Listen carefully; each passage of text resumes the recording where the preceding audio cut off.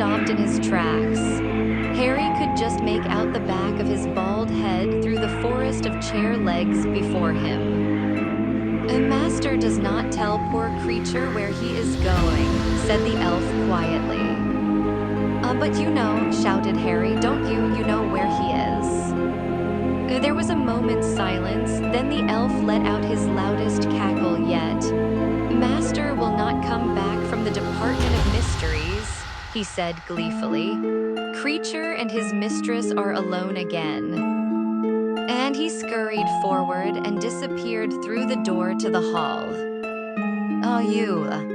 But before he could utter a single curse or insult, Harry felt a great pain at the top of his head. He inhaled a lot of ash and, choking, found himself being dragged backward through the flames until, with a horrible abruptness, he was staring up into the wide, pallid face of Professor Umbridge, who had dragged him backward out of the fire by the hair and was now bending his neck back as far as it would go, as though she was going to slit his throat. "You think," she whispered, bending Harry's neck back even farther so that he was looking up at the ceiling above him, "that after 2 nifflers I was going to let one more foul, scavenging little creature enter my office without my knowledge? I had stealth censoring spells placed all around my doorway after the last one got in, you foolish boy. Take his wand." She barked at someone he could not see, and he felt a hand grope inside the chest pocket of his robes and remove the wand. Hers too. Harry heard a scuffle over by the door and knew that Hermione had just had her wand wrested from her as well. "I want to know why you are in my office," said Umbridge, shaking the fist clutching his hair so that he staggered. "I was trying to get my firebolt," Harry croaked. "Liar," she shook his head again. "Your firebolt is under strict guard in the dungeons, as you very well know, Potter. You had your head in my fire. With whom have you been communicating?" "No one," said Harry, trying to pull away from her. He felt several hairs part company with his scalp. "Liar," shouted Umbridge. She threw him from her and he slammed into the desk. Now he could see Hermione pinioned against the wall by Millicent Bulstrode. Malfoy was leaning on the windowsill, smirking as he threw Harry's wand into the air one-handed and then caught it again. There was a commotion outside, and several large Slytherins entered, each gripping Ron, Ginny, Luna, and, to Harry's bewilderment, Neville, who was trapped in a stranglehold by Crabbe and looked in imminent danger of suffocation. All 4 of them had been gagged. "I got 'em all," said Warrington, shoving Ron roughly forward into the room. "That one," he poked a thick finger at Neville, "tried to stop me taking her." He pointed at Ginny, who was trying to kick the shins of the large Slytherin girl holding her, "so I brought him along too." "Good, good," said Umbridge, watching Ginny's struggles. "Well, it looks as though Hogwarts will shortly be a Weasley-free zone, doesn't it?" Malfoy laughed loudly and sycophantically. Umbridge gave her wide, complacent smile and settled herself into a chintz-covered armchair, blinking up at her captives like a toad in a flower bed. "So, Potter," she said, "you stationed lookouts around my office and you sent this buffoon." She nodded at Ron, and Malfoy laughed even louder. "To tell me the poltergeist was wreaking havoc in the Transfiguration department when I knew perfectly well that he was busy smearing ink on the eyepieces of all the school telescopes. Mr. Filch having just informed me so. Clearly, it was very important for you to talk to somebody. Was it Albus Dumbledore, or the half-breed Hagrid? I doubt it was Minerva McGonagall. I hear she is still too ill to talk to anyone." Malfoy and a few of the other members of the inquisitorial squad laughed some more at that. Harry found he was so full of rage and hatred he was shaking. "It's none of your business who I talk to," he snarled. Umbridge's slack face seemed to tighten. "Very well," she said in her most dangerous and falsely sweet voice. Very well, Mr. Potter, and I offered you the chance to tell me freely. You refused. I have no alternative but to force you. Draco, fetch Professor Snape. Malfoy stowed Harry's wand inside his robes and left the room smirking, but Harry hardly noticed. He had just realized something. He could not believe he had been so stupid as to forget it. He had thought that all the members of the Order, all those who could help him save Sirius, were gone, but he had been wrong. There was still a member of the Order of the Phoenix at Hogwarts, Snape. There was silence in the office except for the fidgetings and scufflings resultant from the Slytherins' efforts to keep Ron and the others under control. Ron's lip was bleeding onto Umbridge's carpet as he struggled against Warrington's half-Nelson. Ginny was still trying to stamp on the feet of the sixth-year girl who had both her upper arms in a tight grip. Neville was turning steadily more purple in the face while tugging at Crabbe's arms, and Hermione was attempting vainly to throw Millicent Bulstrode off her. Luna, however, stood limply by the side of her captor, gazing vaguely out of the window as though rather bored by the proceedings. Harry looked back at Umbridge, who was watching him closely. He kept his face deliberately smooth and blank as footsteps were heard in the corridor outside, and Draco Malfoy came back into the room, holding open the door for Snape. "You wanted to see me, headmistress," said Snape, looking around at all the pairs of struggling students with an expression of complete indifference. "Ah, Professor Snape," said Umbridge, smiling widely and standing up again. "Yes, I would like another bottle of Veritaserum as quick as you can, please." "You took my last bottle to interrogate Potter," he said, observing her coolly through his greasy curtains of black hair. "Surely you did not use it all? I told you that 3 drops would be sufficient." Umbridge flushed.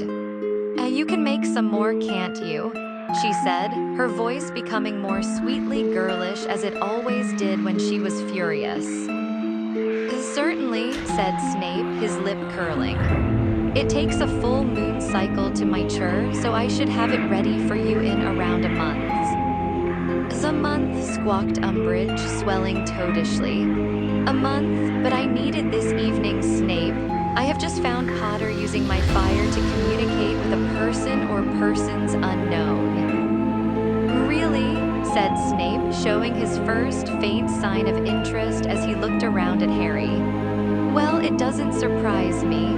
Potter has never shown much inclination to follow school rules." His cold, dark eyes were boring into Harry's, who met his gaze unflinchingly, concentrating hard on what he had seen in his dream, willing Snape to read it in his mind to understand. "I wish to interrogate him," shouted Umbridge angrily, and Snape looked away from Harry back into her furiously quivering face. "I wish you to provide me with a potion that will force him to tell me the truth." "I have already told you," said Snape smoothly, "that I have no further stocks of Veritaserum. Unless you wish to poison Potter, and I assure you I would have the greatest sympathy with you if you did, I cannot help you. The only trouble is that most venoms act too fast to give the victim much time for truth-telling." Snape looked back at Harry, who stared at him, frantic to communicate without words. Voldemort's got Sirius in the Department of Mysteries, he thought desperately. Voldemort's got Sirius. "You are on probation," shrieked Professor Umbridge, and Snape looked back at her, his eyebrows slightly raised. "You are being deliberately unhelpful. I expected better. Lucius Malfoy always speaks most highly of you. Now get out of my office." Snape gave her an ironic bow and turned to leave. Harry knew his last chance of letting the Order know what was going on was walking out of the door. "He's got Padfoot," he shouted. "He's got Padfoot at the place where it's hidden." Snape had stopped with his hand on Umbridge's door handle. Padfoot, cried Professor Umbridge, looking eagerly from Harry to Snape. What is Padfoot? What is hidden? What does he mean, Snape? Snape looked around at Harry. His face was inscrutable. Harry could not tell whether he had understood or not, but he did not dare speak more plainly in front of Umbridge. I have no idea, said Snape coldly. Potter, when I want nonsense shouted at me, I shall give you a babbling beverage. And Crabbe, loosen your hold a little. If Longbottom suffocates, it will mean a lot of tedious paperwork, and I am afraid I shall have to mention it on your reference if ever you apply for a job. He closed the door behind him with a snap, leaving Harry in a state of worse turmoil than before. Snape had been his very last hope. He looked at Umbridge, who seemed to be feeling the same way. Her chest was heaving with rage and frustration. Very well, she said, and she pulled out her wand. Very well, and I am left with no alternative. This is more than a matter of school discipline. This is an issue of ministry security. Yes. She seemed to be talking herself into something. She was shifting her weight nervously from foot to foot, staring at Harry, beating her wand against her empty palm and breathing heavily. Harry felt horribly powerless without his own wand as he watched her. You are forcing me, Potter, and I do not want to, said Umbridge, still moving restlessly on the spot, but sometimes circumstances justify the use. I am sure the minister will understand that I had no choice. Malfoy was watching her with a hungry expression on his face. The Cruciatus curse ought to loosen your tongue, said Umbridge quietly. No, shrieked Hermione. Professor Umbridge, it's illegal, but Umbridge took no notice. There was a nasty, eager, excited look on her face that Harry had never seen before. She raised her wand. The minister wouldn't want you to break the law, Professor Umbridge, cried Hermione. What Cornelius doesn't know won't hurt him, said Umbridge, who was now panting slightly as she pointed her wand at different parts of Harry's body in turn, apparently trying to decide what would hurt the most. He never knew I ordered Dementors after Potter last summer, but he was delighted to be given the chance to expel him all the same. It was you, gasped Harry. You sent the Dementors after me. Somebody had to act, breathed Umbridge, as her wand came to rest pointing directly at Harry's forehead. They were all bleating about silencing you somehow, discrediting you, but I was the one who actually did something about it. Only you wriggled out of that one, didn't you, Potter? Not today, though, not now. And then taking a deep breath, she cried, Crux. No, shouted Hermione in a cracked voice from behind Millicent Bulstrode. No, Harry will have to tell her. No way, yelled Harry, staring at the little of Hermione he could see. We'll have to, Harry. She'll force it out of you anyway. What's the point? And Hermione began to cry weakly into the back of Millicent Bulstrode's robes. Millicent stopped trying to squash her against the wall immediately and dodged out of her way, looking disgusted. Well, said Umbridge, looking triumphant. Little Miss Question all is going to give us some answers. Come on then, girl, come on. My knees, no, shouted Ron through his gag. And Ginny was staring at Hermione as though she had never seen her before. Neville, still choking for breath, was gazing at her too. But Harry had just noticed something. Though Hermione was sobbing desperately into her hands, there was no trace of a tear. I'm sorry, everyone, said Hermione, but I can't stand it. That's right, girl, said Umbridge, seizing Hermione by the shoulders, thrusting her into the abandoned chintz chair and leaning over her. Now then, with whom was Potter communicating just now? Well, gulped Hermione into her hands. Well, he was trying to speak to Professor Dumbledore. Ron froze, his eyes wide. Ginny stopped trying to stamp on her Slytherin captor's toes. Even Luna looked mildly surprised. Fortunately, the attention of Umbridge and her minions was focused too exclusively upon Hermione to notice these suspicious signs. Dumbledore, said Umbridge eagerly. You know where Dumbledore is then. Well, no, sobbed Hermione. We've tried the Leaky Cauldron in Diagon Alley and the Three Broomsticks and even the Hog's Head. Idiot girl, Dumbledore won't be sitting in a pub when the whole ministry's looking for him, shouted Umbridge, disappointment etched in every sagging line of her face. But we needed to tell him something important, wailed Hermione, holding her hands more tightly over her face, not Harry knew out of anguish, but to disguise the continued absence of tears. Yes, said Umbridge with a sudden resurgence of excitement. What was it you wanted to tell him? We wanted to tell him it's ready, choked Hermione. What's ready? Demanded Umbridge, and now she grabbed Hermione's shoulders again and shook her slightly. What's ready, girls? The weapon, said Hermione. Weapon, said Umbridge, and her eyes seemed to pop with excitement. You have been developing some method of resistance, a weapon you could use against the Ministry, on Professor Dumbledore's orders, of course. Why, yes, gasped Hermione. But he had to leave before it was finished, and now we've finished it for him, and we CC can't find him TT to tell him. What kind of weapon is it? Said Umbridge harshly, her stubby hands still tight on Hermione's shoulders. We don't really understand it, said Hermione, sniffing loudly. We just did what PP Professor Dumbledore told us TT to do. Umbridge straightened up, looking exultant. Lied me to the weapon, she said. I'm not showing them, said Hermione shrilly, looking around at the Slytherins through her fingers. It is not for you to set conditions, said Professor Umbridge harshly.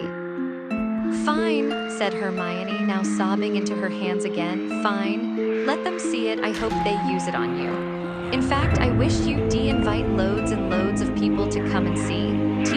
That would serve you right. Oh, I'd love it if the WH whole school knew where it was and how to use it, and then if you annoy any of them, they'll be able to escort you out.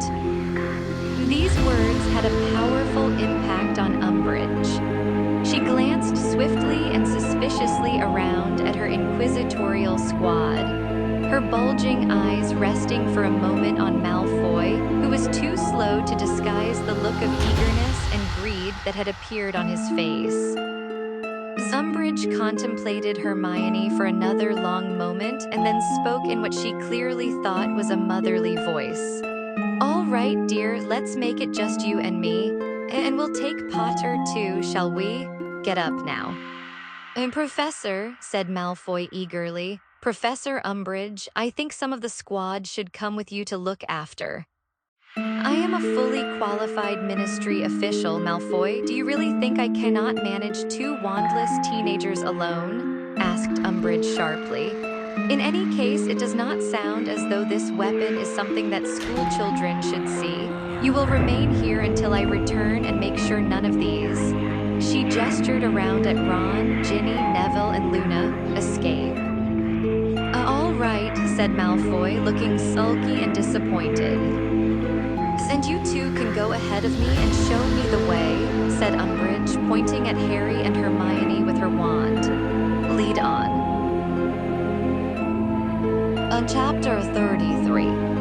Fight and Flight. Harry had no idea what Hermione was planning, or even whether she had a plan. He walked half a pace behind her as they headed down the corridor outside Umbridge's office, knowing it would look very suspicious if he appeared not to know where they were going. He did not dare attempt to talk to her. Umbridge was walking so closely behind them that he could hear her ragged breathing. Hermione led the way down the stairs into the entrance hall. The din of loud voices and the clatter of cutlery on plates echoed from out of the double doors to the great hall. It seemed incredible to Harry that 20 feet away were people who were enjoying dinner, celebrating the end of exams, not a care in the world. Hermione walked straight out of the oak front doors and down the stone steps into the balmy evening air.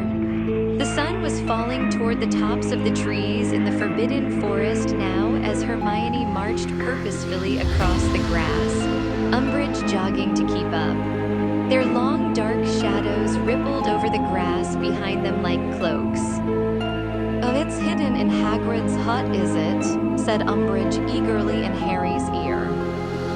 "Of course not," said Hermione scathingly. "Hagrid might have set it off accidentally." "Yes," said Umbridge, whose excitement seemed to be mounting. "Yes, he would have done, of course, the great half-breed oaf." As she laughed, Harry felt a strong urge to swing around and seize her by the throat, but resisted. His scar was throbbing in the soft evening air, but it had not yet burned white-hot, as he knew it would if Voldemort had moved in for the kill. "Then, where is it?" asked Umbridge, with a hint of uncertainty in her voice as Hermione continued to stride toward the forest. "In there, of course," said Hermione, pointing into the dark trees. "It had to be somewhere that students weren't going to find it accidentally, didn't it?" "Of course," said Umbridge, though she sounded a little apprehensive now. "Of course. Very well then, you two stay ahead of me." "Can we have your wand then if we're going first?" Harry asked her. "No, I don't think so, Mr. Potter," said Umbridge sweetly, poking him in the back with it. "The Ministry places a rather higher value on my life than yours, I'm afraid." As they reached the cool shade of the first trees, Harry tried to catch Hermione's eye. Walking into the forest without wands seemed to him to be more foolhardy than anything they had done so far this evening. She, however, merely gave Umbridge a contemptuous glance and plunged straight into the trees, moving at such a pace that Umbridge, with her shorter legs, had difficulty in keeping up. "Is it very far in?" Umbridge asked as her robe ripped on a bramble. "Oh, yes," said Hermione. "Yes, it's well hidden." Harry's misgivings increased. Hermione was not taking the path they had followed to visit Grop, but the one he had followed 3 years ago to the lair of the monster Aragog. Hermione had not been with him on that occasion. He doubted she had any idea what danger lay at the end of it. Are you sure this is the right way?" he asked her pointedly. "Oh yes," she said in a steely voice, crashing through the undergrowth with what he thought was a wholly unnecessary amount of noise. Behind them, Umbridge tripped over a fallen sapling. Neither of them paused to help her up again. Hermione merely strode on, calling loudly over her shoulder, "It's a bit further in." "Hermione, keep your voice down," Harry muttered, hurrying to catch up with her. "Anything could be listening in here." "I want us heard," she answered quietly as Umbridge jogged noisily after them. "You'll see." They walked on for what seemed a long time, until they were once again so deep into the forest that the dense tree canopy blocked out all light. Harry had the feeling he had had before in the forest, one of being watched by unseen eyes. "How much further?" demanded Umbridge angrily from behind him. "Not far now," shouted Hermione as they emerged into a dim, dank clearing. "Just a little bit." An arrow flew through the air and landed with a menacing thud in the tree just over her head. The air was suddenly full of the sound of hooves. Harry could feel the forest floor trembling. Umbridge gave a little scream and pushed him in front of her like a shield. He wrenched himself free of her and turned. Around 50 centaurs were emerging on every side, their bows raised and loaded, pointing at Harry, Hermione, and Umbridge, who backed slowly into the center of the clearing, Umbridge uttering odd little whimpers of terror. Harry looked sideways at Hermione. She was wearing a triumphant smile. Who are you?" said a voice. Harry looked left. The chestnut-bodied centaur called Magorian was walking toward them out of the circle. His bow, like the others, was raised. On Harry's right, Umbridge was still whimpering, her wand trembling violently as she pointed it at the advancing centaur. "I asked you, who are you, human?" said Magorian roughly.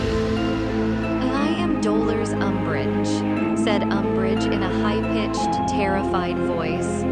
"Senior Undersecretary to the Minister of Magic and Headmistress and High Inquisitor of Hogwarts." "You are from the Ministry of Magic," said Magorian, as many of the centaurs in the surrounding circle shifted restlessly. "That's right," said Umbridge in an even higher voice. "So be very careful.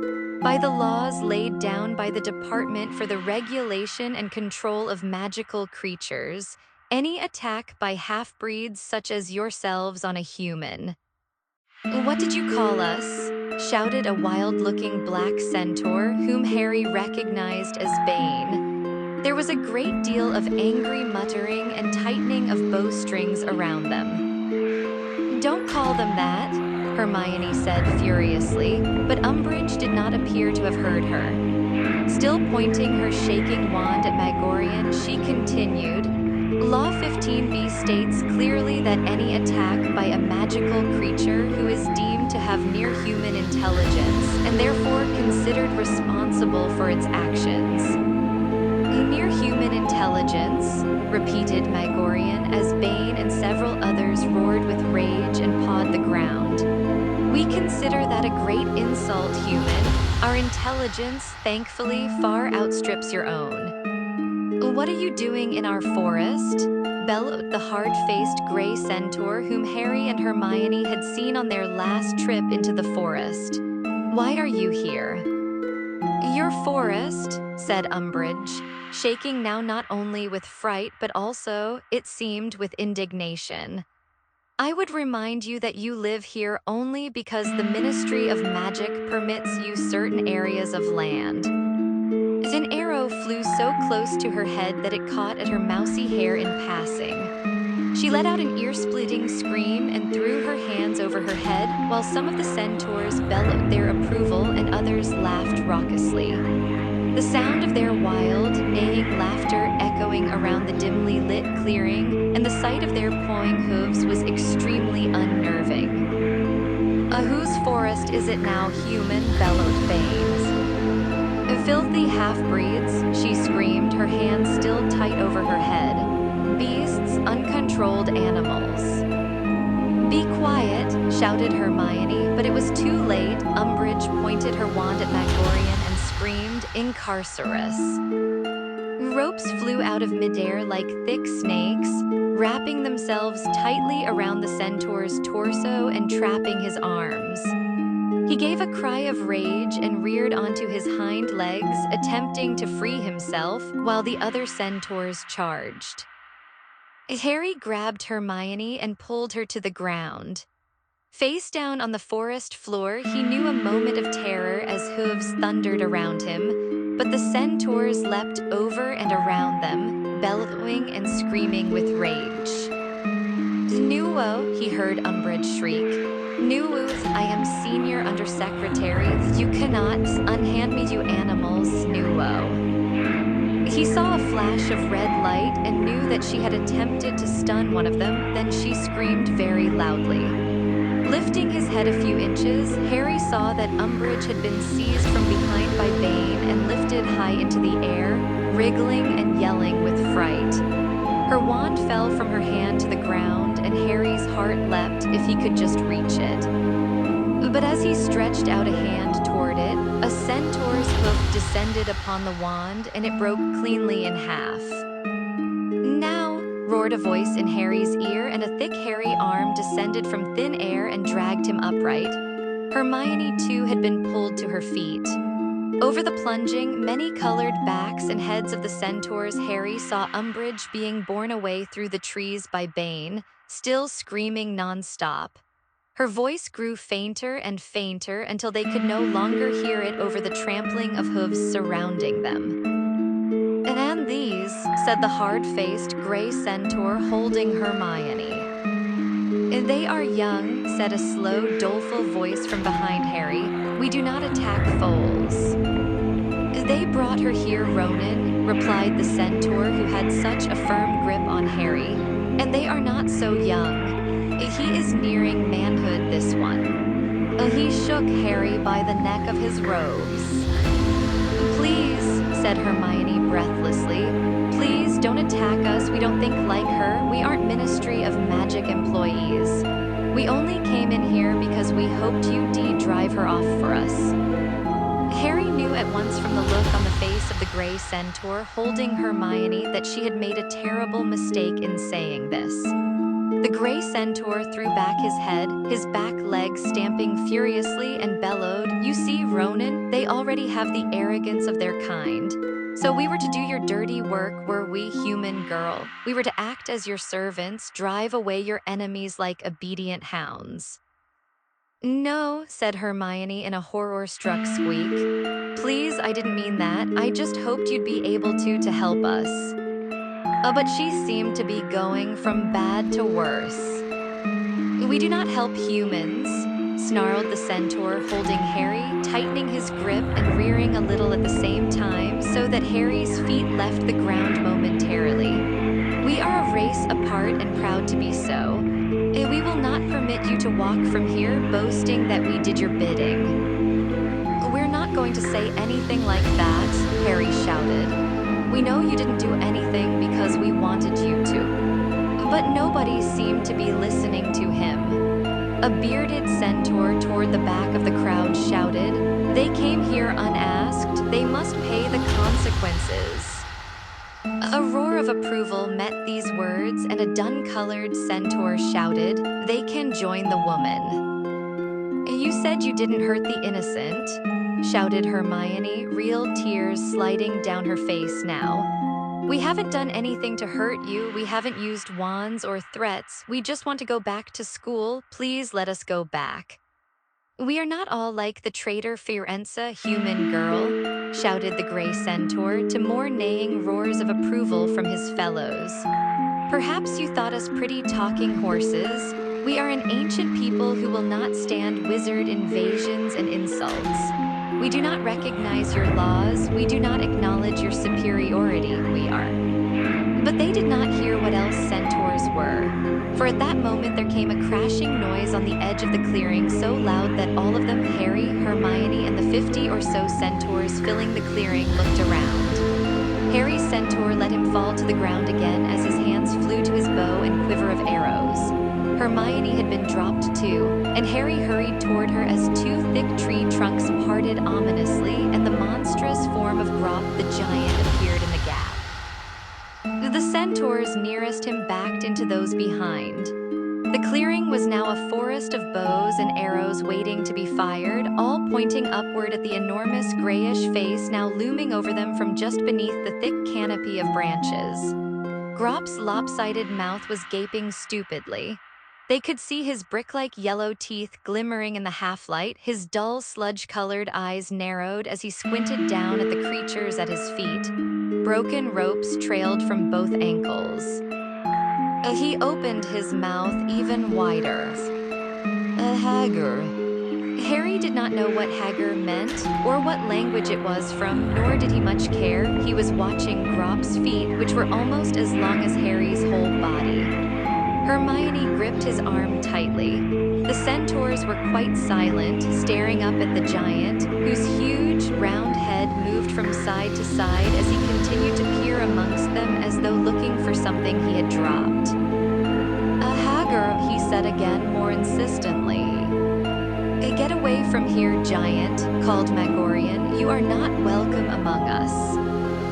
These words seemed to make no impression whatsoever on Grop. He stooped a little, the centaur's arms tensed on their bows, and then bellowed, Hagger. A few of the centaurs looked worried now. Hermione, however, gave a gasp. Harry, she whispered, I think he's trying to say Hagrid. At this precise moment, Grop caught sight of them, the only two humans in a sea of centaurs.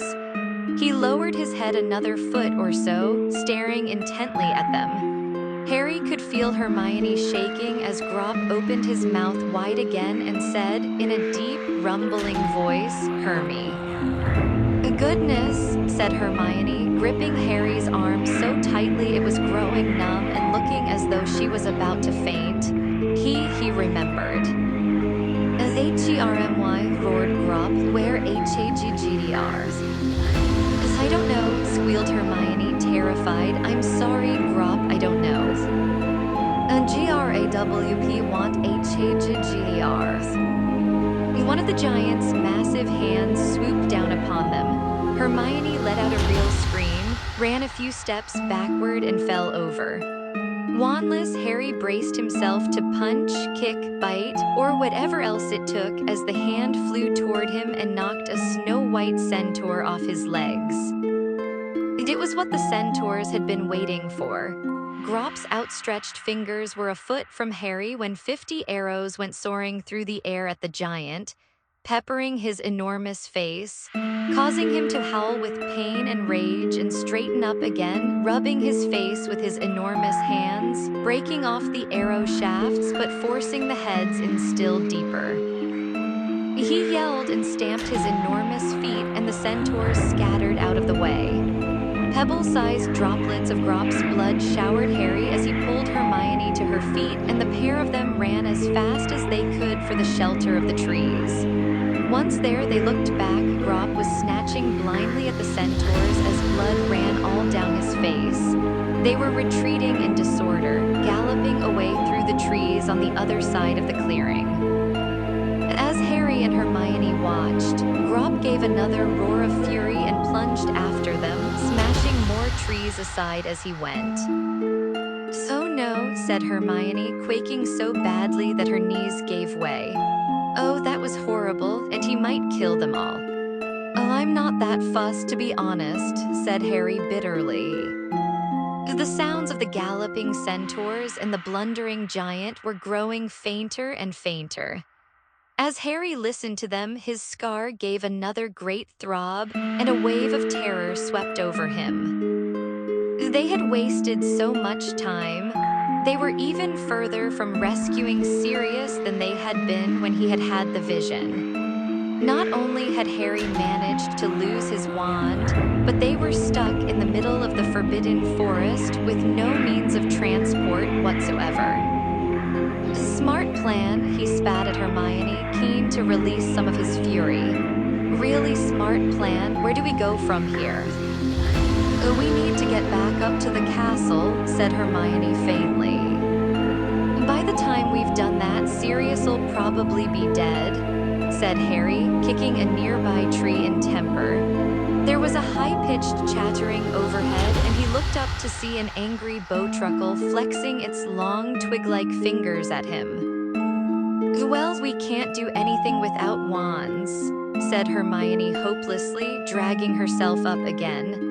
"Anyway, Harry, how exactly were you planning to get all the way to London?" "Yeah, we were just wondering that," said a familiar voice from behind her. Harry and Hermione moved instinctively together, peering through the trees, as Ron came into sight, with Ginny, Neville, and Luna hurrying along behind him. All of them looked a little the worse for wear. There were several long scratches running the length of Ginny's cheek.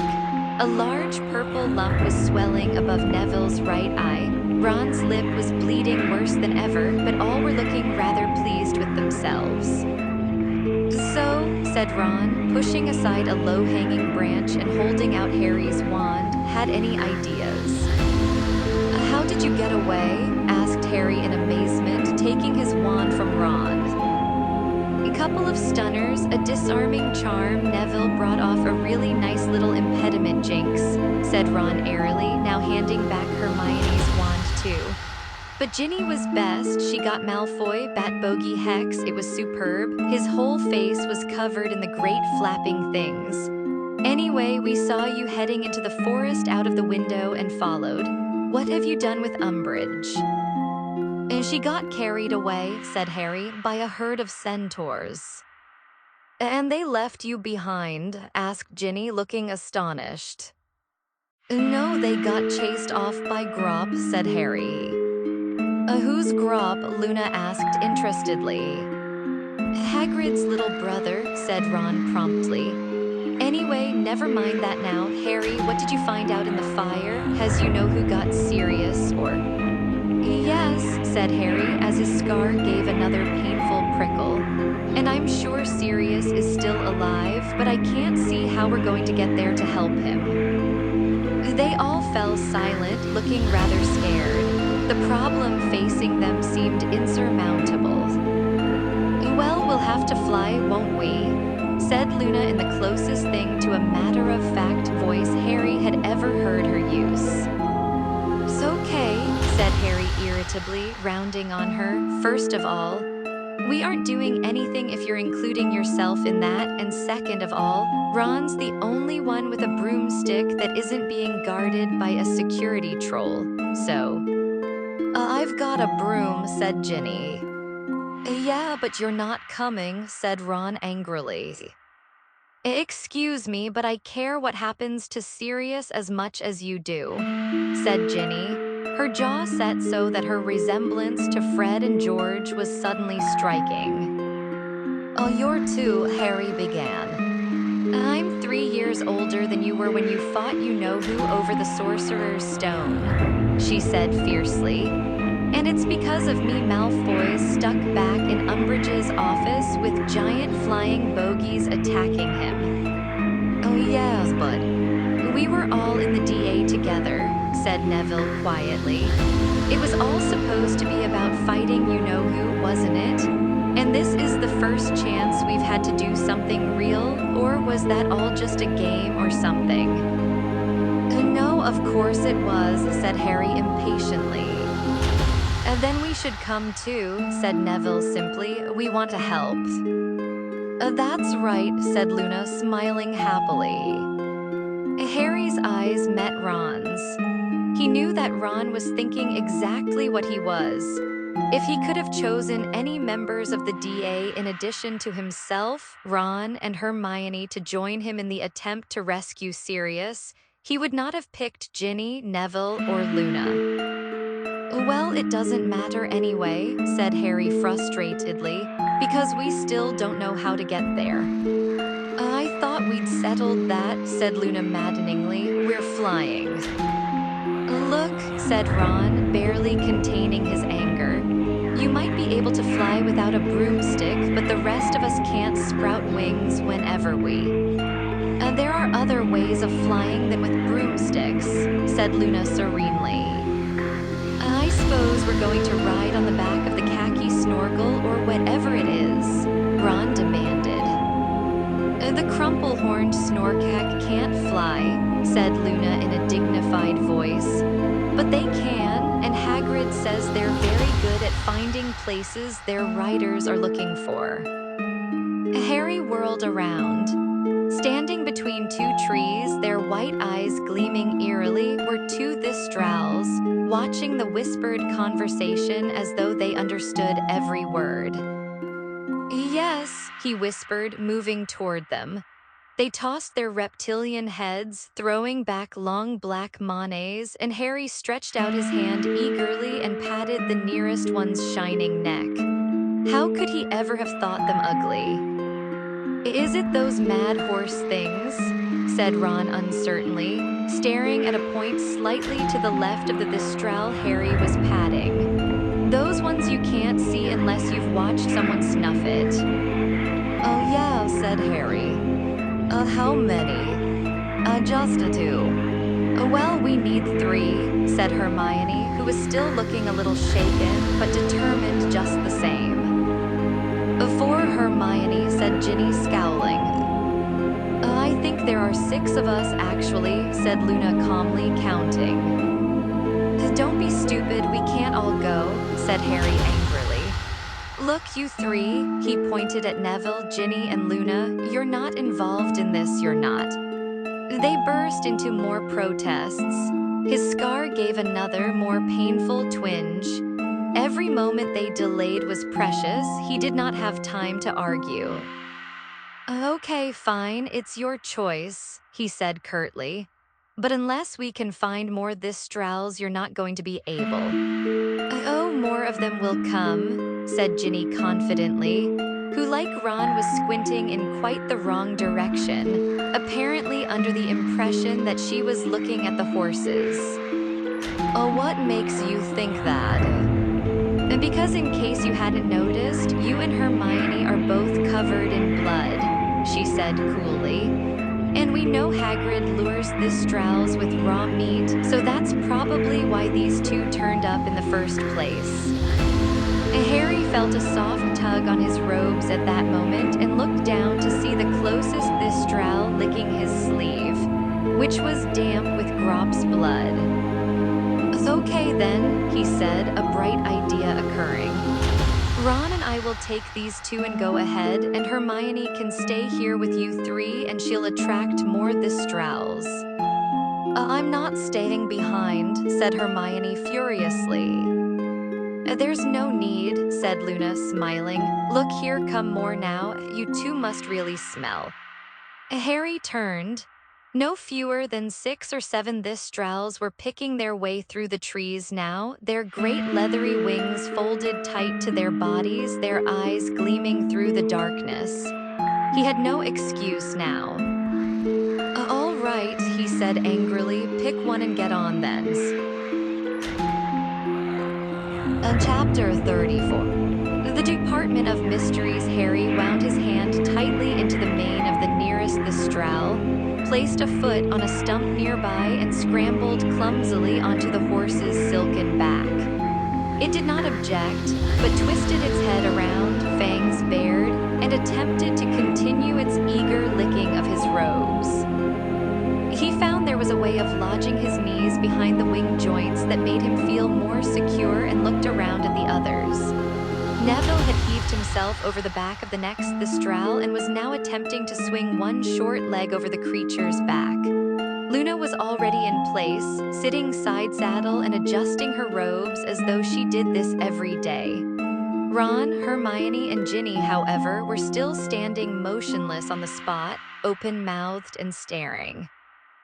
"Oh, what?" he said. "How are we supposed to get on," said Ron faintly, "when we can't see the things?" "Oh, it's easy," said Luna, sliding obligingly from her Thistral and marching over to him, Hermione, and Ginny. "Come here." She pulled them over to the other Thistrals standing around, and one by one managed to help them onto the backs of their mounts. All 3 looked extremely nervous as she wound their hands into the horses' manes and told them to grip tightly before getting back onto her own steed. "This is mad," Ron said faintly, moving his free hand gingerly up and down his horse's neck. "Mad, if I could just see it." "You'd better hope it stays invisible," said Harry darkly. "We already bend." They all nodded, and he saw 5 pairs of knees tighten beneath their robes. "Oh, okay." He looked down at the back of his Thistral's glossy black head and swallowed. "Ministry of Magic, Visitors Entrance, London, then," he said uncertainly. If you know where to go." For a moment his Thistral did nothing at all. Then, with a sweeping movement that nearly unseated him, the wings on either side extended, the horse crouched slowly and then rocketed upward so fast and so steeply that Harry had to clench his arms and legs tightly around the horse to avoid sliding backward over its bony rump. He closed his eyes and put his face down into the horse's silky mane as they burst through the topmost branches of the trees and soared out into a blood-red sunset. Harry did not think he had ever moved so fast. The Thistral streaked over the castle, its wide wings hardly beating. The cooling air was slapping Harry's face. Eyes screwed up against the rushing wind, he looked around and saw his 5 fellows soaring along behind him, each of them bent as low as possible into the neck of their Thistral to protect themselves from its slipstream. They were over the Hogwarts grounds, they had passed Hogsmeade. Harry could see mountains and gullies below them. In the falling darkness, Harry saw small collections of lights as they passed over more villages, then a winding road on which a single car was beetling its way home through the hills. "This is bizarre," Harry heard Ron yell from somewhere behind him, and he imagined how it must feel to be speeding along at this height with no visible means of support. Twilight fell, the sky turned to a light, dusky purple littered with tiny silver stars, and soon it was only the lights of Muggle towns that gave them any clue of how far from the ground they were or how very fast they were traveling. Harry's arms were wrapped tightly around his horse's neck as he willed it to go even faster. How much time had elapsed since he had seen Sirius lying on the Department of Mysteries floor? How much longer would he be able to resist Voldemort? All Harry knew for sure was that Sirius had neither done as Voldemort wanted, nor died. For he was convinced that either outcome would cause him to feel Voldemort's jubilation or fury course through his own body, making his scar sear as painfully as it had on the night Mr. Weasley was attacked. On they flew through the gathering darkness. Harry's face felt stiff and cold, his legs numb from gripping the Thistral's side so tightly, but he did not dare shift positions lest he slip. He was deaf from the thundering in his ears, and his mouth was dry and frozen from the rush of cold night air. He had lost all sense of how far they had come, all his faith was in the beast below him, still streaking purposefully through the night, barely flapping its wings as it sped ever onward. As if they were too late. He's still alive, he's still fighting, I can feel it. If Voldemort decided Sirius was not going to crack, I'd know. Harry's stomach gave a jolt. The Thistral's head was suddenly pointing toward the ground, and he had actually slid forward a few inches along its neck. They were descending at last. He heard one of the girls shriek behind him and twisted around dangerously, but could see no sign of a falling body. Presumably, they had received a shock from the change of position, just as he had. And now bright orange lights were growing larger and rounder on all sides. They could see the tops of buildings, streams of headlights like luminous insect eyes, squares of pale yellow that were windows. Quite suddenly, it seemed, they were hurtling toward the pavement. Harry gripped the Thistral with every last ounce of his strength, braced for a sudden impact.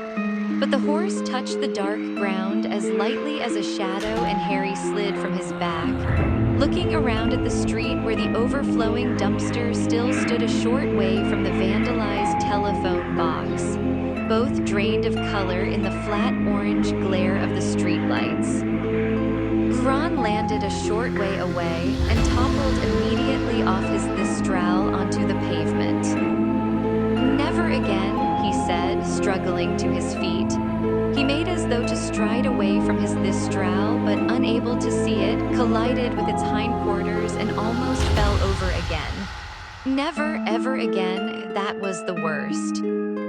Hermione and Ginny touched down on either side of him. Both slid off their mounts a little more gracefully than Ron, though with similar expressions of relief at being back on firm ground.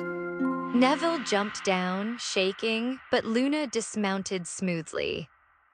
"Where do we go from here, then?"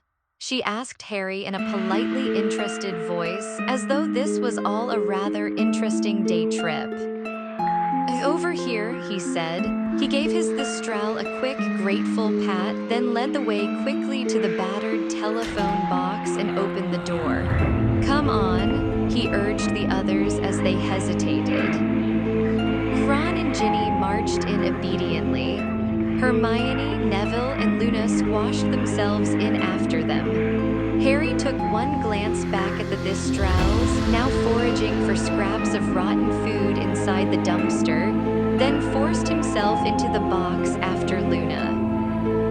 Whoever is nearest the receiver, dial 62442, he said. Ron did it, his arm bent bizarrely to reach the dial. As it whirred back into place, the cool female voice sounded inside the box. Welcome to the Ministry of Magic. Please state your name and business. Harry Potter, Ron Weasley, Hermione Granger, Harry said very quickly. Ginny Weasley, Neville Longbottom, Luna Lovegood. We're here to save someone unless your ministry can do it first. Thank you, said the cool female voice. Visitors, please take the badges and attach them to the front of your robes. Half a dozen badges slid out of the metal chute where returned coins usually appeared. Hermione scooped them up and handed them mutely to Harry over Ginny's head. He glanced at the topmost one. Harry Potter, a rescue mission. Visitor to the ministry, you are required to submit to a search and present your wand for registration at the security desk, which is located at the far end of the atrium. Fine, Harry said loudly as his scar gave another throb. Now can we move? The floor of the telephone box shuddered and the pavement rose up past the glass windows of the telephone box. The scavenging Thistrals were sliding out of sight, blackness closed over their heads, and with a dull grinding noise they sank down into the depths of the Ministry of Magic. A chink of soft golden light hit their feet and widening rose up their bodies. Harry bent his knees and held his wand as ready as he could in such cramped conditions, peering through the glass to see whether anybody was waiting for them in the atrium, but it seemed to be completely empty. The light was dimmer than it had been by day. There were no fires burning under the mantelpieces set into the walls, but he saw as the lift slid smoothly to a halt that golden symbols continued to twist sinuously in the dark blue ceiling. The Ministry of Magic wishes you a pleasant evening, said the woman's voice. The door of the telephone box burst open. Harry toppled out of it, followed by Neville and Luna. The only sound in the atrium was the steady rush of water from the golden fountain, where jets from the wands of the witch and wizard, the point of the centaur's arrow, the tip of the goblin's hat, and the house elf's ears continued to gush into the surrounding pool. Come on, said Harry quietly, and the six of them sprinted off down the hall, Harry in the lead, past the fountain, toward the desk where the security man who had weighed Harry's wand had sat and which was now deserted. Harry felt sure that there ought to be a security person there, sure that their absence was an ominous sign, and his feeling of foreboding increased as they passed through the golden gates to the lifts.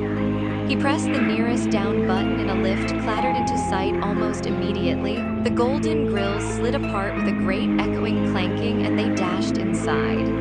Harry stabbed the number 9 button, the grills closed with a bang, and the lift began to descend, jangling and rattling. Harry had not realized how noisy the lifts were on the day that he had come with Mr. Weasley. He was sure that the din would raise every security person within the building. Yet when the lift halted, the cool female voice said, "Department of Mysteries," and the grills slid open again. They stepped out into the corridor where nothing was moving but the nearest torches, flickering in the rush of air from the lift. Harry turned toward the plain black door.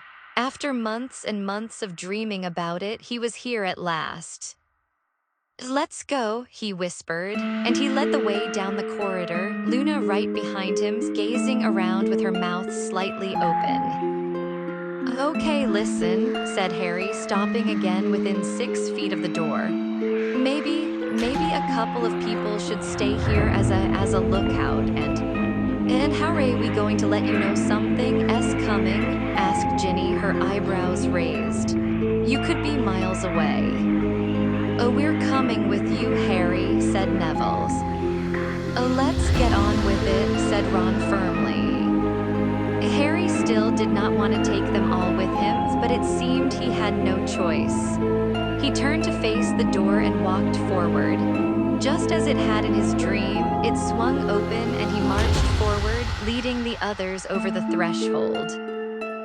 They were standing in a large, circular room. Everything in here was black, including the floor and ceiling. Identical, unmarked, handle-less black doors were set at intervals all around the black walls, interspersed with branches of candles whose flames burned blue. Their cool, shimmering light reflected in the shining marble floor so that it looked as though there was dark water underfoot. "Someone shut the door," Harry muttered. He regretted giving this order the moment Neville had obeyed it. Without the long chink of light from the torchlit corridor behind them, the place became so dark that for a moment the only things they could see were the bunches of shivering blue flames on the walls and their ghostly reflections in the floor below. In his dream, Harry had always walked purposefully across this room to the door immediately opposite the entrance and walked on. But there were around a dozen doors here. Just as he was gazing ahead at the doors opposite him, trying to decide which was the right one, there was a great rumbling noise and the candles began to move sideways. The circular wall was rotating. Hermione grabbed Harry's arm as though frightened the floor might move too, but it did not. For a few seconds, the blue flames around them were blurred to resemble neon lines as the wall sped around, and then, quite as suddenly as it had started, the rumbling stopped and everything became stationary once again. Harry's eyes had blue streaks burned into them. It was all he could see. "What was that about?" whispered Ron fearfully.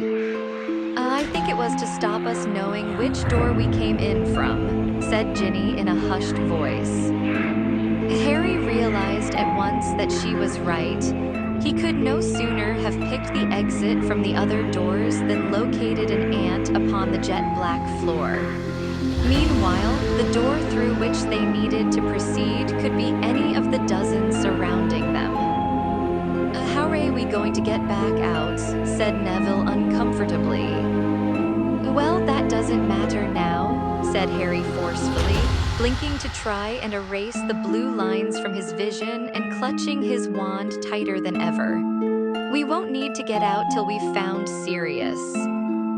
"Don't go calling for him, though," Hermione said urgently, but Harry had never needed her advice less.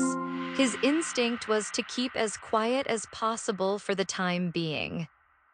"Where do we go then, Harry?" Ron asked. "I don't," Harry began. He swallowed.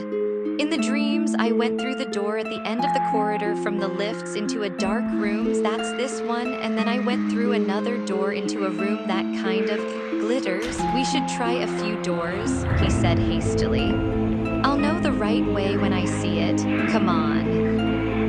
He marched straight at the door now facing him, the others following close behind him, set his left hand against its cool, shining surface, raised his wand, ready to strike the moment it opened and pushed. It swung open easily. After the darkness of the first room, the lamps hanging low on golden chains from this ceiling gave the impression that this long rectangular room was much brighter, though there were no glittering, shimmering lights such as Harry had seen in his dreams. The place was quite empty except for a few desks, and in the very middle of the room, an enormous glass tank of deep green water, big enough for all of them to swim in, which contained a number of pearly white objects that were drifting around lazily in the liquid. "What are those things?" whispered Ron. "Dunno," said Harry. "Are they fish?" breathed Ginny. "Aquavirius maggots," said Luna excitedly. "Dad said the ministry were breeding." "No," said Hermione. She sounded odd. She moved forward to look through the side of the tank. "They're brains." Brains." Yes, Yes, I wonder what they're doing with them. Harry joined her at the tank. Sure enough, there could be no mistake now that he saw them at close quarters. Glimmering eerily, they drifted in and out of sight in the depths of the green water, looking something like slimy cauliflowers. Let's get out of here, said Harry. This isn't right, we need to try another door. And there are doors here too, said Ron, pointing around the walls. Harry's heart sank. How big was this place? In my dream, I went through that dark room into the second one, he said. I think we should go back and try from there. So they hurried back into the dark, circular room. The ghostly shapes of the brains were now swimming before Harry's eyes instead of the blue candle flames. Wait, said Hermione sharply as Luna made to close the door of the brain room behind them. Flagrate. She drew with her wand in midair and a fiery X appeared on the door. No sooner had the door clicked shut behind them than there was a great rumbling, and once again the wall began to revolve very fast, but now there was a great red-gold blur in amongst the faint blue. And when all became still again, the fiery cross still burned, showing the door they had already tried.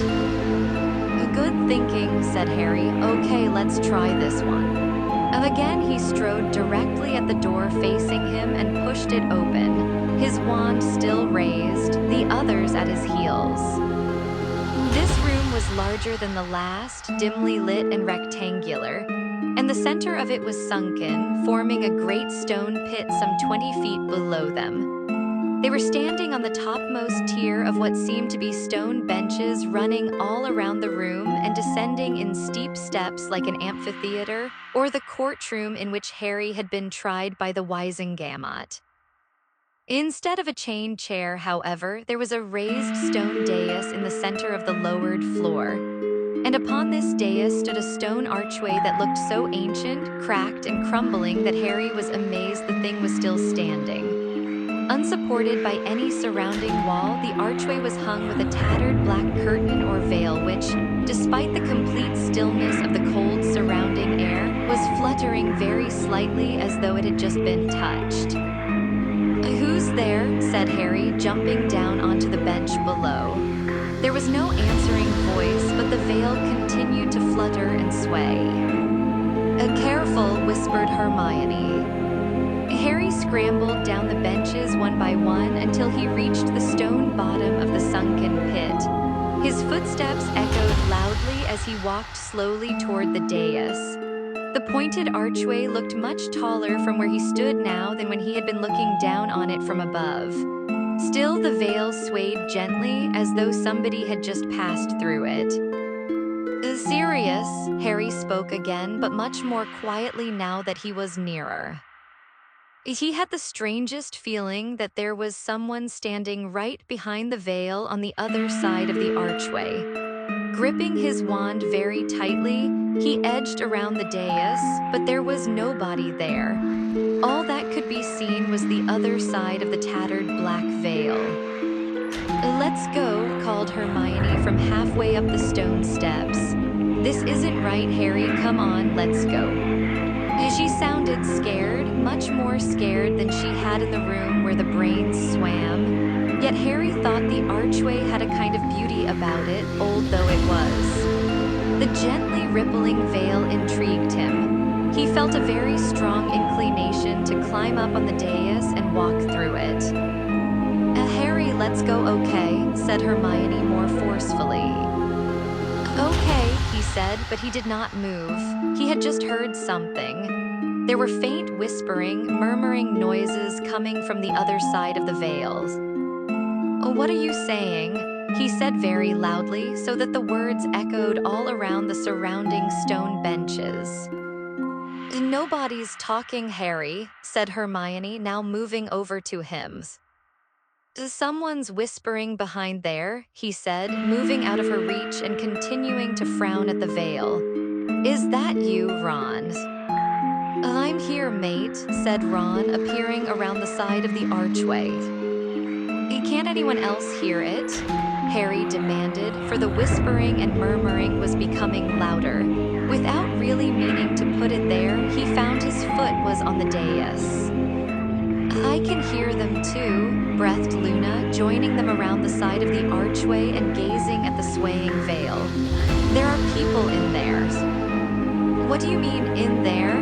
Demanded Hermione, jumping down from the bottom step and sounding much angrier than the occasion warranted. There isn't any in there, it's just an archway, there's no room for anybody to be there. Harry, stop it, come away.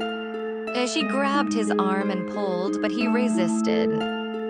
Harry, we are supposed to be here for Sirius, she said in a high-pitched, strained voice. Sirius, Harry repeated, still gazing, mesmerized at the continuously swaying veil. Yeah. And then something slid back into place in his brain. Sirius, captured, bound, and tortured, and he was staring at this archway. He took several paces back from the dais and wrenched his eyes from the veil. Let's go, he said. That's what I've been trying to. Well, come on then, said Hermione, and she led the way back around the dais. On the other side, Ginny and Neville were staring, apparently entranced at the veil too. Without speaking, Hermione took hold of Ginny's arm, Ron, Neville, and they marched them firmly back to the lowest stone bench and clambered all the way back up to the door. What do you reckon that arch was? Harry asked Hermione as they regained the dark circular room. I don't know, but whatever it was dangerous, she said firmly, again inscribing a fiery cross upon the door. Once more the wall spun and became still again. Harry approached a door at random and pushed. It did not move. What's wrong? Said Hermione. It's locked, said Harry, throwing his weight at the door, but it did not budge. This is it then, isn't it? Said Ron excitedly, joining Harry in the attempt to force the door open. Bound to be. Get out of the way, said Hermione sharply. She pointed her wand at the place where a lock would have been on an ordinary door and said, Alohomora. Nothing happened. Sirius's knife, said Harry, and he pulled it out from inside his robes and slid it into the crack between the door and the wall. The others all watched eagerly as he ran it from top to bottom, withdrew it, and then flung his shoulder again at the door. It remained as firmly shut as ever. What was more, when Harry looked down at the knife, he saw that the blade had melted. "Oh, right, we're leaving that room," said Hermione decisively. "But what if that's the one?" said Ron, staring at it with a mixture of apprehension and longing. "It can't be. Harry could get through all the doors in his dream," said Hermione, marking the door with another fiery cross as Harry replaced the now useless handle of Sirius's knife in his pocket. You know what could be in there," said Luna eagerly as the walls started to spin yet again. "Something blibbering, no doubt," said Hermione under her breath, and Neville gave a nervous little laugh. The wall slid back to a halt and Harry, with a feeling of increasing desperation, pushed the next door open. Oh, this is it. He knew it at once by the beautiful, dancing, diamond-sparkling light.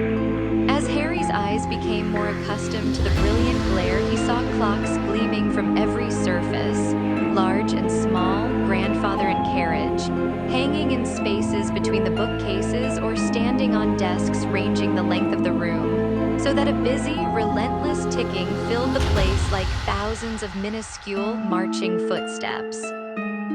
The source of the dancing, diamond-bright light was a towering crystal bell jar that stood at the far end of the room. Oh, this way. Harry's heart was pumping frantically now that he knew they were on the right track. He led the way forward down the narrow space between the lines of the desks. heading, as he had done in his dream, for the source of the light, the crystal bell jar quite as tall as he was that stood on a desk and appeared to be full of a billowing, glittering wind. "Oh, look," said Ginny as they drew nearer, pointing at the very heart of the bell jar.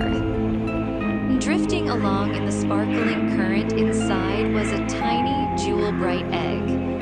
As it rose in the jar, it cracked open and a hummingbird emerged, which was carried to the very top of the jar. But as it fell on the draft, its feathers became bedraggled and damp again. And by the time it had been borne back to the bottom of the jar, it had been enclosed once more in its egg. "Keep going," said Harry sharply, because Ginny showed signs of wanting to stop and watch the egg's progress back into a bird.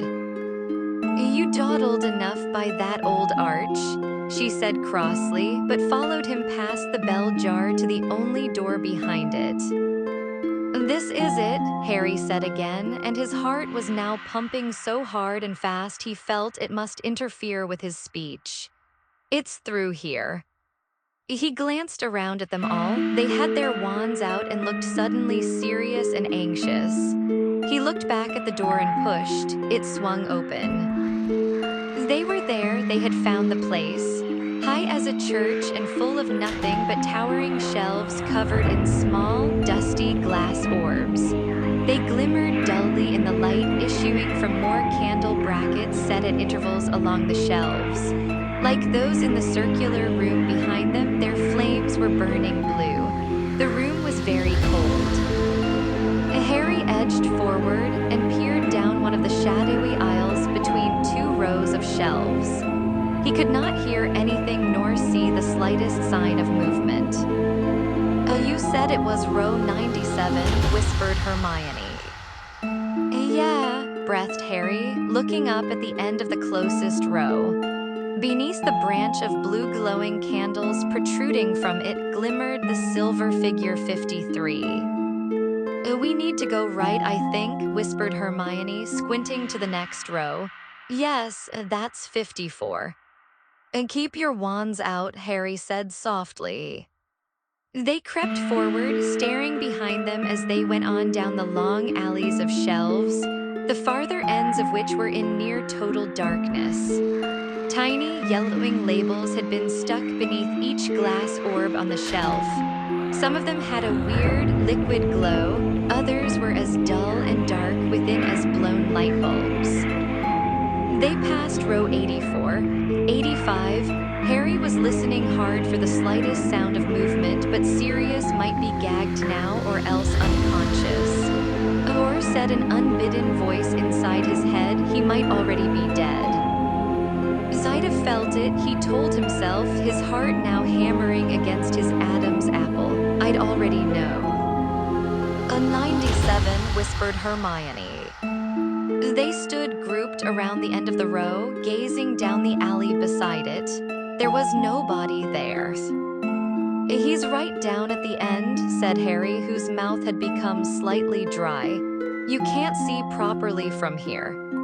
And he led them forward between the towering rows of glass balls, some of which glowed softly as they passed. "He should be near here," whispered Harry, convinced that every step was going to bring the ragged form of Sirius into view upon the darkened floor. "Anywhere here, really close." "Harry," said Hermione tentatively, but he did not want to respond. His mouth was very dry now. "Somewhere about here," he said. They had reached the end of the row and emerged into more dim candlelight. There was nobody there at all. All was echoing, dusty silence. "He might be," Harry whispered hoarsely, peering down the alley next door. "Or maybe." He hurried to look down the one beyond that. "Oh, Harry," said Hermione again. "Oh, what?" he snarled. I don't think Sirius is here." Nobody spoke. Harry did not want to look at any of them. He felt sick. He did not understand why Sirius was not here. He had to be here. This was where Harry had seen him. He ran up the space at the end of the rows, staring down them. Empty aisle after empty aisle flickered past. He ran the other way, back past his staring companions. There was no sign of Sirius anywhere, nor any hint of a struggle. Harry, Ron called. Oh, what? He did not want to hear what Ron had to say, did not want to hear Ron tell him he had been stupid, or suggest that they ought to go back to Hogwarts. But the heat was rising in his face, and he felt as though he would like to skulk down here in the darkness for a long while before facing the brightness of the atrium above and the others' accusing stares. Have you seen this? Said Ron. What? Said Harry, but eagerly this time. It had to be a sign that Sirius had been there, a clue. He strode back to where they were all standing. A little way down row 97, but found nothing except Ron staring at one of the dusty glass spheres on the shelves. A what? Harry repeated glumly. It's got your name on, said Ron. Harry moved a little closer. Ron was pointing at one of the small glass spheres that glowed with a dull inner light, though it was very dusty and appeared not to have been touched for many years. My name, said Harry blankly. He stepped forward. Not as tall as Ron, he had to crane his neck to read the yellowish label affixed to the shelf right beneath the dusty glass ball. In spidery writing was written a date of some 16 years previously, and below that, LSPT to APWBD, a Dark Lord, and Harry Potter. Harry stared at it. What is it? Ron asked, sounding unnerved. What's your name doing down here? He glanced along at the other labels on that stretch of shelf. I'm not here, he said, sounding perplexed. None of the rest of us are here. Harry, I don't think you should touch it, said Hermione sharply as he stretched out his hand. Oh, why not? He said. It's something to do with me, isn't it? Don't, Harry, said Neville suddenly. Harry looked around at him. Neville's round face was shining slightly with sweat. He looked as though he could not take much more suspense. It's got my name on, said Harry. And feeling slightly reckless, he closed his fingers around the dusty ball's surface. He had expected it to feel cold, but it did not. On the contrary, it felt as though it had been lying in the sun for hours, as though the glow of light within was warming it. Expecting, even hoping, that something dramatic was going to happen, something exciting that might make their long and dangerous journey worthwhile after all, he lifted the glass ball down from its shelf and stared at it. Nothing whatsoever happened. The others moved in closer around Harry, gazing at the orb as he brushed it free of the clogging dust.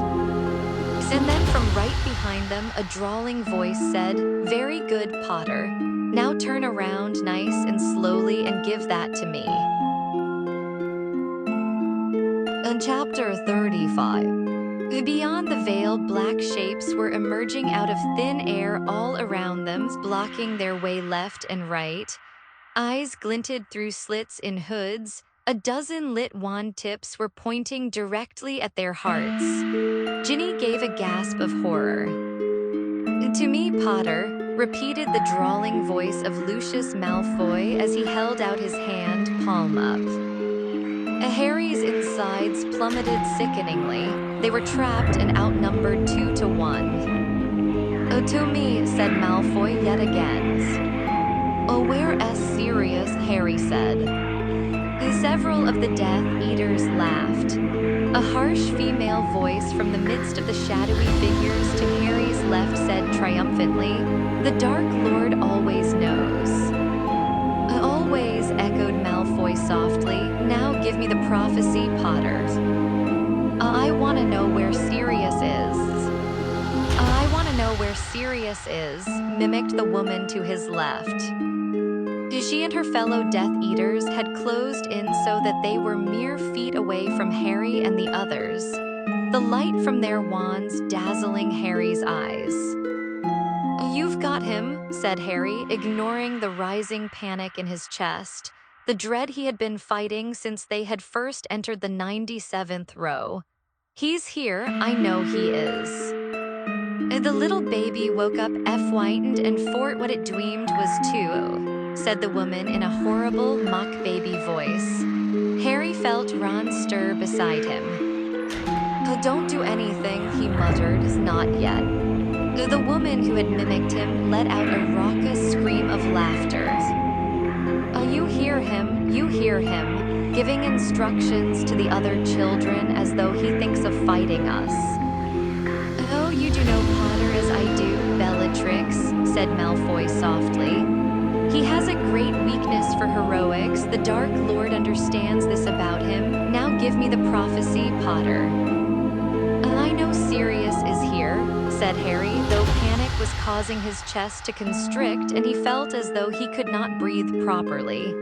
"I know you've got him." More of the Death Eaters laughed, though the woman still laughed loudest of all.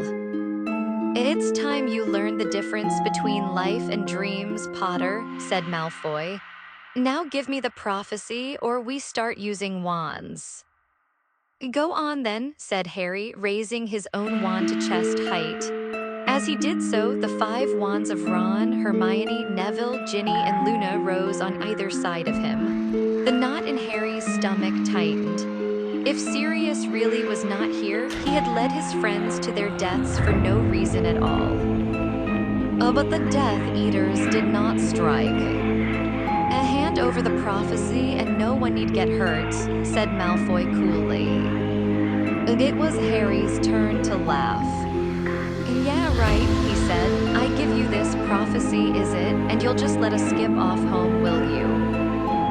The words were hardly out of his mouth when the female Death Eater shrieked, "Akioprof." Harry was just ready for her. He shouted Pratigo before she had finished her spell, and though the glass sphere slipped to the tips of his fingers, he managed to cling on to it. "Oh, he knows how to play little bitty baby Potter," she said, her mad eyes staring through the slits in her hood. "Very well, then." "I told you no," Lucius Malfoy roared at the woman, "if you smash it."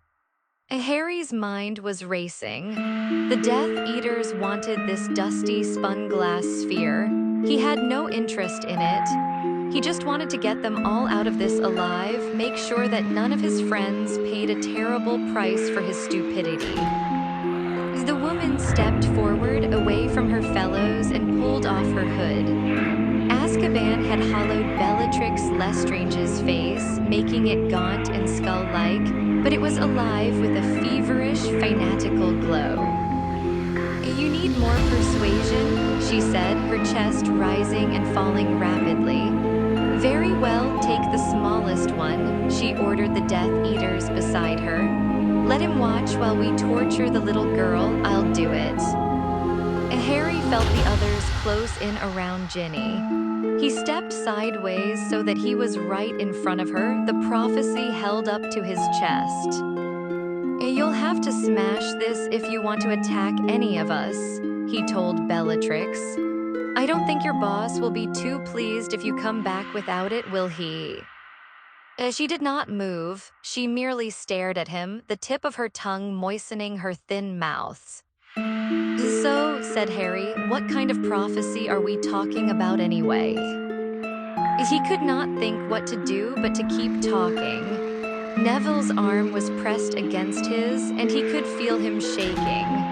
He could feel one of the others' quickened breath on the back of his head.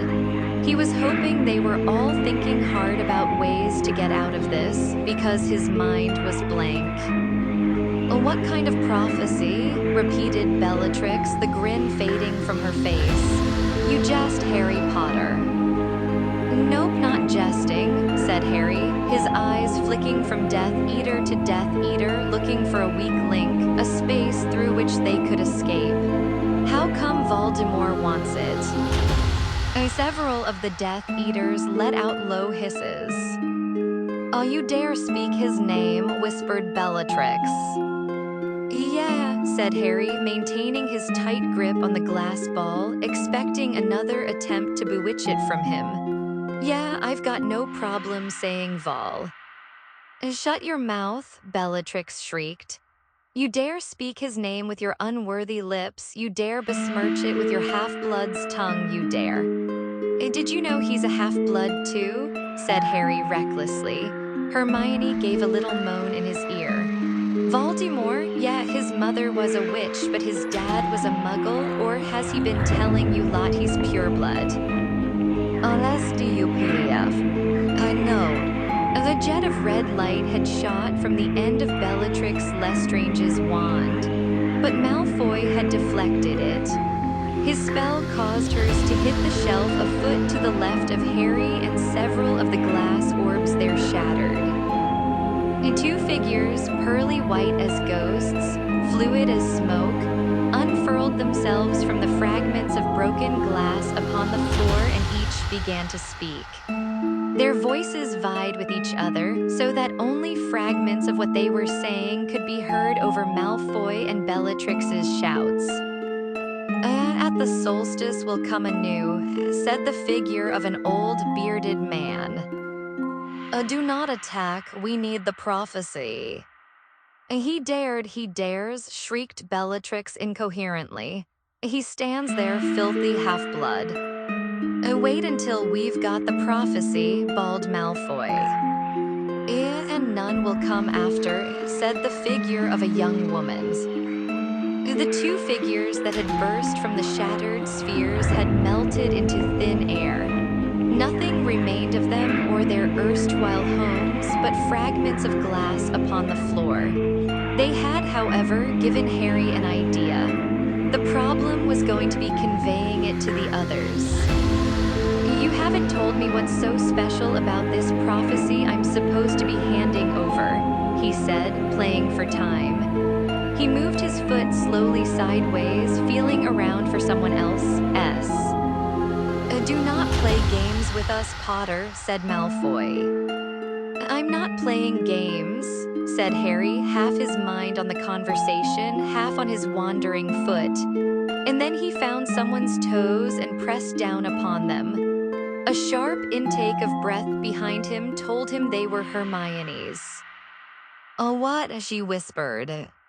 "Dumbledore never told you that the reason you bear that scar was hidden in the bowels of the Department of Mysteries," said Malfoy sneeringly. "Lie what?" said Harry, and for a moment he quite forgot his plan. "What about my scars?" "What?" whispered Hermione more urgently behind him. "Can this be?" said Malfoy, sounding maliciously delighted. Some of the Death Eaters were laughing again, and under cover of their laughter, Harry hissed to Hermione, moving his lips as little as possible, "Smash shelves." "Dumbledore never told you," Malfoy repeated. "Well, this explains why you didn't come earlier, Potter," the Dark Lord wondered why. When I say go. You didn't come running when he showed you the place where it was hidden in your dreams. He thought natural curiosity would make you want to hear the exact wording. "Did he?" said Harry.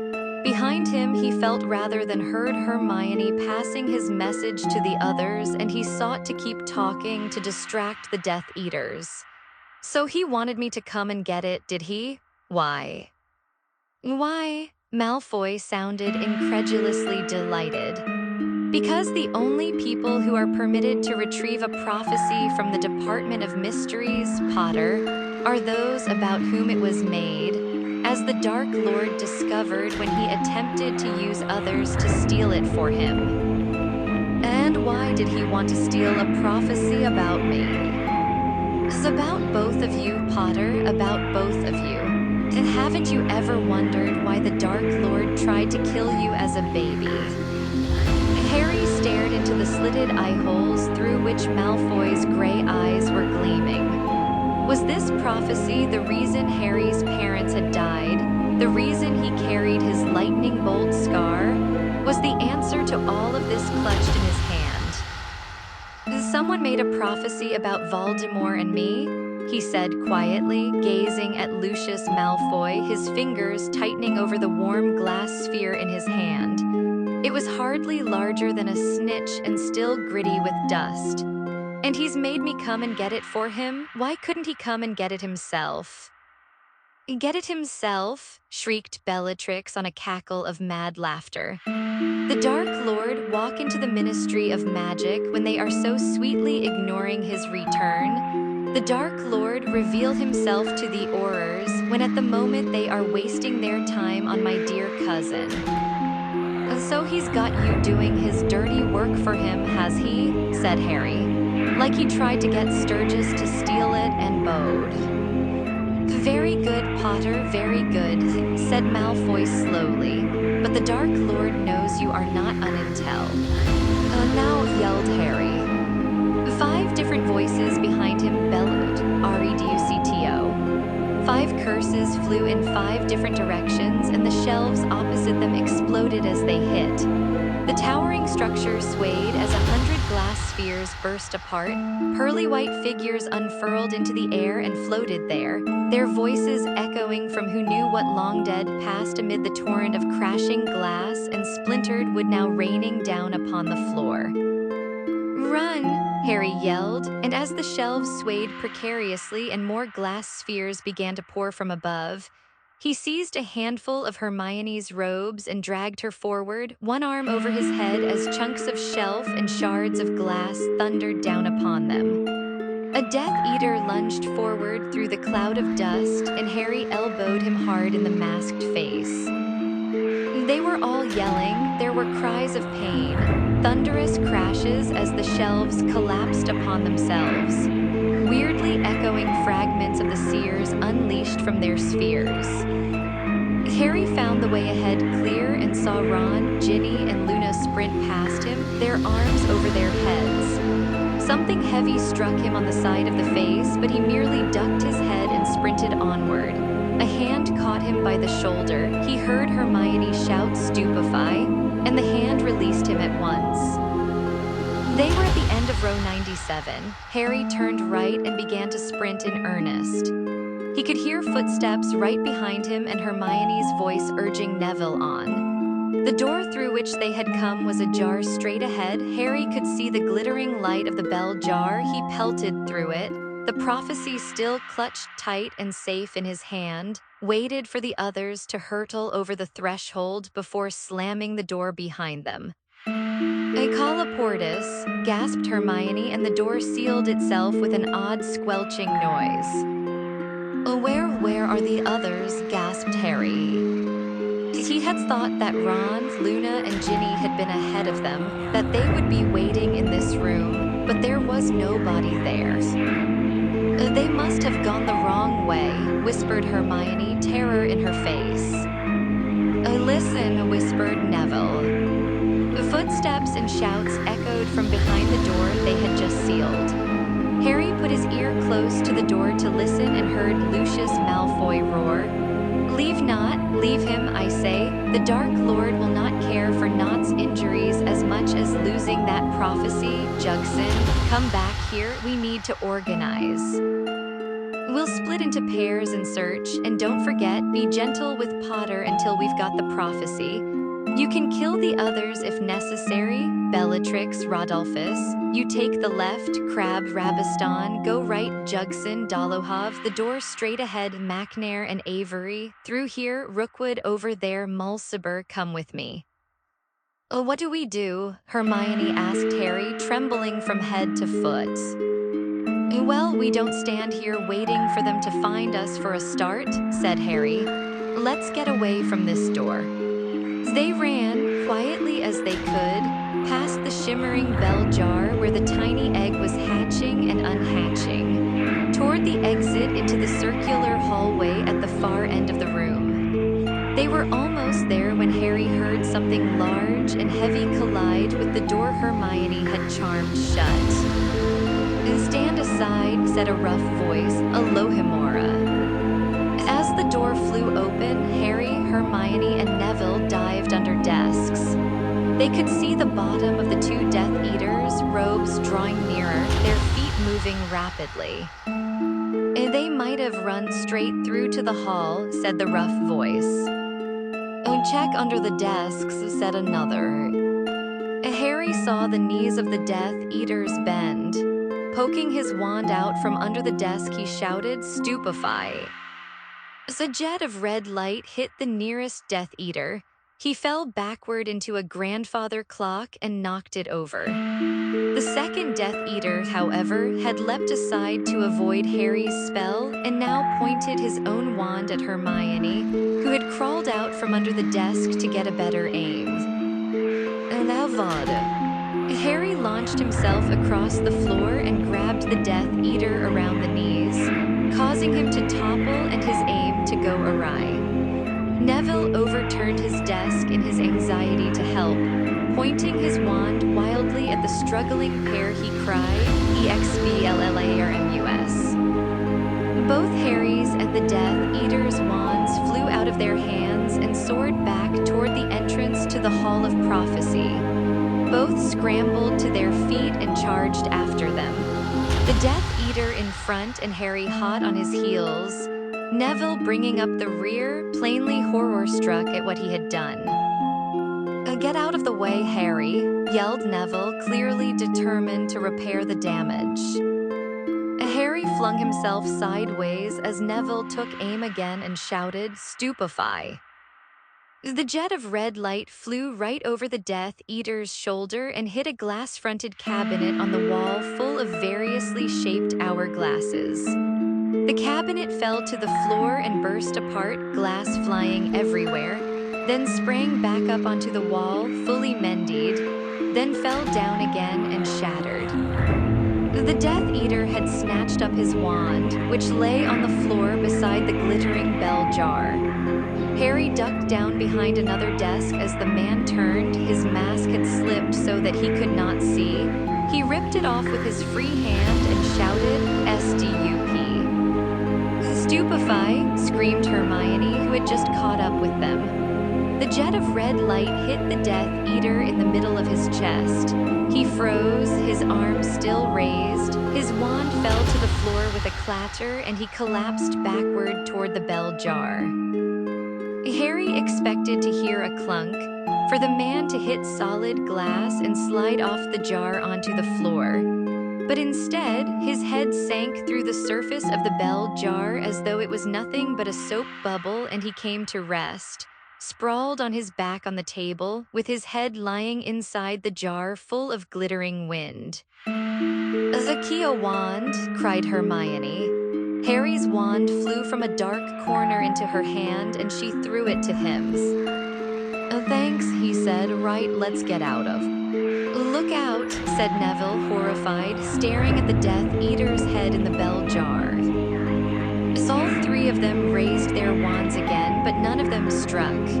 They were all gazing, open-mouthed, appalled at what was happening to the man's head. And it was shrinking very fast, growing balder and balder, the black hair and stubble retracting into his skull, his cheeks smooth, his skull round and covered with a peach-like fuzz.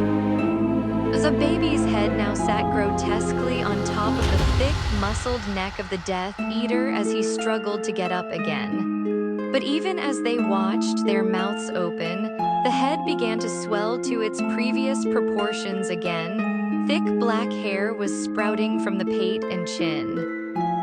"It's time," said Hermione in an awestruck voice. "Time." The Death Eater shook his ugly head again, trying to clear it, but before he could pull himself together again, it began to shrink back to babyhood once more. There was a shout from a room nearby, then a crash and a scream. "Ron!" Harry yelled, turning quickly from the monstrous transformation taking place before them. "Ginny, Luna!" "Harry!" Hermione screamed. The Death Eater had pulled his head out of the bell jar. His appearance was utterly bizarre, his tiny baby's head falling loudly while his thick arms flailed dangerously in all directions, narrowly missing Harry, who ducked. Harry raised his wand, but to his amazement, Hermione seized his arm. "Oh, you can't hurt a baby." There was no time to argue the point. Harry could hear more footsteps growing louder from the Hall of Prophecy they had just left and knew, too late, that he ought not to have shouted and given away their position. "Come on," he said again, and leaving the ugly baby-headed Death Eater staggering behind them, they took off for the door that stood ajar at the other end of the room, leading back into the black hallway. They had run halfway toward it when Harry saw through the open door two more Death Eaters running across the black room toward them. Veering left, he burst instead into a small, dark, cluttered office and slammed the door behind them. "Call oath," began Hermione, but before she could complete the spell, the door had burst open again and the two Death Eaters had come hurtling inside. With a cry of triumph, both yelled, "Impedimenta!" Harry, Hermione, and Neville were all knocked backward off their feet. Neville was thrown over the desk and disappeared from view. Hermione smashed into a bookcase and was promptly deluged in a cascade of heavy books. The back of Harry's head slammed into the stone wall behind him, tiny lights burst in front of his eyes, and for a moment he was too dizzy and bewildered to react. "We've got him," yelled the Death Eater nearest Harry in an office off. "Silencio," cried Hermione, and the man's voice was extinguished. He continued to mouth through the hole in his mask, but no sound came out. He was thrust aside by his fellow. "Petrificus totalis," shouted Harry as the second Death Eater raised his wand. His arms and legs snapped together and he fell forward, face down onto the rug at Harry's feet, stiff as a board and unable to move at all.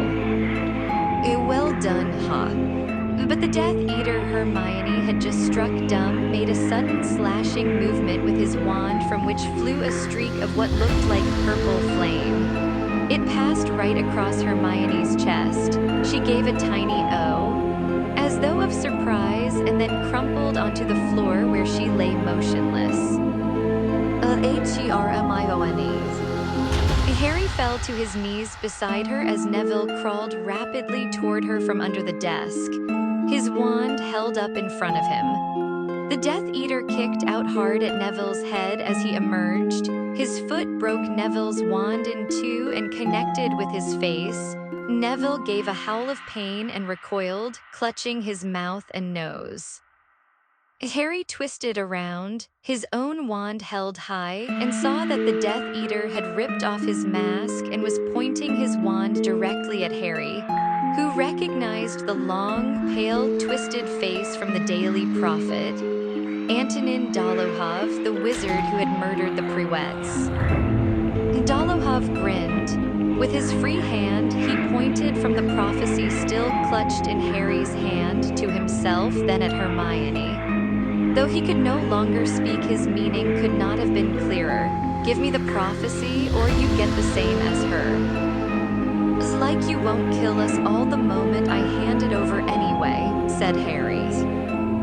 A whine of panic inside his head was preventing him thinking properly. He had one hand on Hermione's shoulder, which was still warm, yet did not dare look at her properly. "Don't let her be dead, don't let her be dead, it's my fault if she's dead." "Whatever you do, Harry," said Neville fiercely from under the desk, lowering his hands to show a clearly broken nose and blood pouring down his mouth and chin, "don't gibbet to him."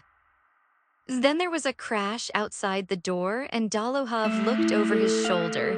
The baby-headed Death Eater had appeared in the doorway, his head bawling, his great fists still flailing uncontrollably at everything around him. Harry seized his chance. Petrificus. The spell hit Dolohov before he could block it, and he toppled forward across his comrade, both of them rigid as boards and unable to move an inch. "Hermione," Harry said at once, shaking her as the baby-headed Death Eater blundered out of sight again. "Hermione, wake up." "What did he do to her?" said Neville, crawling out from under the desk again to kneel at her other side, blood streaming from his rapidly swelling nose. I don't know. Neville groped for Hermione's wrist. That's a pulse, Harry, I'm sure it is. Such a powerful wave of relief swept through Harry that for a moment he felt lightheaded. She's alive. Yeah, I think so. There was a pause in which Harry listened hard for the sounds of more footsteps. But all he could hear were the whimpers and blunderings of the baby Death Eater in the next room. Neville, we're not far from the exit, Harry whispered. We're right next to that circular room. If we can just get you across it and find the right door before any more Death Eaters come, I'll bet you can get Hermione up the corridor and into the lift. Then you could find someone to raise the alarm. And what are you going to do? Said Neville, mopping his bleeding nose with his sleeve and frowning at Harry. I've got to find the others, said Harry. Well, I'm going to find them with you, said Neville firmly. But Hermione. We'll take her with us, said Neville firmly. I'll carry her, you're better at figding dem dan I ob. He stood up and seized one of Hermione's arms, glared at Harry, who hesitated, then grabbed the other and helped hoist Hermione's limp form over Neville's shoulders. Wait, said Harry, snatching up Hermione's wand from the floor and shoving it into Neville's hand. You'd better take this. Neville kicked aside the broken fragments of his own wand as they walked slowly toward the door. My gran's going to kill B, said Neville thickly, blood spattering from his nose as he spoke. Dat was by Dad's old wand. Harry stuck his head out of the door and looked around cautiously. The baby-headed Death Eater was screaming and banging into things, toppling grandfather clocks and overturning desks, bawling and confused, while the glass cabinet that Harry now suspected had contained time-turners continued to fall, shatter, and repair itself on the wall behind them. He's never going to notice us, he whispered. Come on, keep close behind me. They crept out of the office and back toward the door into the black hallway, which now seemed completely deserted. They walked a few steps forward, Neville tottering slightly due to Hermione's weight. The door of the time room swung shut behind them and the walls began to rotate once more. The recent blow on the back of Harry's head seemed to have unsteadied him. He narrowed his eyes, swaying slightly until the walls stopped moving again. With a sinking heart, Harry saw that Hermione's fiery crosses had faded from the doors. So which way do you reck? But before they could make a decision as to which way to try, a door to their right sprang open and 3 people fell out of it. Ron, croaked Harry, dashing toward them. Ginny, are you all? Harry, said Ron, giggling weakly, lurching forward, seizing the front of Harry's robes and gazing at him with unfocused eyes. There you are, ha ha ha, you look funny, Harry, you're all messed up. Ron's face was very white and something dark was trickling from the corner of his mouth. Next moment, his knees had given way, but he still clutched the front of Harry's robes, so that Harry was pulled into a kind of bow. Ginny, Harry said fearfully, what happened? But Ginny shook her head and slid down the wall into a sitting position, panting and holding her ankle. I think her ankle's broken. I heard something crack, whispered Luna, who was bending over her and who alone seemed to be unhurt. 4 of them chased us into a dark room full of planets. It was a very odd place. Some of the time we were just floating in the dark. Harry, we saw Uranus up close, said Ron, still giggling feebly. Get it, Harry? We saw Uranus, ha ha ha. As a bubble of blood grew at the corner of Ron's mouth and burst. Anyway, one of them grabbed Ginny's foot. I used the reductor curse and blew up Pluto in his face, but... Luna gestured hopelessly at Ginny, who was breathing in a very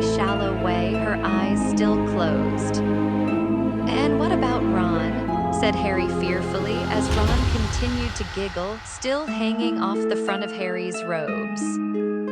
I don't know what they hit him with, said Luna sadly, but he's gone a bit funny. I could hardly get him along at all.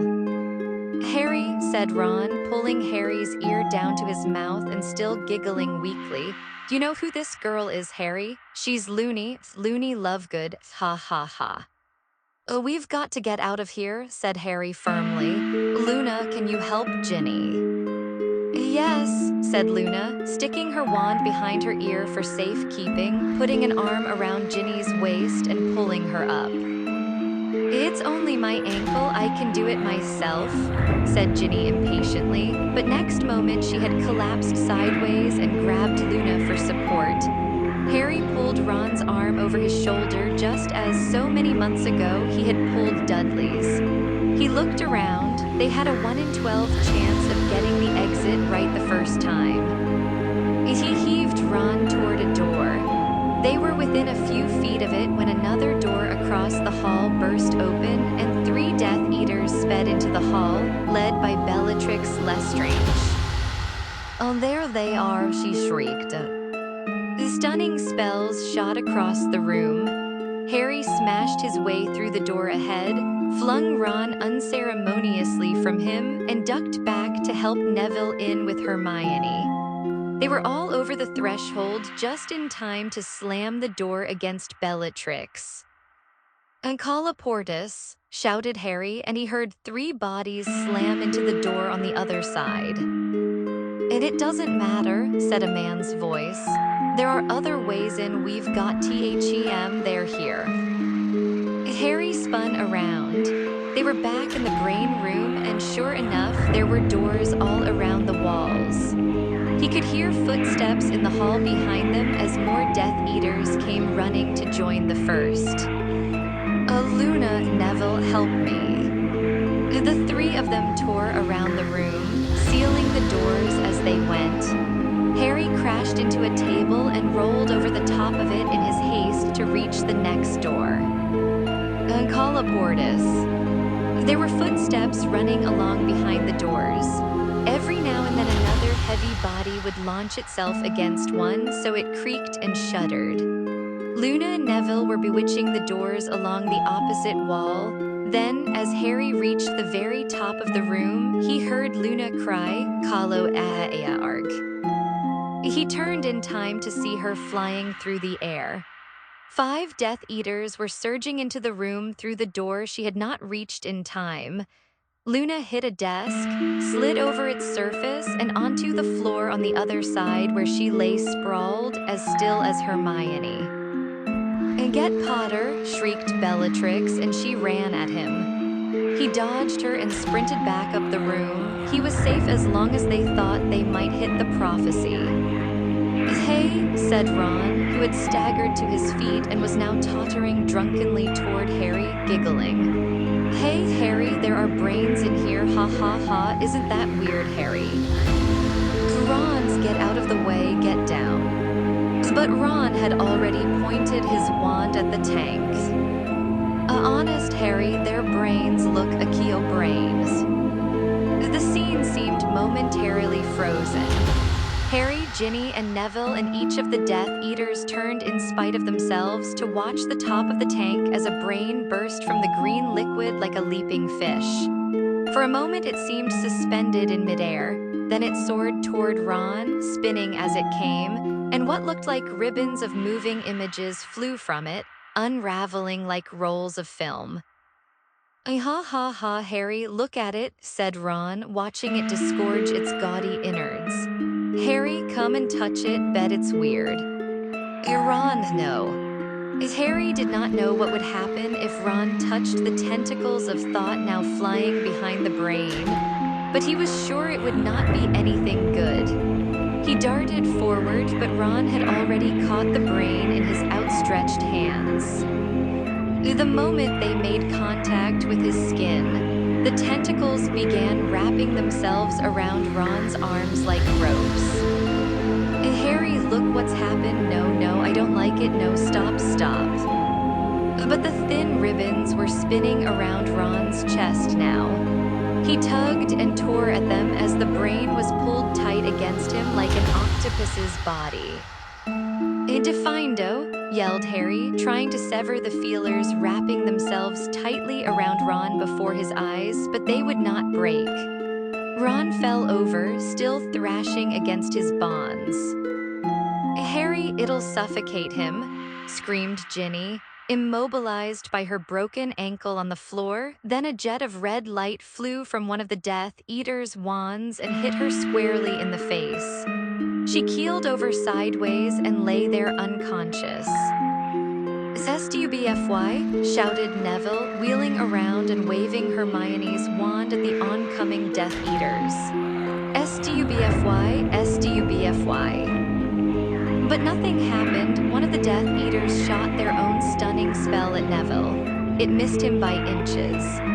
Harry and Neville were now the only two left fighting the 5 Death Eaters, 2 of whom sent streams of silver light like arrows past them that left craters in the wall behind them. Harry ran for it as Bellatrix Lestrange sprinted right at him.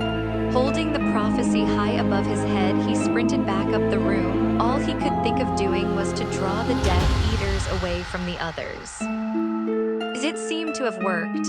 They streaked after him, knocking chairs and tables flying but not daring to bewitch him in case they hurt the prophecy, and he dashed through the only door still open, the one through which the Death Eaters themselves had come. Inwardly praying that Neville would stay with Ron, find some way of releasing him, he ran a few feet into the new room and felt the floor vanish. He was falling down steep stone step after steep stone step, bouncing on every tier until at last, with a crash that knocked all the breath out of his body, he landed flat on his back in the sunken pit where the stone archway stood on its dais. The whole room was ringing with the Death Eaters' laughter. He looked up and saw the 5 who had been in the brain room descending toward him, while as many more emerged through other doorways and began leaping from bench to bench toward him.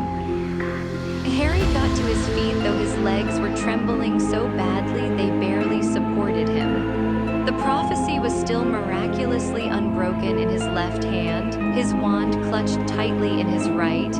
He backed away, looking around, trying to keep all the Death Eaters within his sights. The back of his legs hit something solid. He had reached the dais where the archway stood. He climbed backward onto it. The Death Eaters all halted, gazing at him. Some were panting as hard as he was. One was bleeding badly. Dolohov, freed of the full body bind, was leering, his wand pointing straight at Harry's face. "Potter, your race is run," drawled Lucius Malfoy, pulling off his mask. "Now hand me the prophecy like a good boy." Let the others go, and I'll give it to you," said Harry desperately. A few of the Death Eaters laughed. "You are not in a position to bargain, Potter," said Lucius Malfoy, his pale face flushed with pleasure. "You see, there are 10 of us and only one of you, or hasn't Dumbledore ever taught you how to count?" "He's dot alone," shouted a voice from above them. "He's still God be." Harry's heart sank. Neville was scrambling down the stone benches toward them, Hermione's wand held fast in his trembling hand. Neville's nose go back to Ron. "STUBFY," Neville shouted again, pointing his wand at each Death Eater in turn. "STUBFY, Stub." One of the largest Death Eaters seized Neville from behind, pinioning his arms to his sides. He struggled and kicked. Several of the Death Eaters laughed. "It's Longbottom, isn't it?" sneered Lucius Malfoy. "Well, your grandmother is used to losing family members to our cause. Your death will not come as a great shock." "Longbottom," repeated Bellatrix, and a truly evil smile lit her gaunt face. "Why, I have had the pleasure of meeting your parents, boy." "I do YOUHAB," roared Neville, and he fought so hard against his captor's encircling grip that the Death Eater shouted, "Someone stun him." "No," said Bellatrix. She looked transported, alive then back at Neville. No, let's see how long Longbottom lasts before he cracks like his parents. Unless Potter wants to give us the prophecy. Don Jib ID do dem, roared Neville, who seemed beside himself, kicking and writhing as Bellatrix drew nearer to him and his captor, her wand raised. Don Jib ID do dem, Harry. Bellatrix raised her wand, Crucio. Neville screamed, his legs drawn up to his chest so that the Death Eater holding him was momentarily holding him off the ground. The Death Eater dropped him and he fell to the floor, twitching and screaming in agony.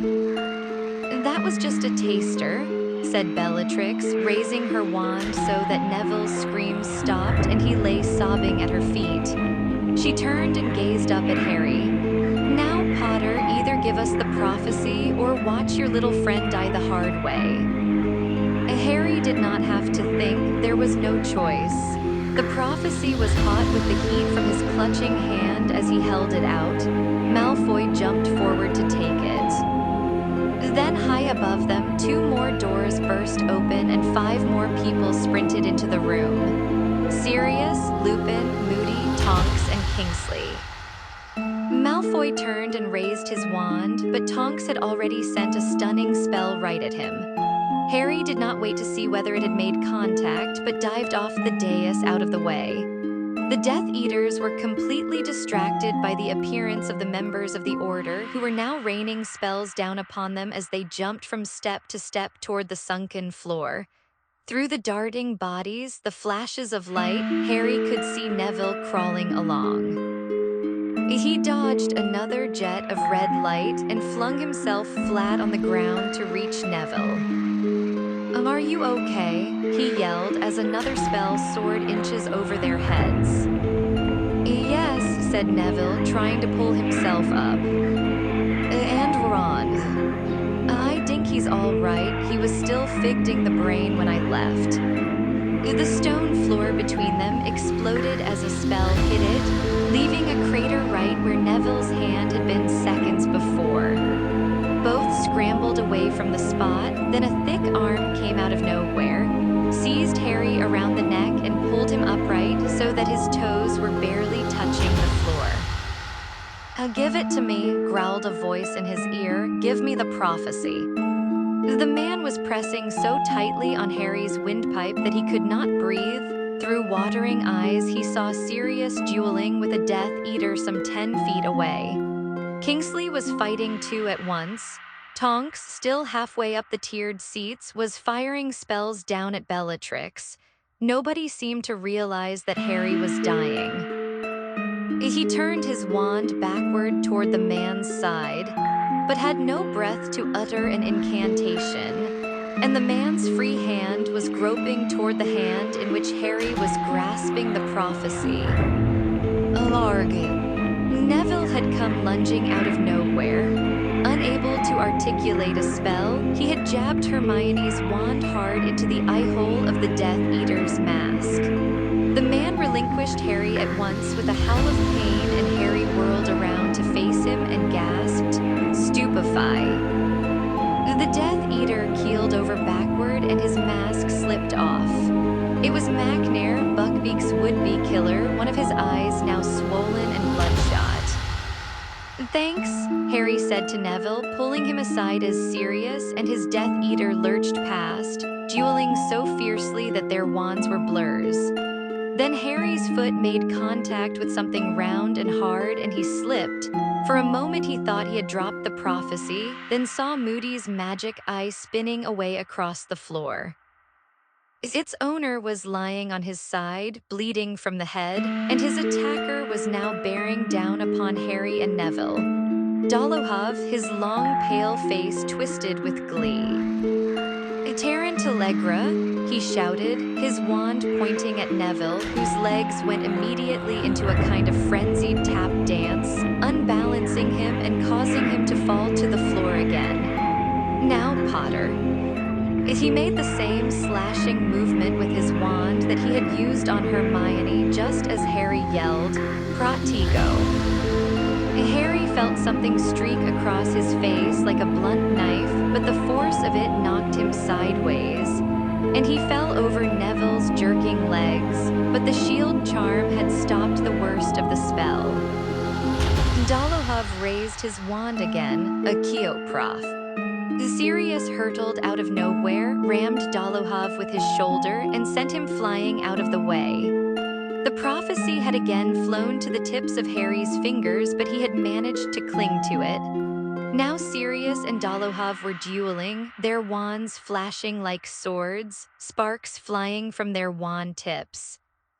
Dolohov drew back his wand to make the same slashing movement he had used on Harry and Hermione. Springing up, Harry yelled, "Petrificus totalis!"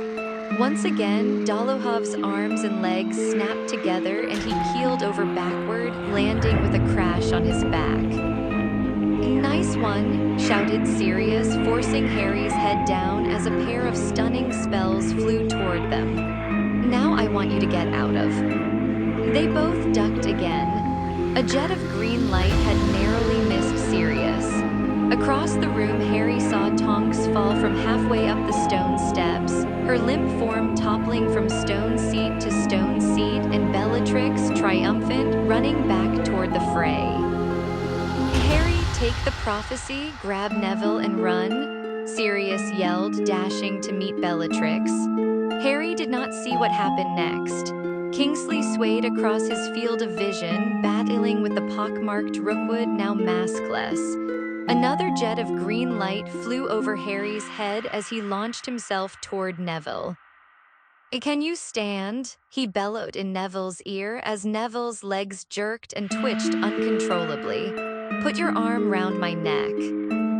Neville did so. Harry heaved. Neville's legs were still flying in every direction. They would not support him, and then out of nowhere, a man lunged at them.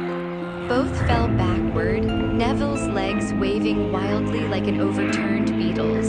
Harry, with his left arm held up in the air to try and save the small glass ball from being smashed. "The prophecy, give me the prophecy, Potter," snarled Lucius Malfoy's voice in his ear, and Harry felt the tip of Malfoy's wand pressing hard between his ribs. "No, get off me, Neville, catch it." Harry flung the prophecy across the floor.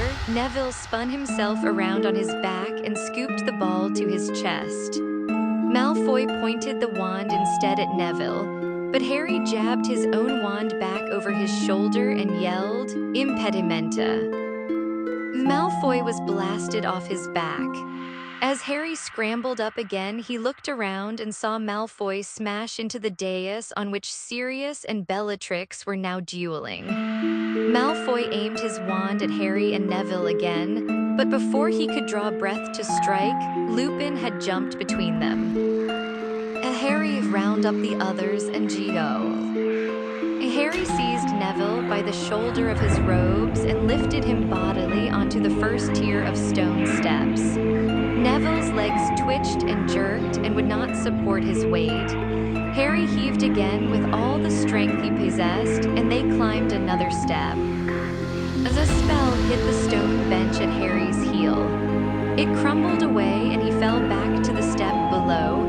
Neville sank onto the bench above, his legs still jerking and thrashing, and thrust the prophecy into his pocket. "Come on," said Harry desperately, hauling at Neville's robes. "Just try and push with your legs." He gave another stupendous heave and Neville's robes tore all along the left seam. The small spun glass ball dropped from his pocket, and before either of them could catch it, one of Neville's floundering feet kicked it. It flew some 10 feet to their right and smashed on the step beneath them. As both of them stared at the place where it had broken, appalled at what had happened, a pearly white figure with hugely magnified eyes rose into the air, unnoticed by any but them. Harry could see its mouth moving, but in all the crashes and screams and yells surrounding them, not one word of the prophecy could he hear. The figure stopped speaking and dissolved into nothingness. "Harry, I'm sorry," cried Neville, his face anguished as his legs continued to flounder. I'm so sorry, Harry, I didn't mean to. It doesn't matter, Harry shouted. Just try and stand, let's get out of. Dumbledore, said Neville, his sweaty face suddenly transported, staring over Harry's shoulder. Oh, what? Do you BBLDOREs? Harry turned to look where Neville was staring. Directly above them, framed in the doorway from the brain room, stood Albus Dumbledore, his wand aloft, his face white and furious. Harry felt a kind of electric charge surge through every particle of his body. They were saved. Dumbledore had already sped past Neville and Harry, who had no more thoughts of leaving. When the Death Eaters nearest realized Dumbledore was there and yelled to the others. One of the Death Eaters ran for it, scrabbling like a monkey up the stone steps opposite. Dumbledore's spell pulled him back as easily and effortlessly as though he had hooked him with an invisible line. As only one couple were still battling, apparently unaware of the new arrival. Harry saw Sirius duck Bellatrix's jet of red light. He was laughing at her. "Come on, you can do better than that," he yelled, his voice echoing around the cavernous room. Oh, the second jet of light hit him squarely on the chest. Oh, the laughter had not quite died from his face, but his eyes widened in shock. Harry released Neville, though he was unaware of doing so. Harry jumped to the ground, pulling out his wand as Dumbledore turned to the dais too. It seemed to take Sirius an age to fall. His body curved in a graceful arc as he sank backward through the ragged veil hanging from the arch. And Harry saw the look of mingled fear and surprise on his godfather's wasted, once handsome face as he fell through the ancient doorway and disappeared behind the veil, which fluttered for a moment as though in a high wind and then fell back into place. Harry heard Bellatrix Lestrange's triumphant scream, but knew it meant nothing. Sirius had only just fallen through the archway. He would reappear from the other side any second. But Sirius did not reappear. Sirius, Harry yelled, Sirius.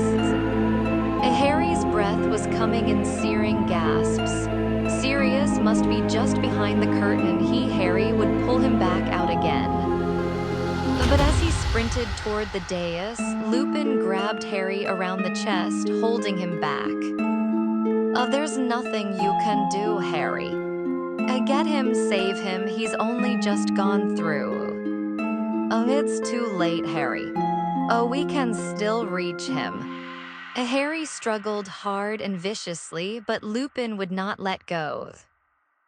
There's nothing you can do, Harry, nothing, he's gone. Chapter 36. The only one he ever feared he hasn't gone, Harry yelled. He did not believe it, he would not believe it. Still he fought Lupin with every bit of strength he had. Lupin did not understand. People hid behind that curtain. He had heard them whispering the first time he had entered the room. Sirius was hiding, simply lurking out of sight. Sirius, he bellowed, Sirius. He can't come back, Harry, said Lupin, his voice breaking as he struggled to contain Harry. He can't come back because he's dead. He is not dead, roared Harry, Sirius. There was movement going on around them, pointless bustling, the flashes of more spells. To Harry it was meaningless noise. The deflected curses flying past them did not matter. Nothing mattered except that Lupin stopped pretending that Sirius, who was standing feet from them behind that old curtain, was not going to emerge at any moment, shaking back his dark hair and eager to re-enter the battle.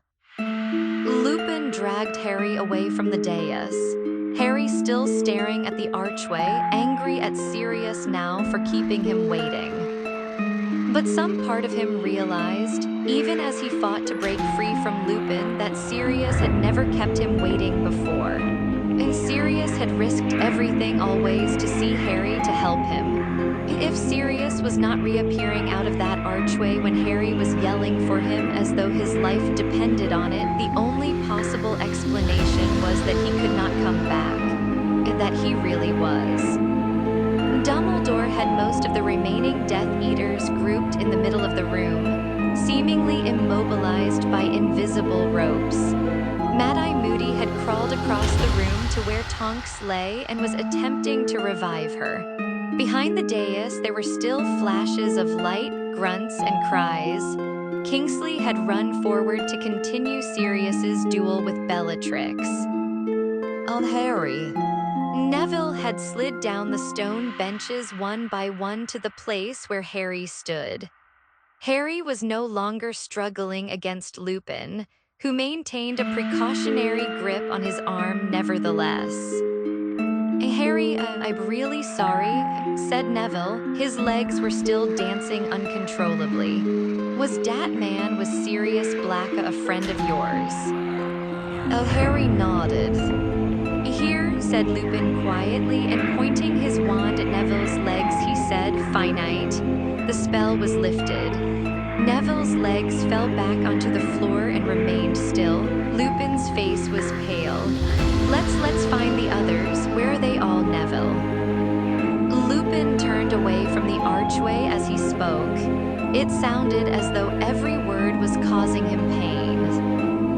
They are all back, Dara, said Neville. A brain addict, Ron, Bud, I think he's all rigged, and Hermione's unconscious, but we could feel a pulse. There was a loud bang and a yell from behind the dais. Harry saw Kingsley, yelling in pain, hit the ground. Bellatrix Lestrange turned tail and ran as Dumbledore whipped around. He aimed a spell at her, but she deflected it. She was halfway up the steps now. Harry's no, cried Lupin's, but Harry had already ripped his arm from Lupin's slackened grip. She killed Sirius, bellowed Harry. She killed Him, I'll kill her. And he was off, scrambling up the stone benches. People were shouting behind him, but he did not care. The hem of Bellatrix's robes whipped out of sight ahead, and they were back in the room where the brains were swimming. She aimed a curse over her shoulder. The tank rose into the air and tipped. Harry was deluged in the foul-smelling potion within. The brains slipped and slid over him and began spinning their long, colored tentacles, but he shouted, Wingardium Leviosa, and they flew into the air away from him. Slipping and sliding, he ran on toward the door. He leapt over Luna, who was groaning on the floor, past Ginny, who said, Harry, what? Past Ron, who giggled feebly, and Hermione, who was still unconscious. He wrenched open the door into the circular black hall and saw Bellatrix disappearing through a door on the other side of the room. Beyond her was the corridor leading back to the lifts. He ran, but she had slammed the door behind her, and the walls had begun to rotate again. Once more, he was surrounded by streaks of blue light from the whirling candelabra. Where's the exit? He shouted desperately as the wall rumbled to a halt again. Where's the way out? The room seemed to have been waiting for him to ask. The door right behind him flew open, and the corridor toward the lift stretched ahead of him, torchlit and empty. He ran. He could hear a lift clattering ahead of him. He sprinted up the passageway, swung around the corner, and slammed his fist onto the button to call a second lift. It jangled and banged lower and lower. The grills slid open and Harry dashed inside, now hammering the button marked atrium. The doors slid shut and he was rising. He forced his way out of the lift before the grills were fully open and looked around. Bellatrix was almost at the telephone lift at the other end of the hall, but she looked back as he sprinted toward her and aimed another spell at him. He dodged behind the Fountain of Magical Brethren. The spell zoomed past him and hit the wrought gold gates at the other end of the atrium so that they rang like bells. There were no more footsteps. She had stopped running. He crouched behind the statues, listening. "Hey, come out, little Harry," she called in her mock baby voice, which echoed off the polished wooden floors. What did you come after me for then? I thought you were here to avenge my dear cousin. I am, shouted Harry, and a score of ghostly Harrys seemed to chorus I am all around the room.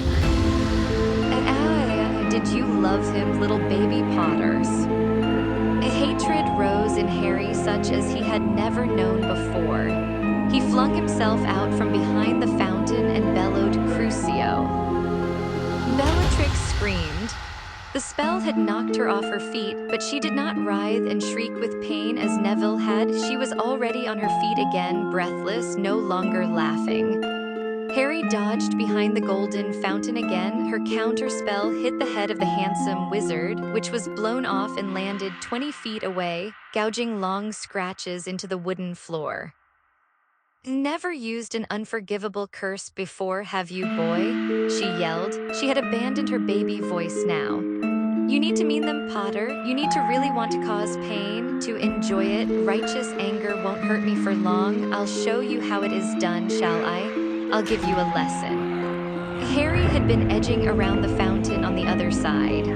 She screamed, Crucio, and he was forced to duck down again as the centaur's arm, holding its bow, spun off and landed with a crash on the floor a short distance from the golden wizard's head. Potter, you cannot win against me, she cried. He could hear her moving to the right, trying to get a clear shot of him. He backed around the statue away from her, crouching behind the centaur's legs, his head level with the house elves. I was and am the Dark Lord's most loyal servant. I learned the dark arts from him, and I know spells of such power that you, pathetic little boy, can never hope to compete. Stupefy, yelled Harry. He had edged right around to where the goblin stood beaming up at the now headless wizard and taken aim at her back as she peered around the fountain for him. She reacted so fast he barely had time to duck. Umbratigo.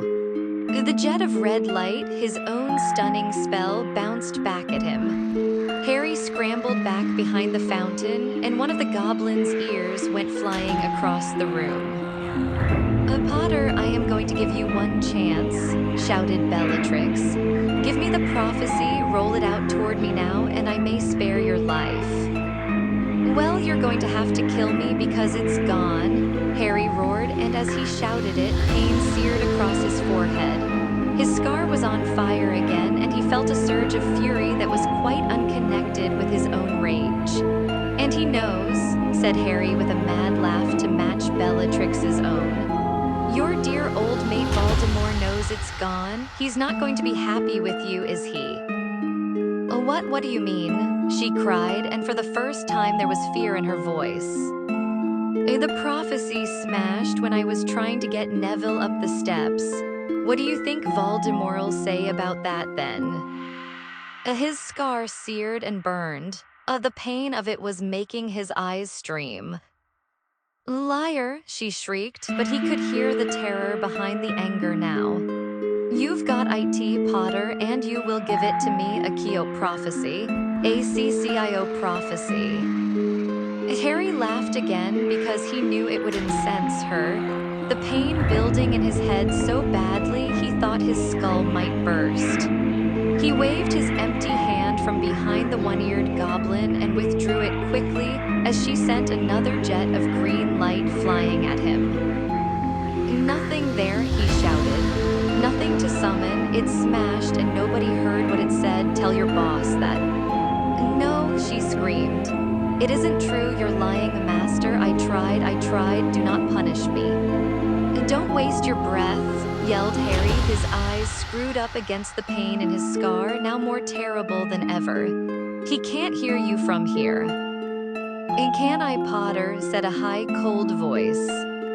Harry opened his eyes.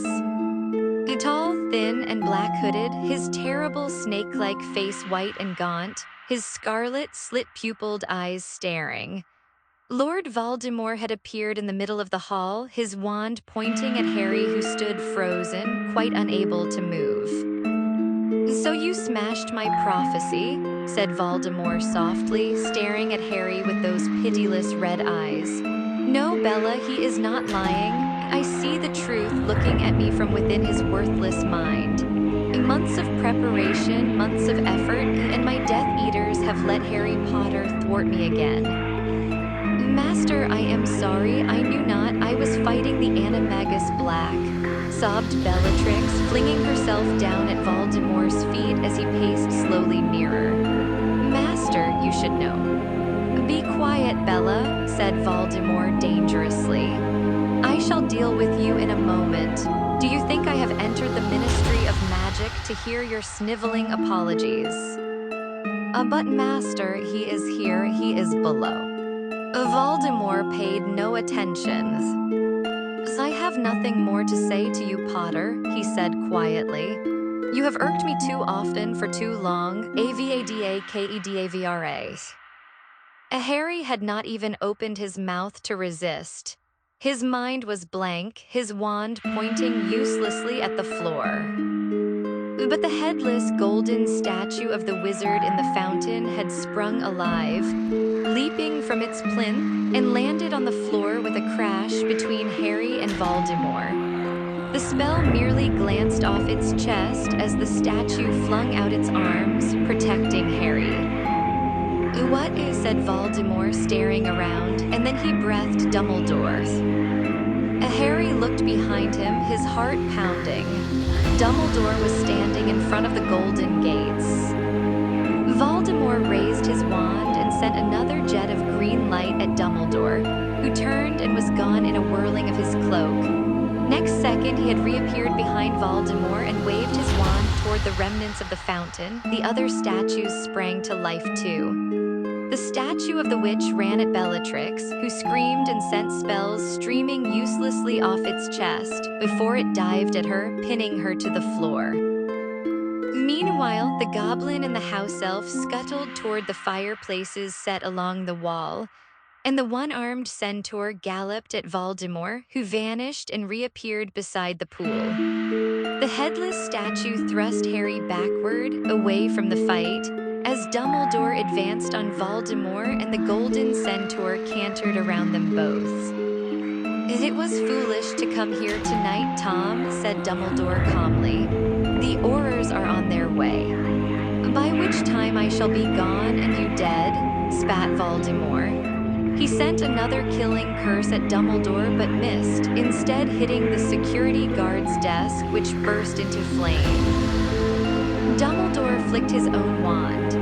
The force of the spell that emanated from it was such that Harry, though shielded by his stone guard, felt his hair stand on end as it passed, and this time Voldemort was forced to conjure a shining silver shield out of thin air to deflect it. The spell, whatever it was, caused no visible damage to the shield, though a deep, gong-like note reverberated from it, an oddly chilling sound. You do not seek to kill me, Dumbledore, called Voldemort, his scarlet eyes narrowed over the top of the shield. Above such brutality are you. We both know that there are other ways of destroying a man, Tom, Dumbledore said calmly, continuing to walk toward Voldemort as though he had not a fear in the world, as though nothing had happened to interrupt his stroll up the hall. Merely taking your life would not satisfy me, I admit. There is nothing worse than death, Dumbledore, snarled Voldemort. You are quite wrong, said Dumbledore, still closing in upon Voldemort and speaking as lightly as though they were discussing the matter over drinks. Harry felt scared to see him walking along undefended, shieldless. He wanted to cry out a warning, but his headless guard kept shunting him backward toward the wall, blocking his every attempt to get out from behind it. Indeed, your failure to understand that there are things much worse than death has always been your greatest weakness. Another jet of green light flew from behind the silver shield. This time it was the one-armed centaur, galloping in front of Dumbledore, that took the blast and shattered into 100 pieces. But before the fragments had even hit the floor, Dumbledore had drawn back his wand and waved it as though brandishing a whip. A long, thin flame flew from the tip. It wrapped itself around Voldemort, shield and all. For a moment, it seemed Dumbledore had won, but then the fiery rope became a serpent, which relinquished its hold upon Voldemort at once and turned, hissing furiously to face Dumbledore. Voldemort vanished. The snake reared from the floor, ready to strike. There was a burst of flame in midair above Dumbledore just as Voldemort reappeared, standing on the plinth in the middle of the pool where so recently the 5 statues had stood. "Look out," Harry yelled. But even as he shouted, one more jet of green light had flown at Dumbledore from Voldemort's wand, and the snake had struck. Fox swooped down in front of Dumbledore, opened his beak wide, and swallowed the jet of green light whole. He burst into flame and fell to the floor, small, wrinkled, and flightless. At the same moment, Dumbledore brandished his wand in one long, fluid movement. The snake, which had been an instant from sinking its fangs into him, flew high into the air and vanished in a wisp of dark smoke. The water in the pool rose up and covered Voldemort like a cocoon of molten glass. For a few seconds, Voldemort was visible only as a dark, rippling, faceless figure, shimmering and indistinct upon the plinth, clearly struggling to throw off the suffocating mass. Then he was gone, and the water fell with a crash back into its pool, slopping wildly over the sides, drenching the polished floor. "A master!" screamed Bellatrix. Sure it was over, sure Voldemort had decided to flee. Harry made to run out from behind his statue guard, but Dumbledore bellowed, "Stay where you are, Harry." For the first time, Dumbledore sounded frightened. Harry could not see why. The hall was quite empty, but for themselves, the sobbing Bellatrix still trapped under her statue, and the tiny baby fox croaking feebly on the floor. And then Harry's scar burst open. He knew he was dead. It was pain beyond imagining, pain past endurance. He was gone from the hall. He was locked in the coils of a creature with red eyes, so tightly bound that Harry did not know where his body ended and the creature's began. They were fused together, bound by pain, and there was no escape. And when the creature spoke, it used Harry's mouth so that in his agony he felt his jaw move. "Kill me now, Dumbledore." Blinded and dying, every part of him screaming for release, Harry felt the creature use him again. If death is nothing, Dumbledore, kill the boy. Let the pain stop, thought Harry. Let him kill us. End it, Dumbledore. A death is nothing compared to this. And I'll see Sirius again. And as Harry's heart filled with emotion, the creature's coils loosened, the pain was gone, Harry was lying face down on the floor, his glasses gone, shivering as though he lay upon ice, not wood. And there were voices echoing through the hall, more voices than there should have been.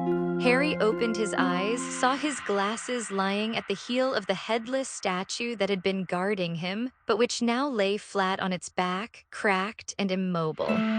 He put them on and raised his head an inch to find Dumbledore's crooked nose inches from his own. Are you all right, Harry?" "Yes," said Harry, shaking so violently he could not hold his head up properly. "Yeah, I'm where S. Voldemort, where who are all these what's?" The atrium was full of people. The floor was reflecting emerald green flames that had burst into life in all the fireplaces along one wall, and a stream of witches and wizards was emerging from them. As Dumbledore pulled him back to his feet, Harry saw the tiny gold statues of the house elf and the goblin leading a stunned-looking Cornelius Fudge forward. "He was there," shouted a scarlet-robed man with a ponytail who was pointing at a pile of golden rubble on the other side of the hall, where Bellatrix had lain trapped moments before. "I saw him, Mr. Fudge. I swear it was you-know-who. He grabbed a woman and disapparated." "I know, Williamson. I know I saw him too," gibbered Fudge, who was wearing pajamas under his pinstriped cloak and was gasping as though he had just run miles. "Merlin's beard here. In the Ministry of Magic. Great heavens above, it doesn't seem possible, my word, how can this be? If you proceed downstairs into the Department of Mysteries, Cornelius, said Dumbledore, apparently satisfied that Harry was all right, and walking forward so that the newcomers realized he was there for the first time. A few of them raised their wands, others simply looked amazed. The statues of the elf and goblin applauded, and Fudge jumped so much that his slipper-clad feet left the floor. You will find several escaped Death Eaters contained in the Death Chamber, bound by an anti-disapparition jinx and awaiting your decision as to what to do with them. Dumbledore, gasped Fudge, apparently beside himself with amazement. You hear, He looked wildly around at the Aurors he had brought with him, and it could not have been clearer that he was in half a mind to cry, "Seize him!" Cornelius, I am ready to fight your men and win again, said Dumbledore in a thunderous voice. But a few minutes ago you saw proof with your own eyes that I have been telling you the truth for a year. Lord Voldemort has returned. You have been chasing the wrong men for 12 months, and it is time you listen to sense. I don't, well, blustered Fudge, looking around as though hoping somebody was going to tell him what to do. When nobody did, he said, very well, Dawlish, Williamson, go down to the Department of Mysteries and see. Dumbledore, you will need to tell me exactly the Fountain of Magical Brethren what happened. He added in a kind of whimper, staring around at the floor where the remains of the statues of the witch, wizard, and centaur now lay scattered. We can discuss that after I have sent Harry back to Hogwarts, said Dumbledore. And Harry's Harry Potter. Fudge spun around and stared at Harry, who was still standing against the wall beside the fallen statue that had been guarding him during Dumbledore and Voldemort's duel.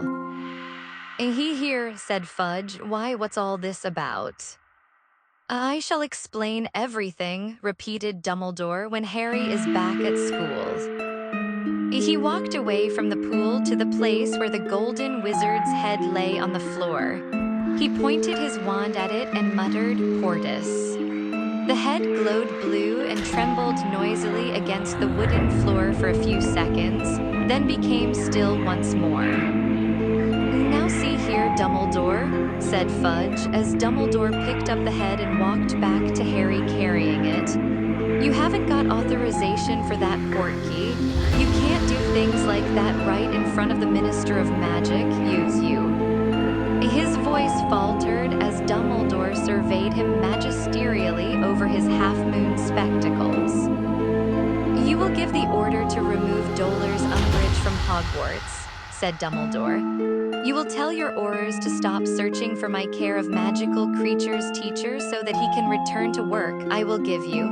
Dumbledore pulled a watch with 12 hands from his pocket and glanced at it. Half an hour of my time tonight, in which I think we shall be more than able to cover the important points of what has happened here. After that, I shall need to return to my school. If you need more help from me, you are, of course, more than welcome to contact me at Hogwarts. Letters addressed to the headmaster will find me. Fudge goggled worse than ever. His mouth was open and his round face grew pinker under his rumpled gray hair. I know you. Dumbledore turned his back on him. Take this portkey, Harry. He held out the golden head of the statue, and Harry placed his hand upon it, past caring what he did next or where he went.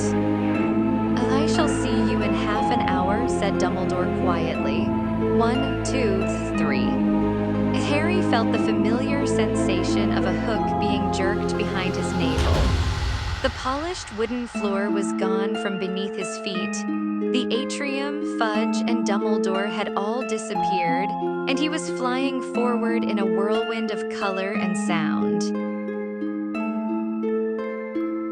Chapter 37. The Lost Prophecy. Harry's feet hit solid ground again. His knees buckled a little, and the golden wizard's head fell with a resounding clunk to the floor. He looked around and saw that he had arrived in Dumbledore's office. Everything seemed to have repaired itself during the headmaster's absence. The delicate silver instruments stood again upon the spindle-legged tables, puffing and whirring serenely. The portraits of the headmasters and headmistresses were snoozing in their frames, heads lolling back in armchairs or against the edge of their pictures. Harry looked through the window. There was a cool line of pale green along the horizon. Dawn was approaching. The silence and the stillness, broken only by the occasional grunt or snuffle of a sleeping portrait, was unbearable to him. If his surroundings could have reflected the feelings inside him, the pictures would have been screaming in pain. He walked around the quiet, beautiful office, breathing quickly, trying not to think, but he had to think. There was no escape. It was his fault Sirius had died. It was all his fault.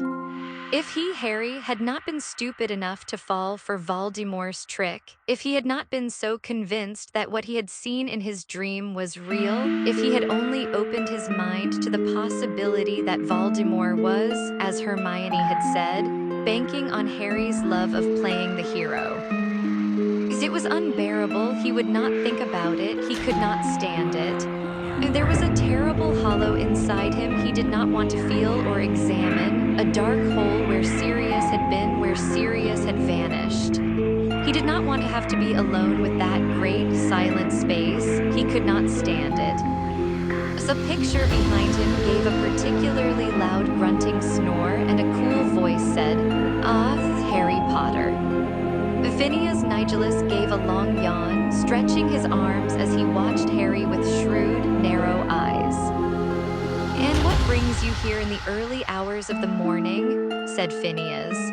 "This office is supposed to be barred to all but the rightful headmaster, or has Dumbledore sent you here? Oh, don't tell me." He gave another shuddering yawn.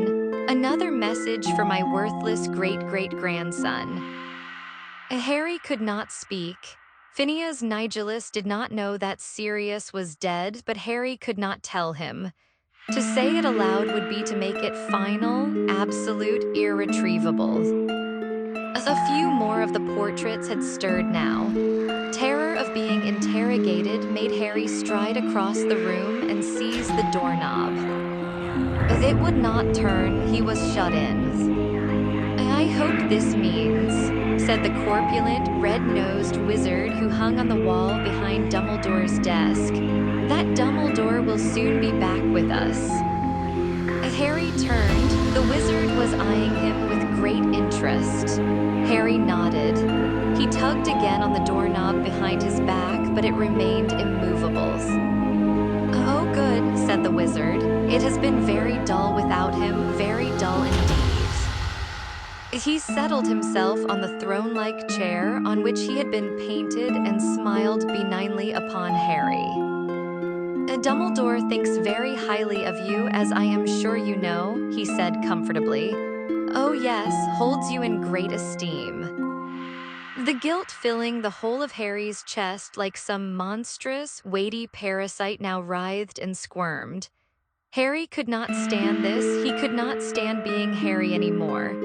He had never felt more trapped inside his own head and body, never wished so intensely that he could be somebody, anybody else. The empty fireplace burst into emerald green flame, making Harry leap away from the door, staring at the man spinning inside the grate. As Dumbledore's tall form unfolded itself from the fire, the wizards and witches on the surrounding walls jerked awake. Many of them gave cries of welcome. "Thank you," said Dumbledore softly. He did not look at Harry at first, but walked over to the perch beside the door and withdrew, from an inside pocket of his robes, the tiny, ugly, featherless fox, whom he placed gently on the tray of soft ashes beneath the golden post where the full-grown fox usually stood. "Well, Harry," said Dumbledore, finally turning away from the baby bird, "you will be pleased to hear that none of your fellow students are going to suffer lasting damage from the night's events." Harry tried to say good, but no sound came out. It seemed to him that Dumbledore was reminding him of the amount of damage he had caused by his actions tonight. And although Dumbledore was for once looking at him directly, and though his expression was kindly rather than accusatory, Harry could not bear to meet his eyes. "Madame Pomfrey is patching everybody up now," said Dumbledore. "Nymphadora Tonks may need to spend a little time in St. Mungo-S, but it seems that she will make a full recovery."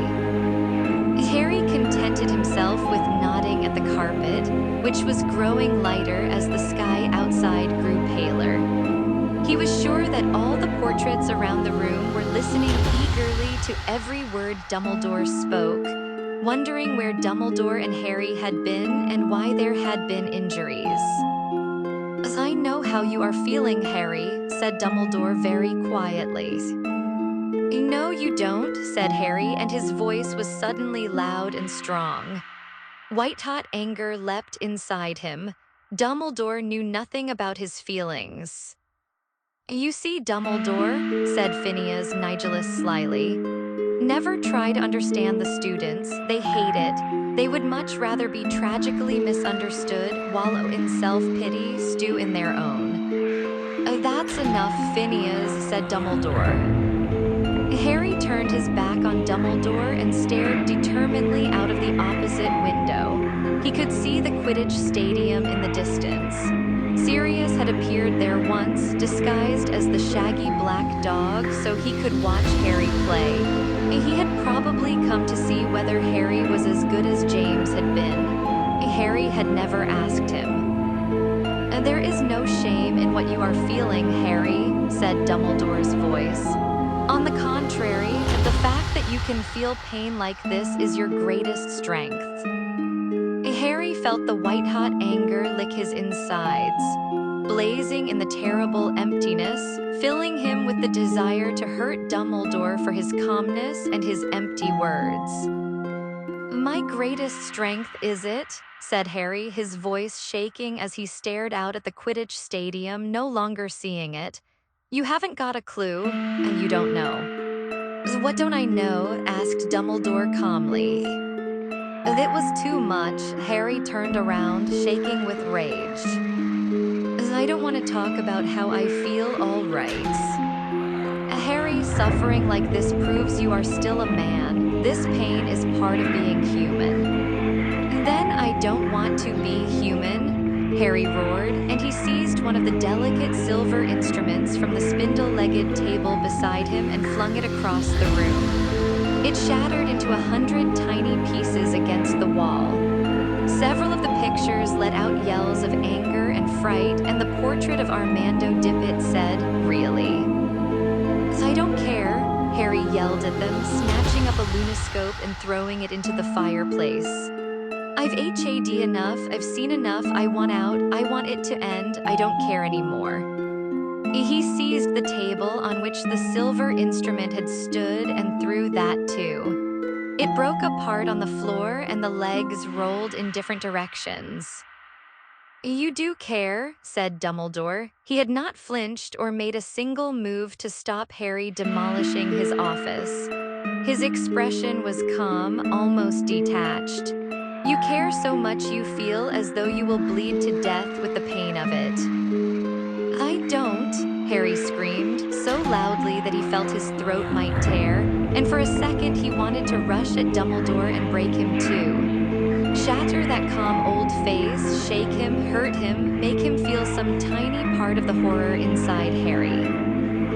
"Oh yes, you do," said Dumbledore still more calmly. "You have now lost your mother, your father, and the closest thing to a parent you have ever known. Of course you care."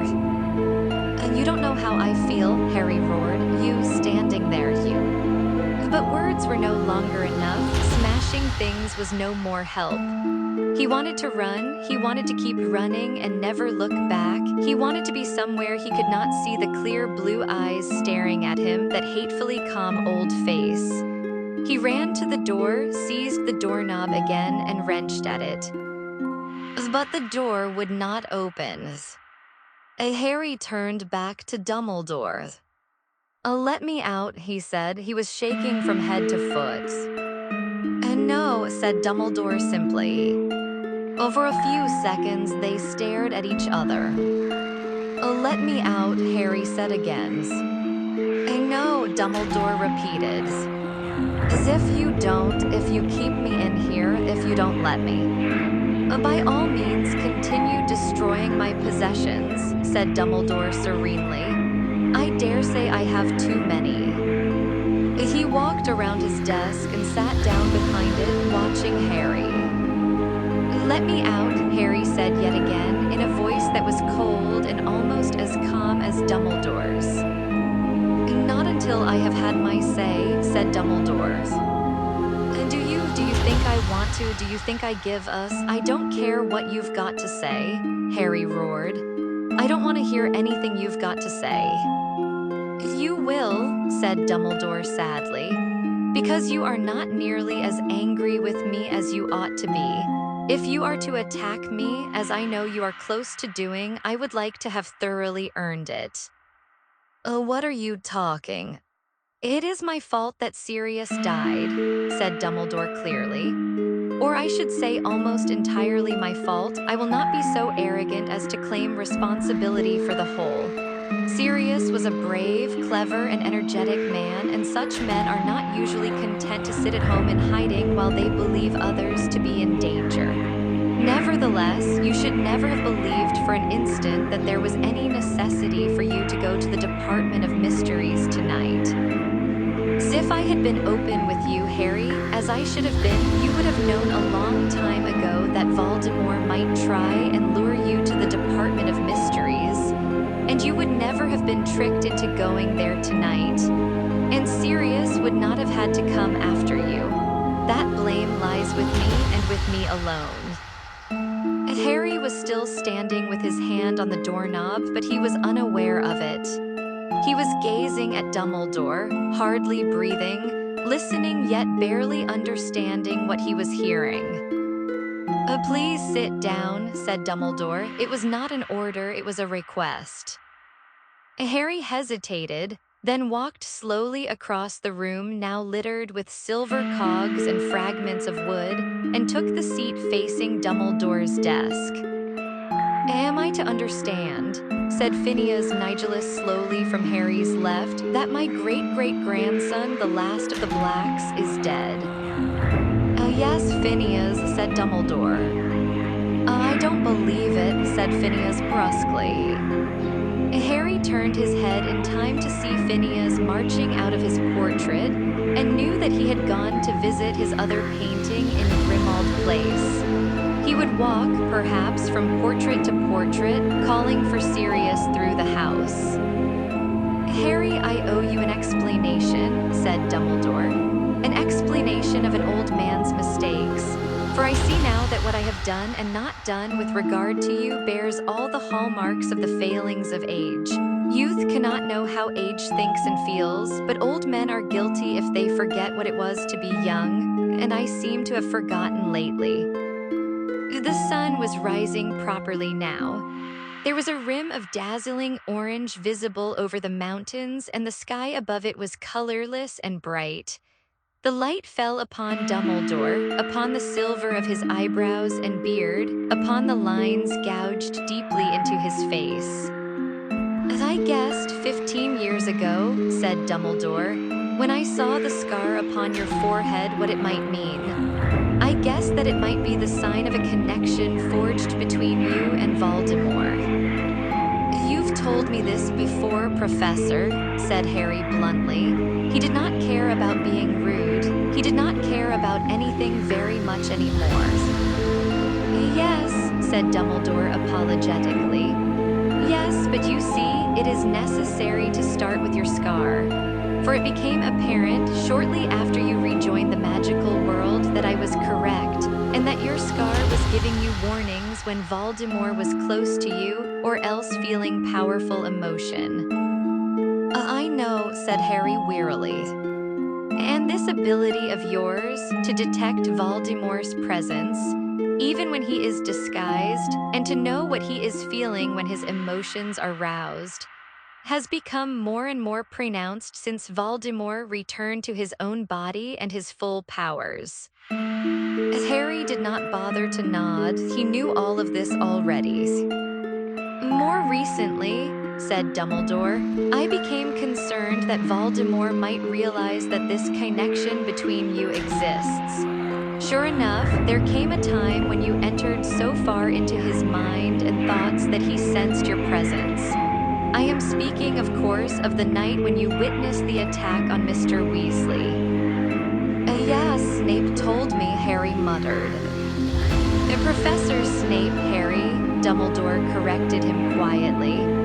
But did you not wonder why it was not I who explained this to you? Why I did not teach you occlumency? Why I had not so much as looked at you for months? Harry looked up. He could see now that Dumbledore looked sad and tired. Yes, Harry mumbled. Yeah, I wondered. You see, continued Dumbledore heavily, I believed it could not be long before Voldemort attempted to force his way into your mind, to manipulate and misdirect your thoughts, and I was not eager to give him more incentives to do so.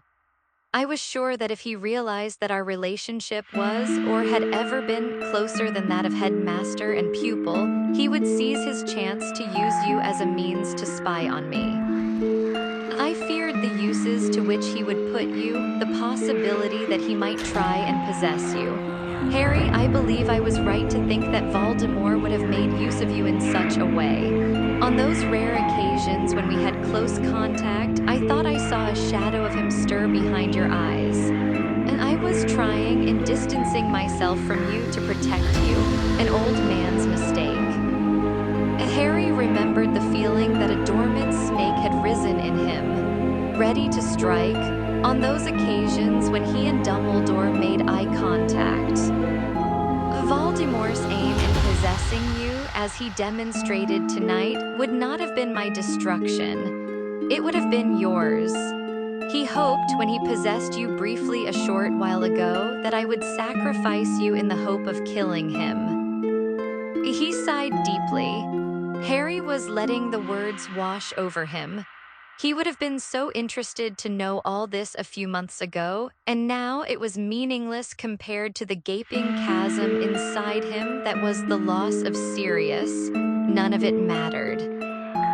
Sirius told me that you felt Voldemort awake inside you the very night that you had the vision of Arthur Weasley's attack. I knew at once that my worst fears were correct. Voldemort from that point had realized he could use you. In an attempt to arm you against Voldemort's assaults on your mind, I arranged occlumency lessons with Professor Snape. He paused. Harry watched the sunlight, which was sliding slowly across the polished surface of Dumbledore's desk, illuminate a silver ink pot and a handsome scarlet quill. Harry could tell that the portraits all around them were awake and listening raptly to Dumbledore's explanation. He could hear the occasional rustle of robes, the slight clearing of a throat. Phineas Nigellus had still not returned. And Professor Snape discovered, Dumbledore resumed, that you had been dreaming about the door to the Department of Mysteries for months. Voldemort, of course, had been obsessed with the possibility of hearing the prophecy ever since he regained his body. And as he dwelled on the door, so did you, though you did not know what it meant. And then you saw Rookwood, who worked in the Department of Mysteries before his arrest, telling Voldemort what we had known all along, that the prophecies held in the Ministry of Magic are heavily protected. Only the people to whom they refer can lift them from the shelves without suffering madness. In this case, either Voldemort himself would have to enter the Ministry of Magic and risk revealing himself at last, or else you would have to take it for him. It became a matter of even greater urgency that you should master occlumency. But I didn't, muttered Harry. He said it aloud to try and ease the dead weight of guilt inside him. A confession must surely relieve some of the terrible pressure squeezing his heart. I didn't practice, I didn't bother, I could have stopped myself having those dreams. Hermione kept telling me to do it. If I had, he'd never have been able to show me where to go, and Sirius wouldn't. Something was erupting inside Harry's head, a need to justify himself, to explain. I tried to check he'd really taken Sirius. I went to Umbridge's office. I spoke to Creature in the Fire, and he said Sirius wasn't there. He said he'd gone. A Creature lied, said Dumbledore calmly. You are not his master. He could lie to you without even needing to punish himself. Creature intended you to go to the Ministry of Magic. He sent me on purpose. Oh yes, Creature, I am afraid, has been serving more than one master for months.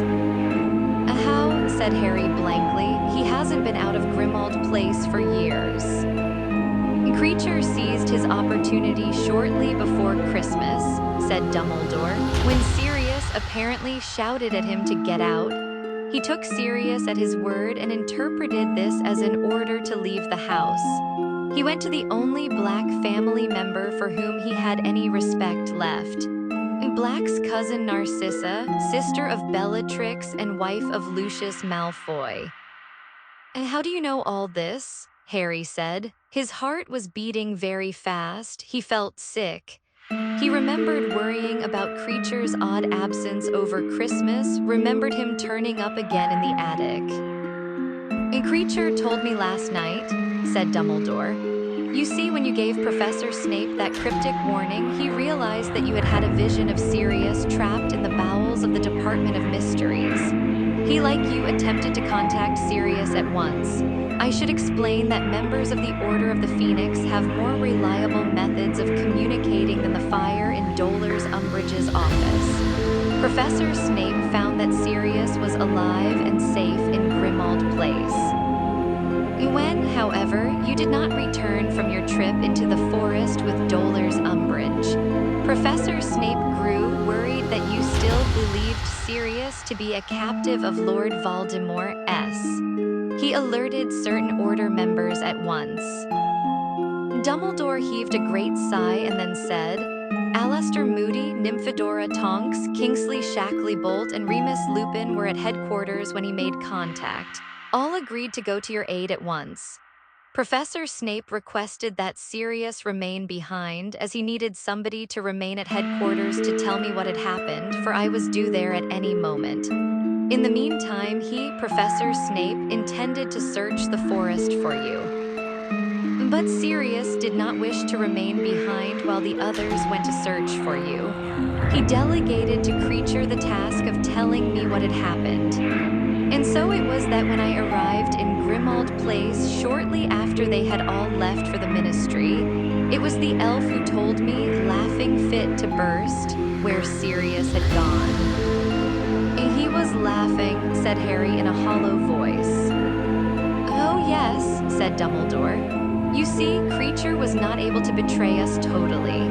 He is not secret keeper for the Order. He could not give the Malfoys our whereabouts or tell them any of the Order's confidential plans that he had been forbidden to reveal. He was bound by the enchantments of his kind, which is to say that he could not disobey a direct order from his master, Sirius. But he gave Narcissa information of the sort that is very valuable to Voldemort, yet must have seemed much too trivial for Sirius to think of banning him from repeating it. Like what? Said Harry. Like the fact that the person Sirius cared most about in the world was you, said Dumbledore quietly. Like the fact that you were coming to regard Sirius as a mixture of father and brother.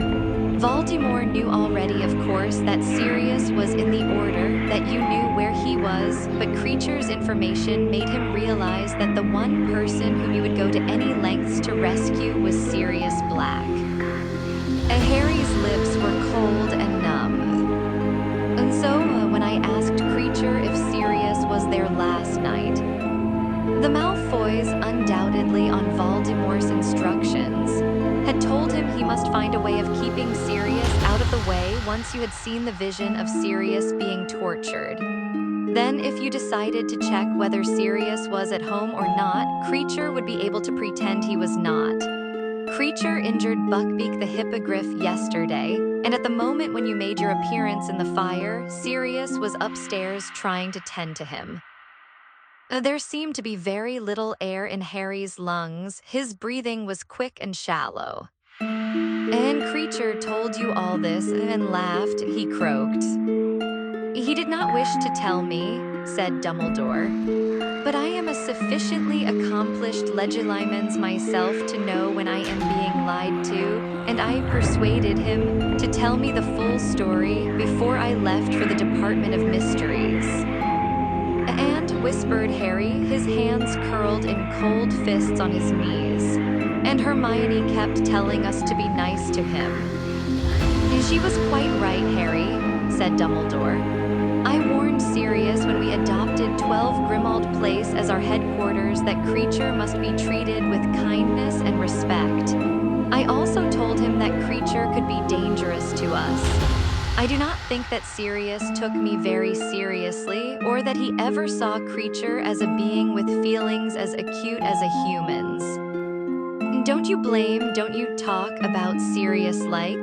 Harry's breath was constricted. He could not get the words out properly. But the rage that had subsided so briefly had flared in him again. He would not let Dumbledore criticize Sirius. Creature's a lying fowl he deserved. And Creature is what he has been made by wizards, Harry, said Dumbledore. Yes, he is to be pitied. His existence has been as miserable as your friend Dobby S. He was forced to do Sirius's bidding because Sirius was the last of the family to which he was enslaved, but he felt no true loyalty to him. And whatever Creature's faults, it must be admitted that Sirius did nothing to make Creature's lot easier. Don't talk about Sirius like that, Harry yelled. He was on his feet again, furious, ready to fly at Dumbledore, who had plainly not understood Sirius at all. How brave he was, how much he had suffered. What about Snape? Harry spat. You're not talking about him, are you? When I told him Voldemort had Sirius, he just sneered at me as usual. Harry, you know that Professor Snape had no choice but to pretend not to take you seriously in front of Dolor's Umbridge, said Dumbledore steadily.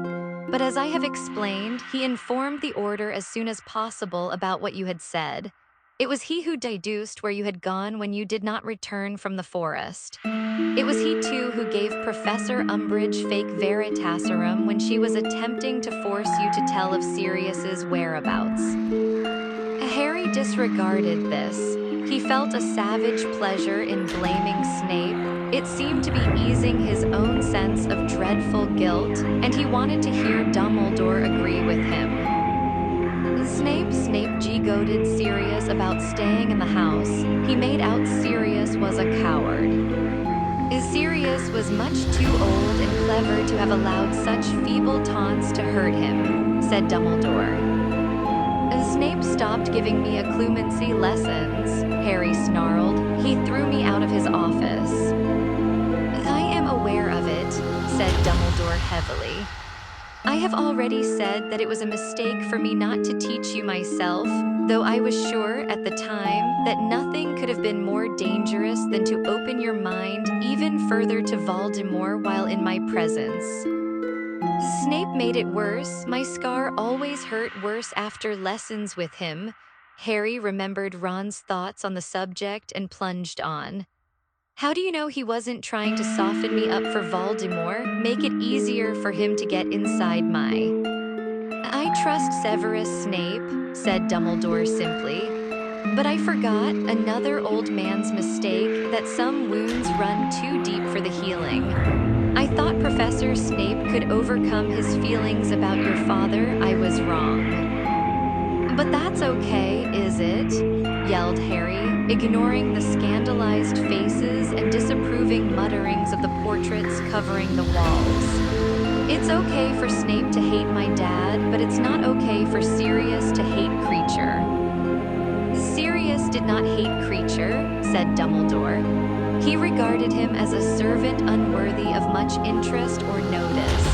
Indifference and neglect often do much more damage than outright dislike. The fountain we destroyed tonight told a lie. We wizards have mistreated and abused our fellows for too long, and we are now reaping our reward. And so Sirius deserved what he got, did he? Harry yelled.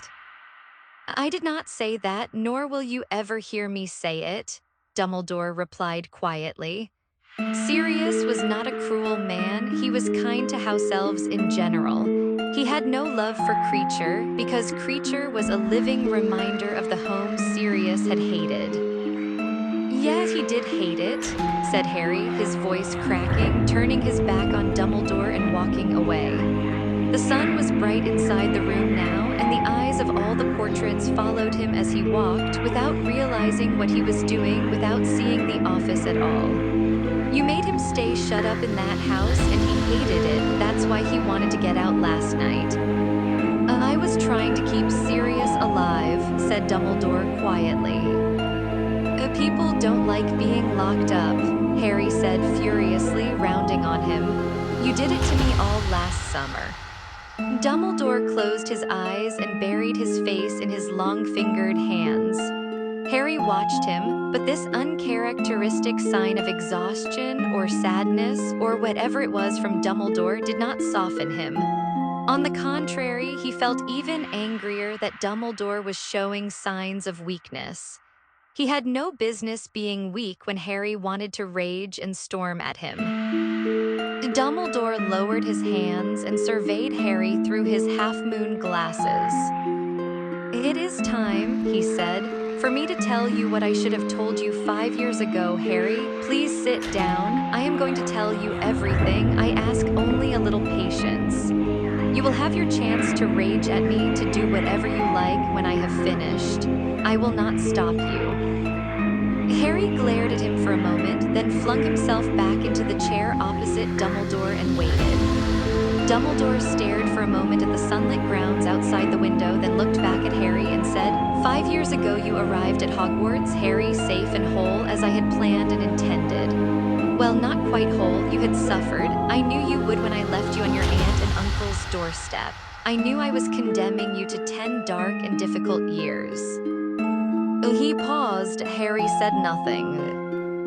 You might ask, and with good reason, why it had to be so.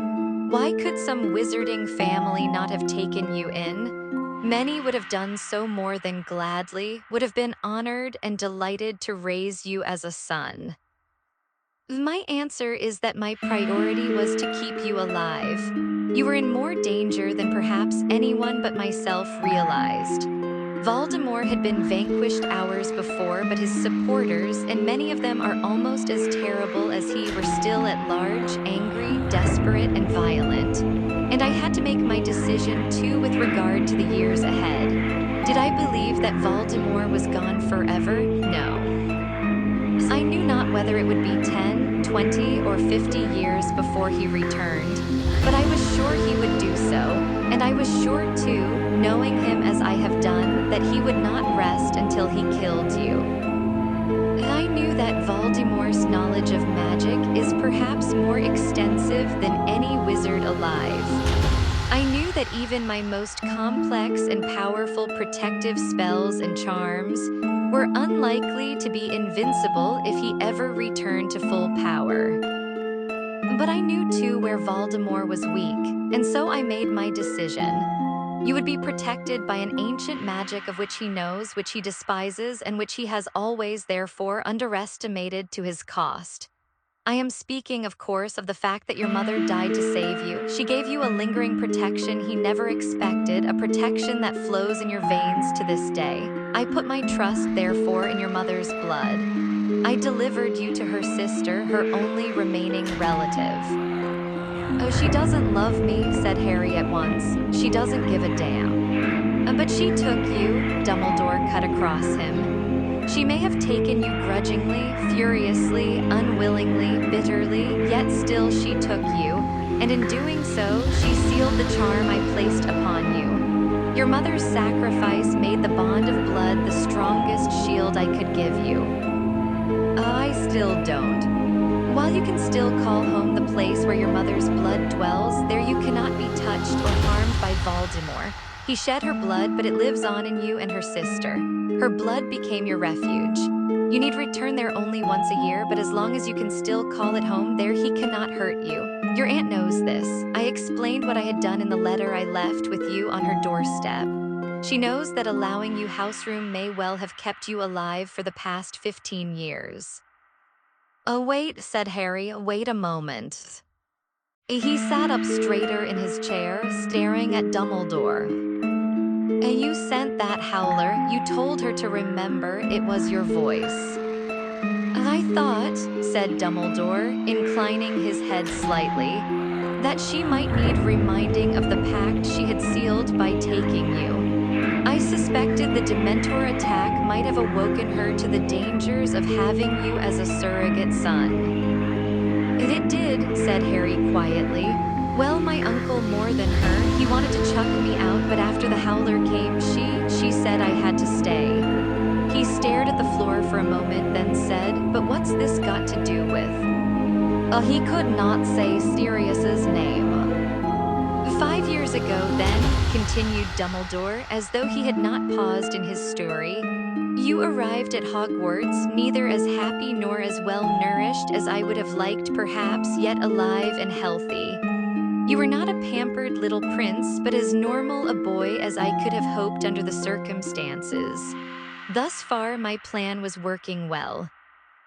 And then, well, you will remember the events of your first year at Hogwarts quite as clearly as I do. You rose magnificently to the challenge that faced you, and sooner, much sooner than I had anticipated, you found yourself face to face with Voldemort. You survived again, you did more, you delayed his return to full power and strength, you fought a man's fight. I was prouder of you than I can say. Yet there was a flaw in this wonderful plan of mine, said Dumbledore. An obvious flaw that I knew even then might be the undoing of it all.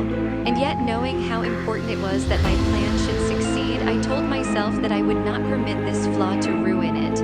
I alone could prevent this, so I alone must be strong. And here was my first test as you lay in the hospital wing, weak from your struggle with Voldemort.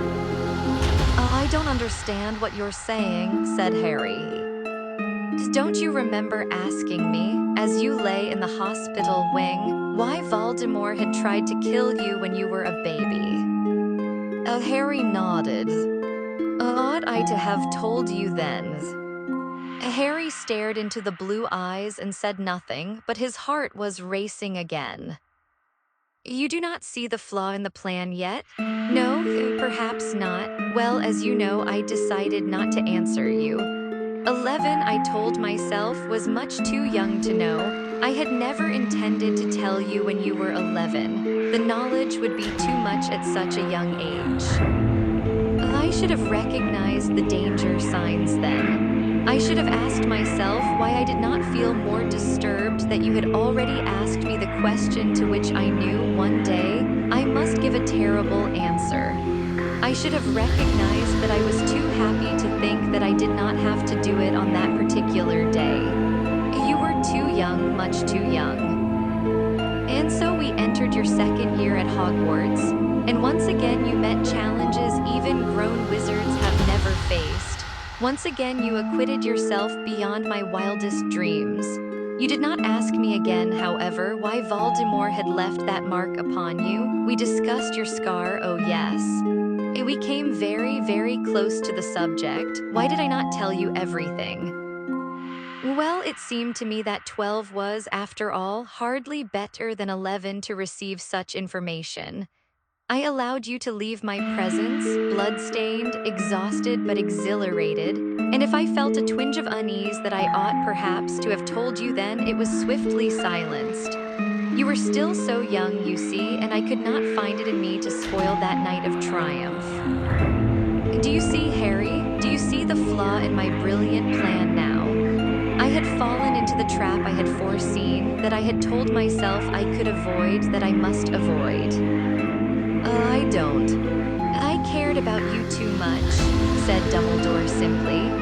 I cared more for your happiness than your knowing the truth, more for your peace of mind than my plan, more for your life than the lives that might be lost if the plan failed.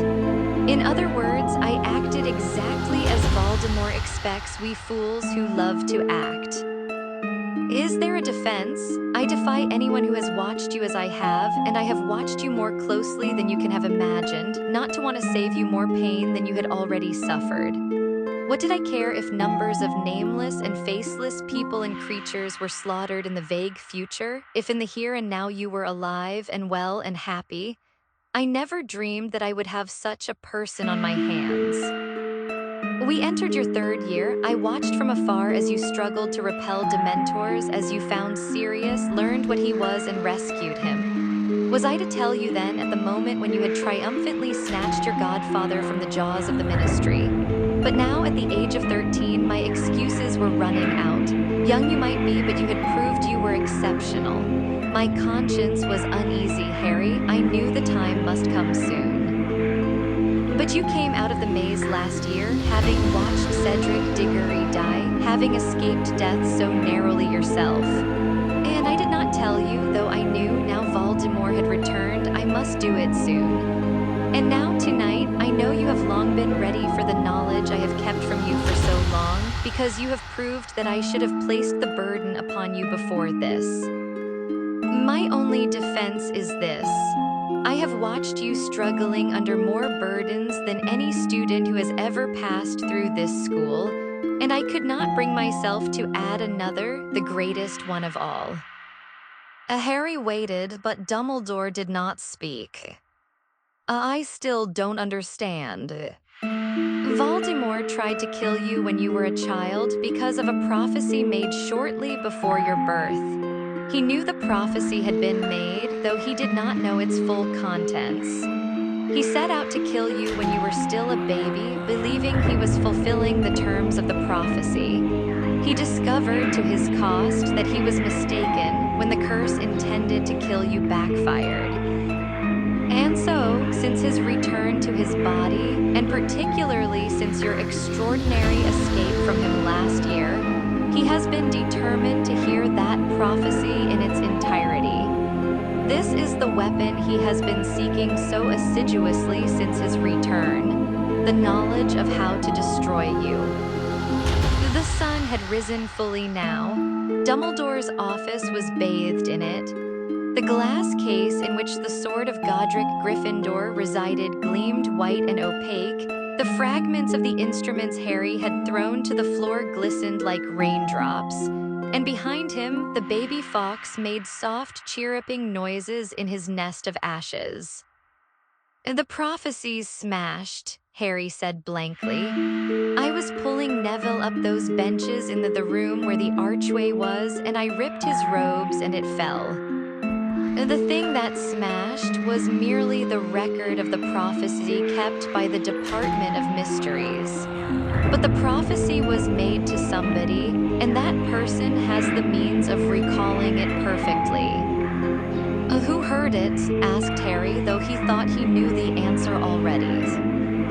I did, said Dumbledore, on a cold, wet night 16 years ago in a room above the bar at the Hog's Head Inn. I had gone there to see an applicant for the post of divination teacher, though it was against my inclination to allow the subject of divination to continue at all. The applicant, however, was the great-great-granddaughter of a very famous, very gifted seer, and I thought it common politeness to meet her. I was disappointed. It seemed to me that she had not a trace of the gift herself. I told her courteously, I hope, that I did not think she would be suitable for the post. I turned to leave.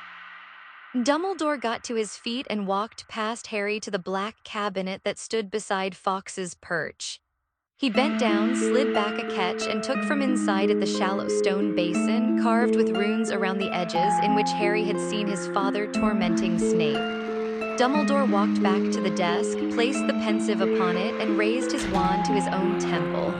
From it, he withdrew silvery, gossamer fine strands of thought clinging to the wand and deposited them in the basin. He sat back down behind his desk and watched his thoughts swirl and drift inside the pensive for a moment.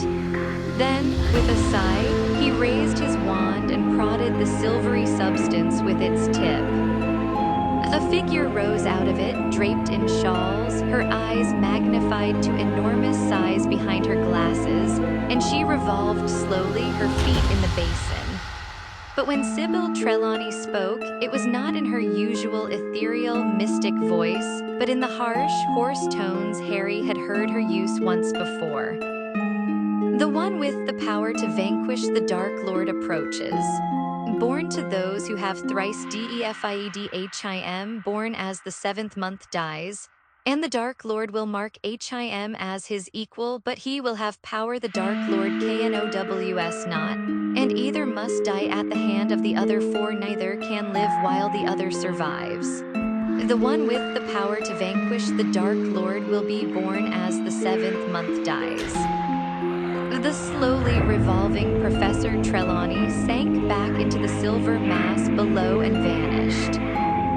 The silence within the office was absolute. Neither Dumbledore nor Harry nor any of the portraits made a sound. Even Fawkes had fallen silent. Professor Dumbledore, Harry said very quietly, for Dumbledore, still staring at the pensive, seemed completely lost in thought. Did that mean? What did that mean? It meant, said Dumbledore, that the person who has the only chance of conquering Lord Voldemort for good was born at the end of July, nearly 16 years ago. This boy would be born to parents who had already defied Voldemort 3 times. Harry felt as though something was closing in upon him. His breathing seemed difficult again. That means me. And Dumbledore took a deep breath. The odd thing is, Harry, he said softly, that it may not have meant you at all. Sybil's prophecy could have applied to 2 wizard boys, both born at the end of July that year, both of whom had parents in the Order of the Phoenix, both sets of parents having narrowly escaped Voldemort 3 times. One, of course, was you. The other was Neville Longbottom.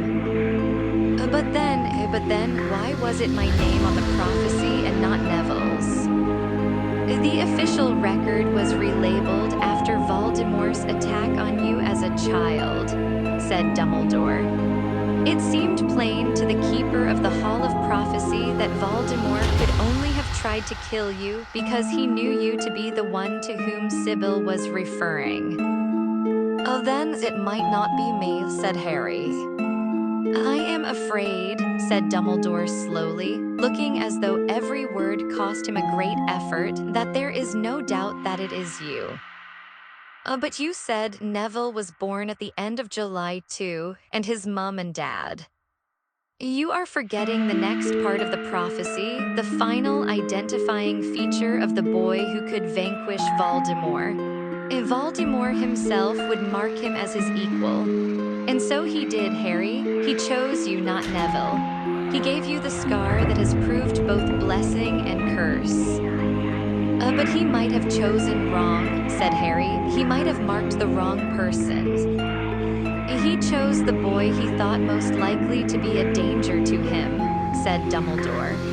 And notice this, Harry. He chose not the pureblood, which, according to his creed, is the only kind of wizard worth being or knowing, but the half-bloods like himself. He saw himself in you before he had ever seen you.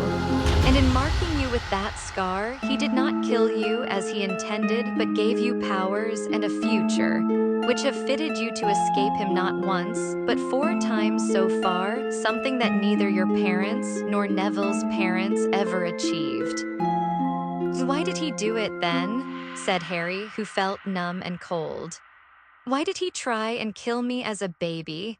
He should have waited to see whether Neville or I looked more dangerous when we were older and tried to kill whoever it was then.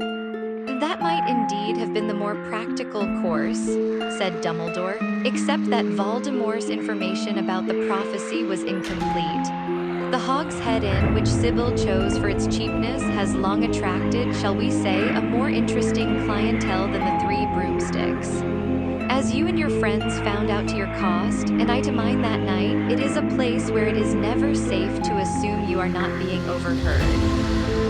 Of course, I had not dreamed, when I set out to meet Sybil Trelawney, that I would hear anything worth overhearing.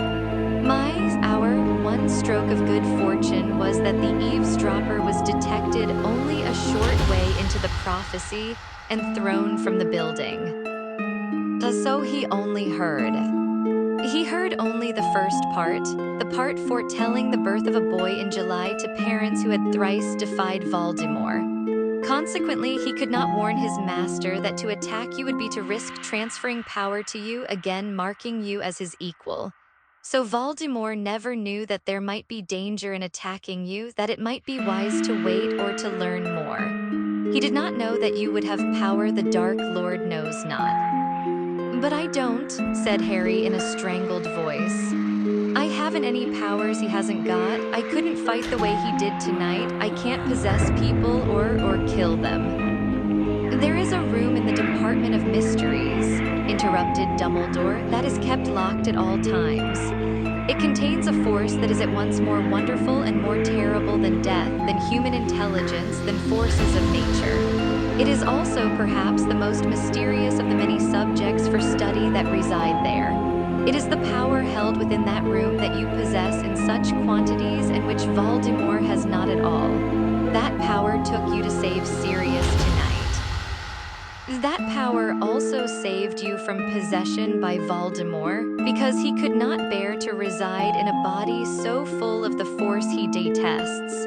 In the end, it mattered not that you could not close your mind. It was your heart that saved you. Harry closed his eyes. If he had not gone to save Sirius, Sirius would not have died. More to stave off the moment when he would have to think of Sirius again, Harry asked, without caring much about the answer, the end of the prophecy.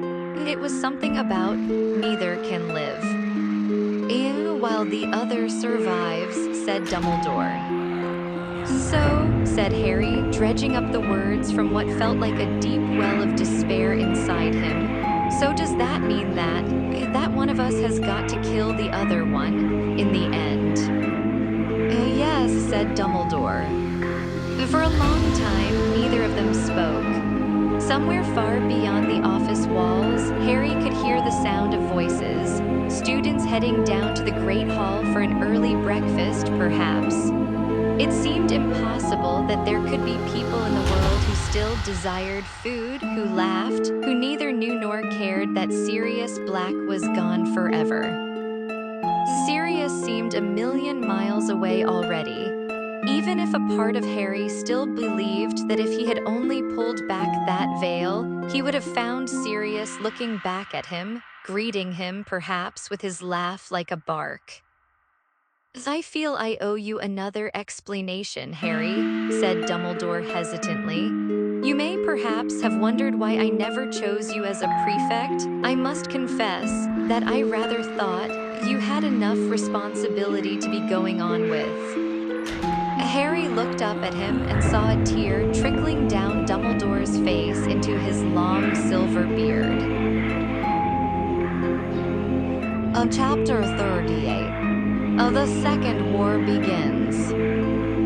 He who must not be named returns. In a brief statement Friday night, Minister of Magic Cornelius Fudge confirmed that he who must not be named has returned to this country and is active once more. It is with great regret that I must confirm that the wizard styling himself Lord, well, you know who I mean, is alive and among us again, said Fudge, looking tired and flustered as he addressed reporters. It is with almost equal regret that we report the mass revolt of the Dementors of Azkaban, who have shown themselves averse to continuing in the Ministry's employ. We believe that the Dementors are currently taking direction from Lord Thingy. We urge the magical population to remain vigilant. The Ministry is currently publishing guides to elementary home and personal defense that will be delivered free to all wizarding homes within the coming month. The minister's statement was met with dismay and alarm from the wizarding community, which as recently as last Wednesday was receiving ministry assurances that there was no truth whatsoever in these persistent rumors, that you know who is operating amongst us once more. Details of the events that led to the ministry turnaround are still hazy, though it is believed that he who must not be named and a select band of followers, known as Death Eaters, gained entry to the Ministry of Magic itself on Thursday evening.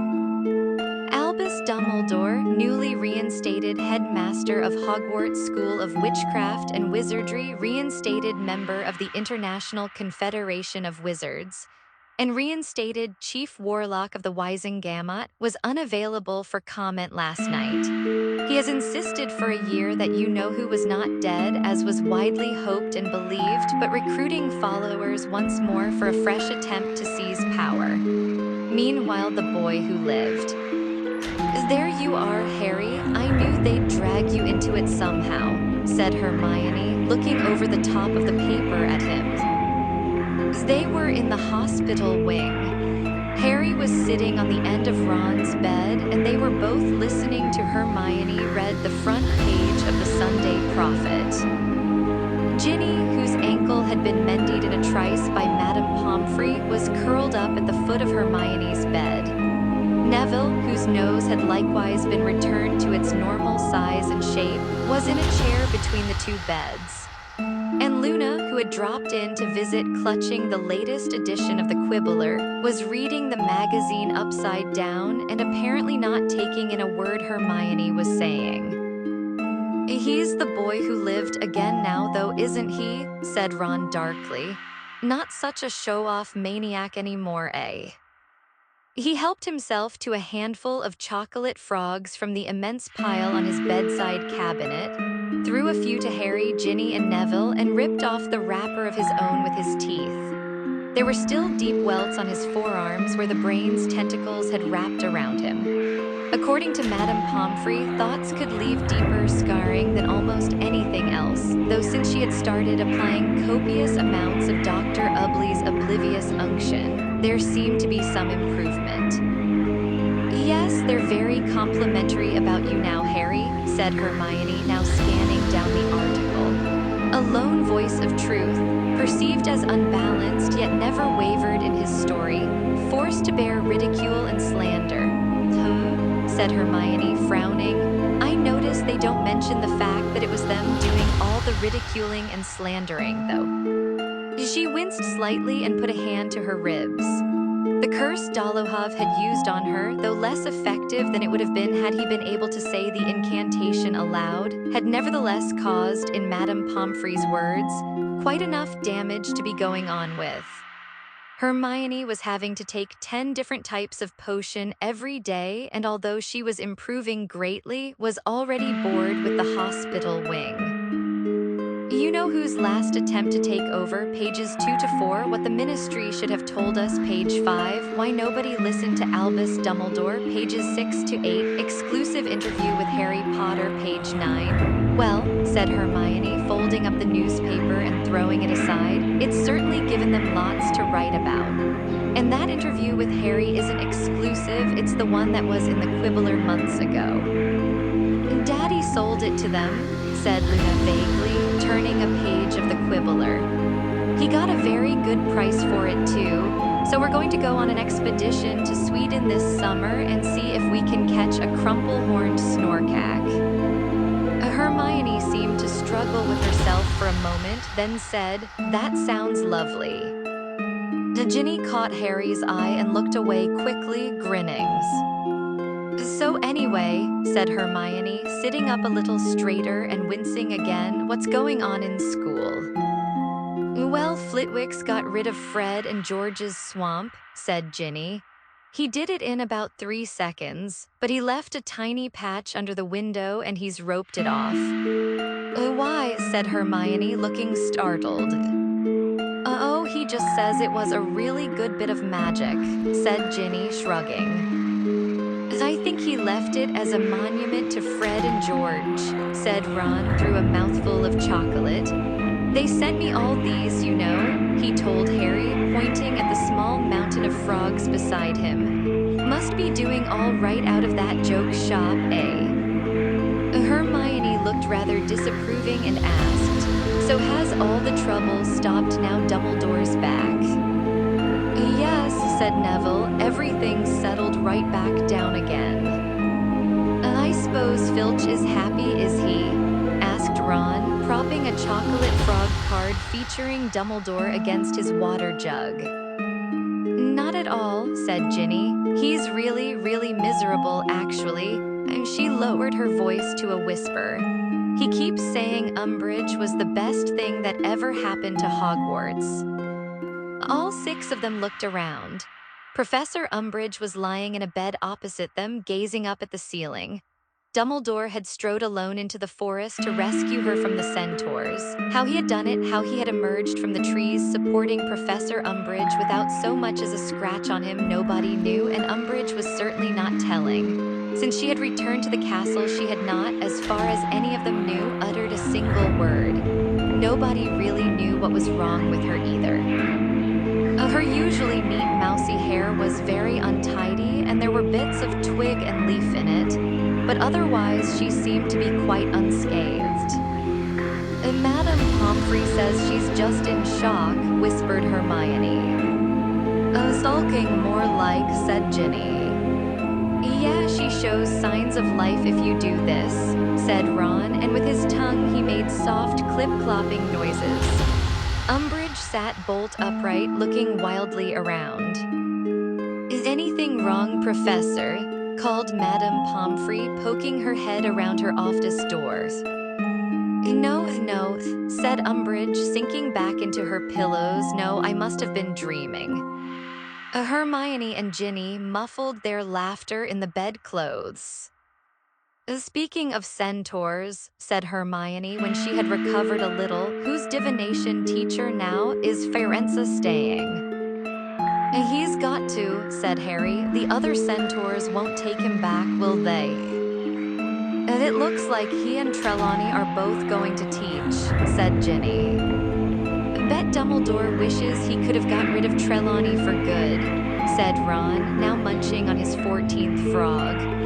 "Mind you, the whole subject's useless if you ask me. Firenze isn't a lot better." "How can you say that?" Hermione demanded. "After we've just found out that there are real prophecies." Harry's heart began to race. He had not told Ron, Hermione, or anyone else what the prophecy had contained.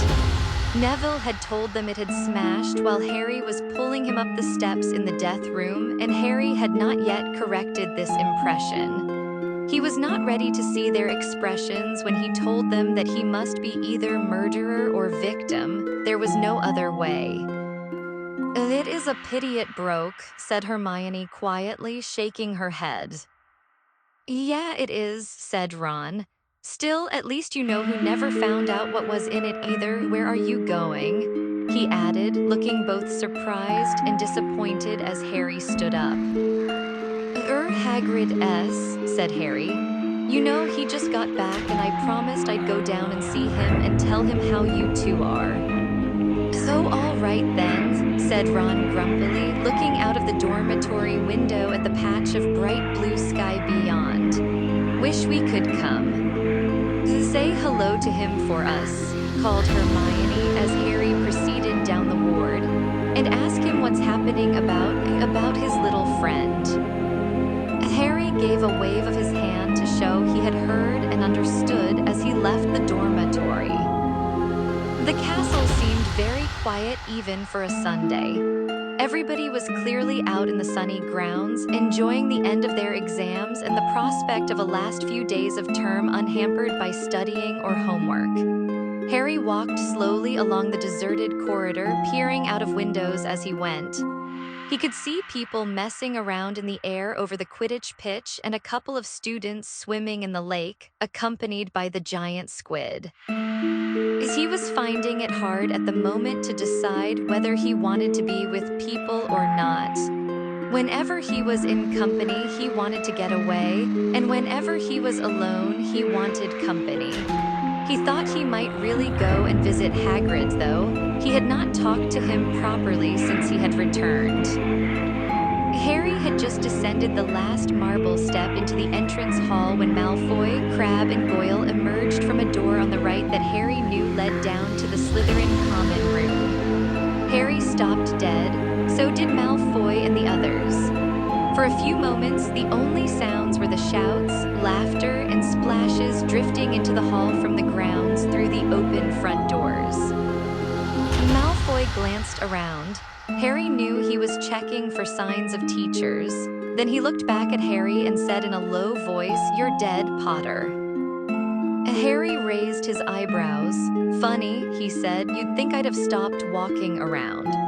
Malfoy looked angrier than Harry had ever seen him. He felt a kind of detached satisfaction at the sight of his pale, pointed face contorted with rage. "You're going to pay," said Malfoy in a voice barely louder than a whisper. "I'm going to make you pay for what you've done to my father." "Well, I'm terrified now," said Harry sarcastically. "I suppose Lord Voldemort's just a warm-up act compared to you three. What's the matter?" he said, for Malfoy, Crabbe, and Goyle had all looked stricken at the sound of the name. "He's your dad's mate, isn't he? Not scared of him, are you?" "You think you're such a big man, Potter," said Malfoy, advancing now, Crabbe and Goyle flanking him. "You wait, I'll have you. You can't land my father in prison." "Oh, I thought I just had," said Harry. "The Dementors have left Azkaban," said Malfoy quietly. "Dad and the others'll be out in no time." "Yeah, I expect they will," said Harry. "Still, at least everyone knows what scumbags they are now." Malfoy's hand flew toward his wand, but Harry was too quick for him. He had drawn his own wand before Malfoy's fingers had even entered the pocket of his robes. "Potter." The voice rang across the entrance hall. Snape had emerged from the staircase leading down to his office, and at the sight of him, Harry felt a great rush of hatred beyond anything he felt toward Malfoy.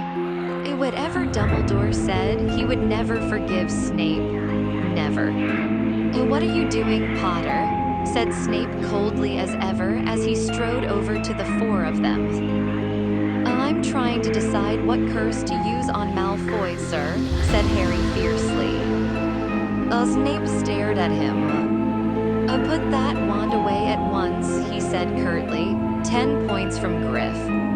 Snape looked toward the giant hourglasses on the walls and gave a sneering smile. I see there are no longer any points left in the Gryffindor hourglass to take away. In that case, Potter, we will simply have to add some more." Professor McGonagall had just stumped up the stone steps into the castle. She was carrying a tartan carpet bag in one hand and leaning heavily on a walking stick with her other, but otherwise looked quite well. "Professor McGonagall," said Snape, striding forward. "Out of St. Mungo's, I see." "Yes, Professor Snape," said Professor McGonagall, shrugging off her traveling cloak. "I'm quite as good as new. You too, Crabbe and Goyle." She beckoned them forward imperiously and they came, shuffling their large feet and looking awkward. "Here," said Professor McGonagall, thrusting her carpet bag into Crabbe's chest and her cloak into Goyle's. "Take these up to my office for me." They turned and stumped away up the marble staircase.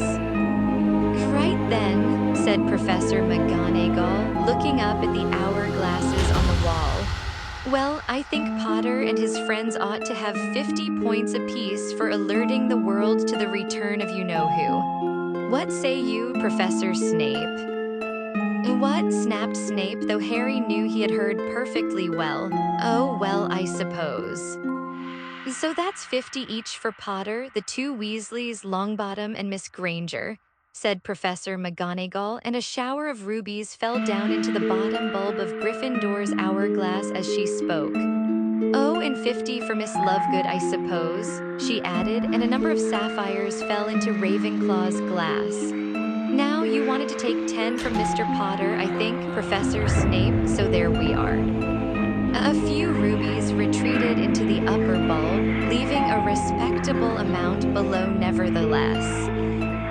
Well, Potter Malfoy, I think you ought to be outside on a glorious day like this. Professor McGonagall continued briskly.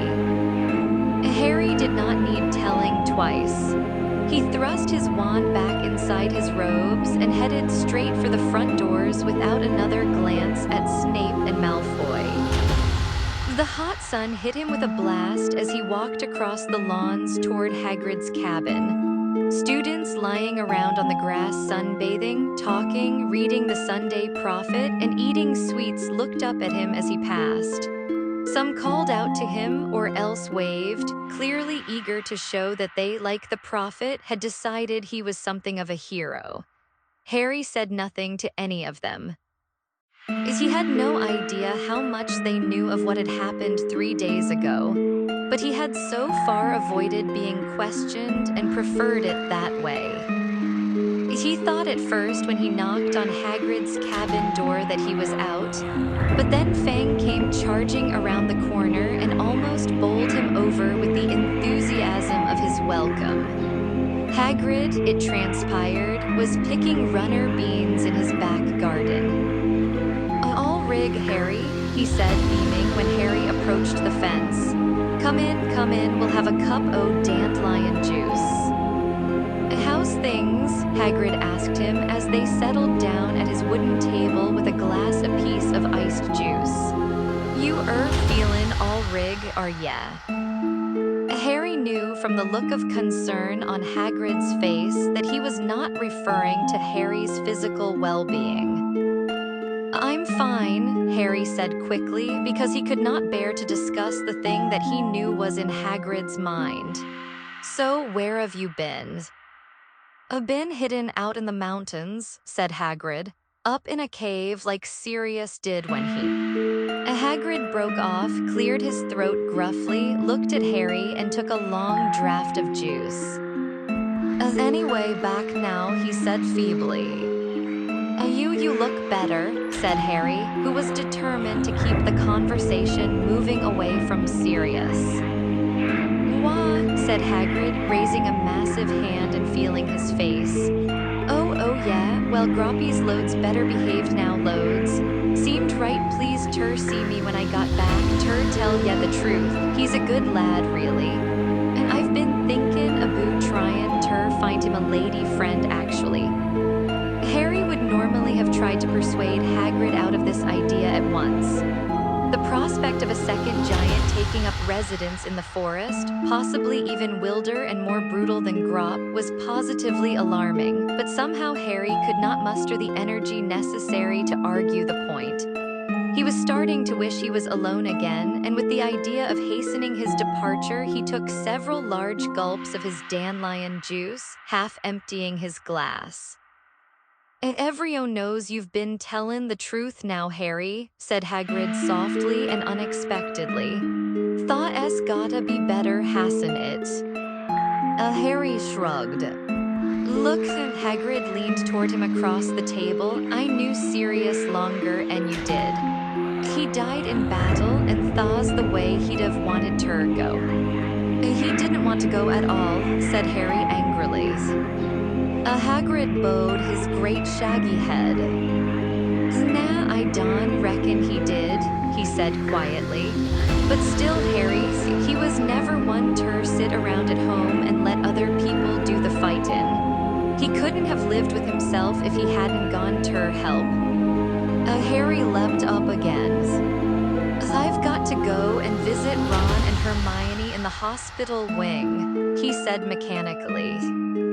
"So," said Hagrid, looking rather upset. "Oh's all rig then, Harry. Take care of yourself then, and drop back in if ye've got a mo." "Yes, all right." Harry crossed to the door as fast as he could and pulled it open. He was out in the sunshine again before Hagrid had finished saying goodbye and walked away across the lawn. Once again, people called out to him as he passed. He closed his eyes for a few moments, wishing they would all vanish, that he could open his eyes and find himself alone in the grounds. A few days ago, before his exams had finished and he had seen the vision Voldemort had planted in his mind, he would have given almost anything for the wizarding world to know that he had been telling the truth, for them to believe that Voldemort was back and know that he was neither a liar nor mad. Now, however, he walked a short way around the lake, sat down on its bank, sheltered from the gaze of passers-by behind a tangle of shrubs, and stared out over the gleaming water, thinking. And perhaps the reason he wanted to be alone was because he had felt isolated from everybody since his talk with Dumbledore. An invisible barrier separated him from the rest of the world. He had always been a marked man. It was just that he had never really understood what that meant.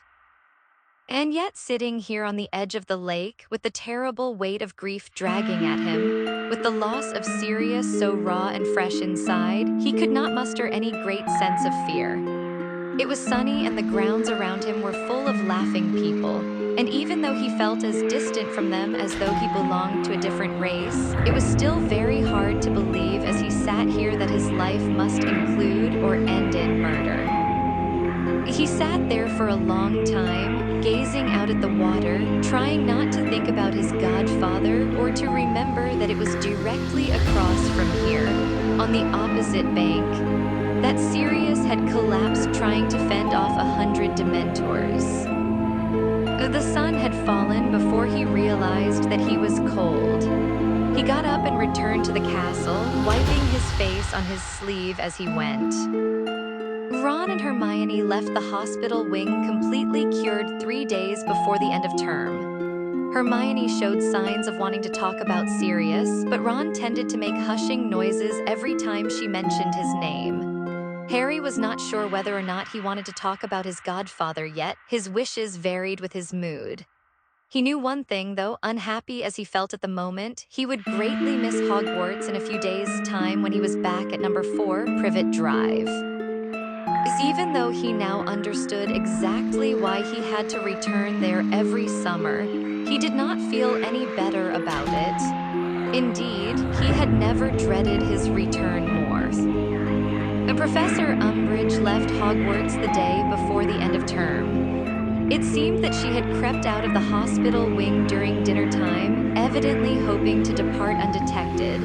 But unfortunately for her, she met Peeves on the way, who seized his last chance to do as Fred had instructed and chased her gleefully from the premises, whacking her alternately with a walking stick and a sock full of chalk. Many students ran out into the entrance hall to watch her running away down the path, and the heads of houses tried only half-heartedly to restrain their pupils. Indeed, Professor McGonagall sank back into her chair at the staff table after a few feeble remonstrances, and was clearly heard to express a regret that she could not run cheering after Umbridge herself, because Peeves had borrowed her walking stick. Their last evening at school arrived. Most people had finished packing and were already heading down to the end-of-term feast, but Harry had not even started. "Just do it tomorrow," said Ron, who was waiting by the door of their dormitory.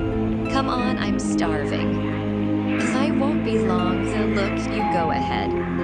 But when the dormitory door closed behind Ron, Harry made no effort to speed up his packing. The very last thing he wanted to do was to attend the end-of-term feast. He was worried that Dumbledore would make some reference to him in his speech. He was sure to mention Voldemort's return. He had talked to them about it last year after all. Harry pulled some crumpled robes out of the very bottom of his trunk to make way for folded ones, and as he did so, noticed a badly wrapped package lying in a corner of it. He could not think what it was doing there. He bent down, pulled it out from underneath his trainers, and examined it. He realized what it was within seconds. Sirius had given it to him just inside the front door of 12 Grimmauld Place. "Use it if you need me, all right."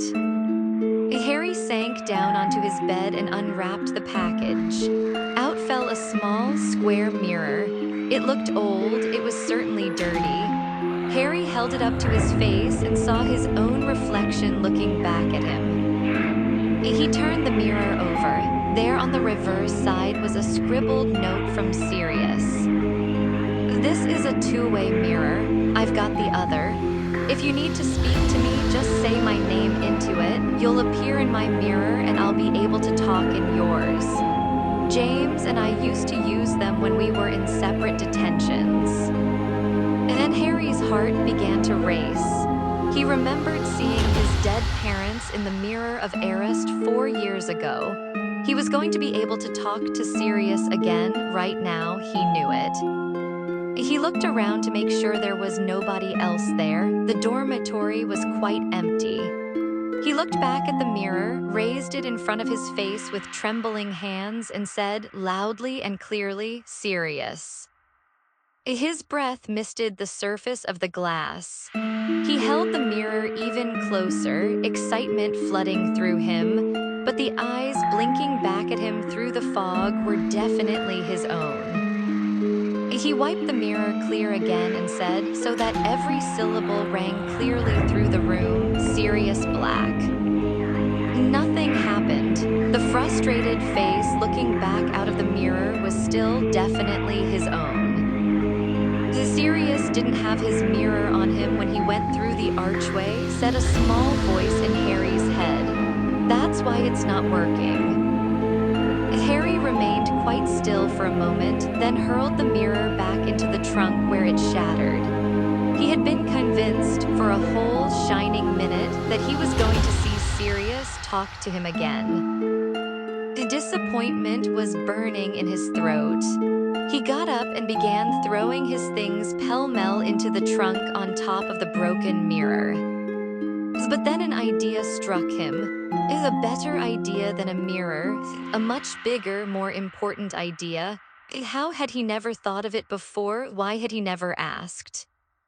He was sprinting out of the dormitory and down the spiral staircase, hitting the walls as he ran and barely noticing. He hurtled across the empty common room, through the portrait hole and off along the corridor, ignoring the fat lady who called after him, "The feast is about to start, you're cutting it very fine." But Harry had no intention of going to the feast. How could it be that the place was full of ghosts whenever you didn't need one yet now? He ran down staircases and along corridors and met nobody either alive or dead. They were all clearly in the Great Hall. Outside his charms classroom, he came to a halt, panting and thinking disconsolately that he would have to wait until after the end of the feast. But just as he had given up hope, he saw it, a translucent somebody drifting across the end of the corridor. "Oh, hey, Nick. The ghost stuck its head back out of the wall, revealing the extravagantly plumed hat and dangerously wobbling head of Sir Nicholas de Mimsy Porpington. "Good evening," he said, withdrawing the rest of his body from the solid stone and smiling at Harry. "I am not the only one who is late then, though," he sighed, "in rather different senses, of course." "Nick, can I ask you something?"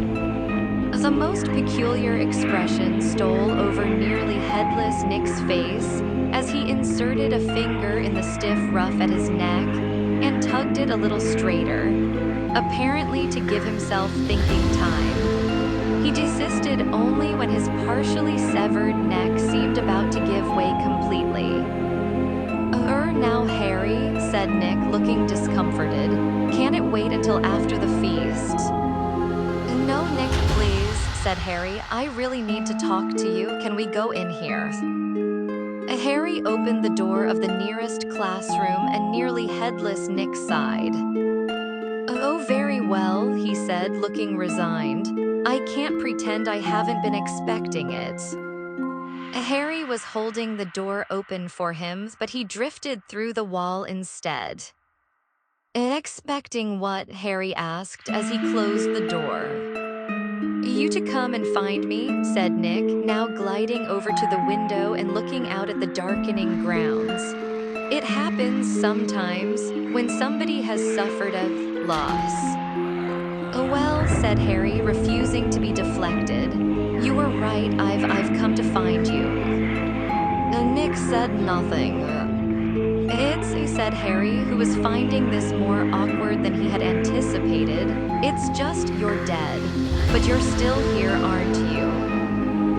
Nick sighed and continued to gaze out at the grounds. "That's right, isn't it?" Harry urged him. "You died, but I'm talking to you. You can walk around Hogwarts and everything, can't you?" "Yes," said nearly headless Nick quietly. "I walk and talk, yes." "So you came back, didn't you?" said Harry urgently. "People can come back, right? As ghosts, they don't have to disappear completely." "Well," he added impatiently when Nick continued to say nothing. Nearly headless Nick hesitated, then said, "Not everyone can come back as a ghost."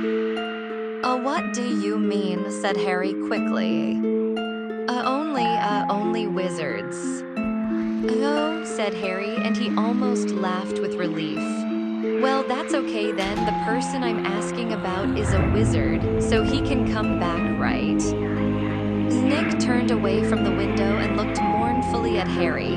"He won't come back." Who?" "Oh, Sirius Black," said Nick. But you did," said Harry angrily. "You came back, you're dead, and you didn't disappear." Wizards can leave an imprint of themselves upon the earth to walk palely where their living selves once trod," said Nick miserably. "But very few wizards choose that path." "Why not?" said Harry. "Anyway, it doesn't matter. Sirius won't care if it's unusual. He'll come back, I know he will." And so strong was his belief that Harry actually turned his head to check the door, sure, for a split second, that he was going to see Sirius, pearly white and transparent but beaming, walking through it toward him. "He will not come back," repeated Nick quietly. "He will have gone on." "What do you mean, gone on?" said Harry quickly. "Gone on where? Listen, what happens when you die anyway? Where do you go? Why doesn't everyone come back? Why isn't this place full of ghosts? Why?" "I cannot answer," said Nick. You're dead, aren't you?" said Harry exasperatedly. "Who can answer better than you?" "I was afraid of death," said Nick. "I chose to remain behind. I sometimes wonder whether I oughtn't to have. Well, that is neither here nor there. In fact, I am neither here nor there." He gave a small, sad chuckle. "I know nothing of the secrets of death, Harry, for I chose my feeble imitation of life instead. I believe learned wizards study the matter in the Department of Mysteries." "Don't talk to me about that place," said Harry fiercely. "I am sorry not to have been more help," said Nick gently. Well, do excuse me, the feast, you know."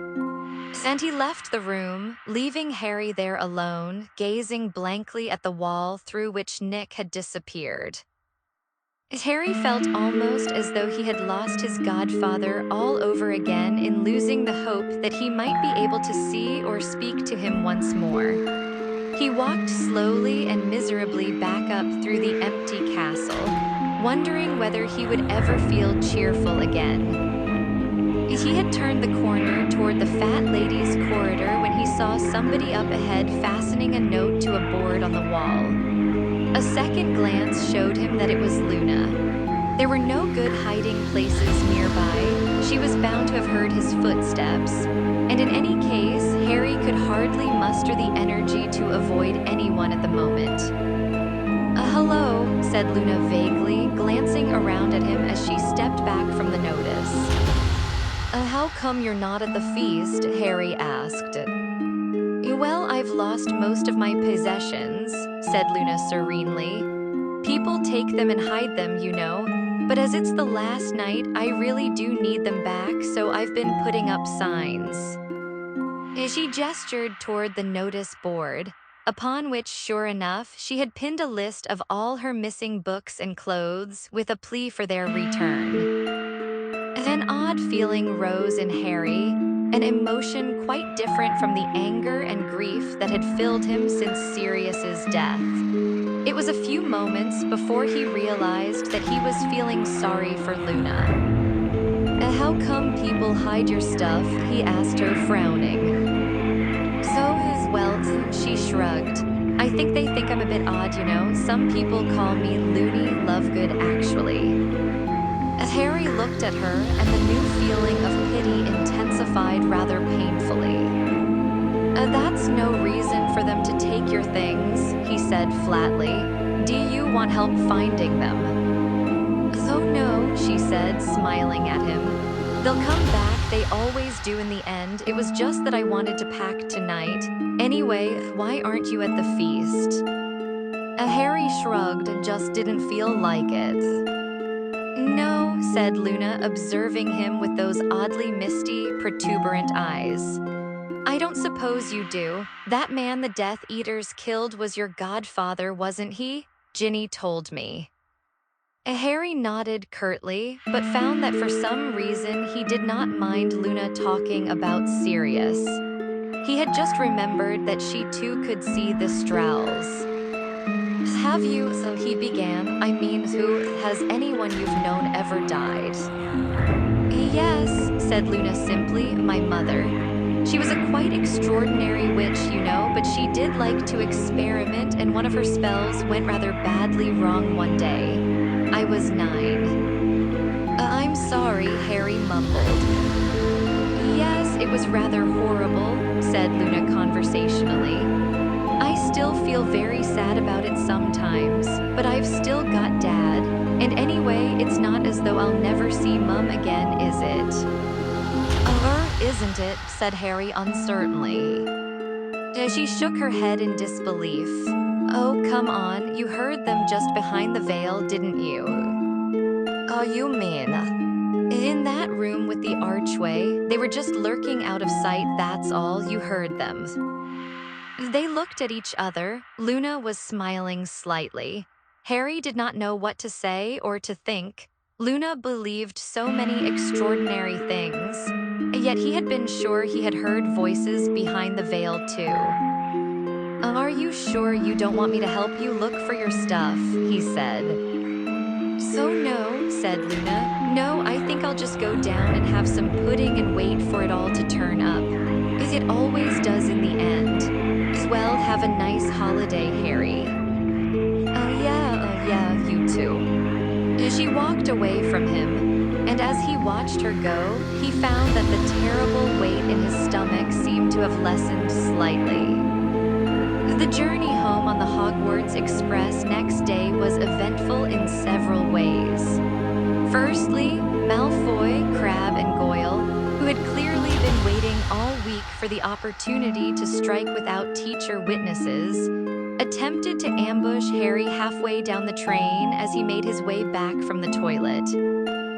The attack might have succeeded had it not been for the fact that they unwittingly chose to stage the attack right outside a compartment full of DA members, who saw what was happening through the glass and rose as one to rush to Harry's aid. By the time Ernie Macmillan, Hannah Abbott, Susan Bones, Justin Finch-Fletchley, Anthony Goldstein, and Terry Boot had finished using a wide variety of the hexes and jinxes Harry had taught them, Malfoy, Crabbe, and Goyle resembled nothing so much as 3 gigantic slugs squeezed into Hogwarts uniforms as Harry, Ernie, and Justin hoisted them into the luggage rack and left them there to ooze. "I must say, I'm looking forward to seeing Malfoy's mother's face when he gets off the train," said Ernie with some satisfaction, as he watched Malfoy squirm above him. Ernie had never quite got over the indignity of Malfoy docking points from Hufflepuff during his brief spell as a member of the Inquisitorial Squad. "Goyle's mum'll be really pleased, though," said Ron, who had come to investigate the source of the commotion. "He's loads better looking now. And anyway, Harry, the food trolley's just stopped if you want anything." Harry thanked the others and accompanied Ron back to their compartment, where he bought a large pile of cauldron cakes and pumpkin pasties.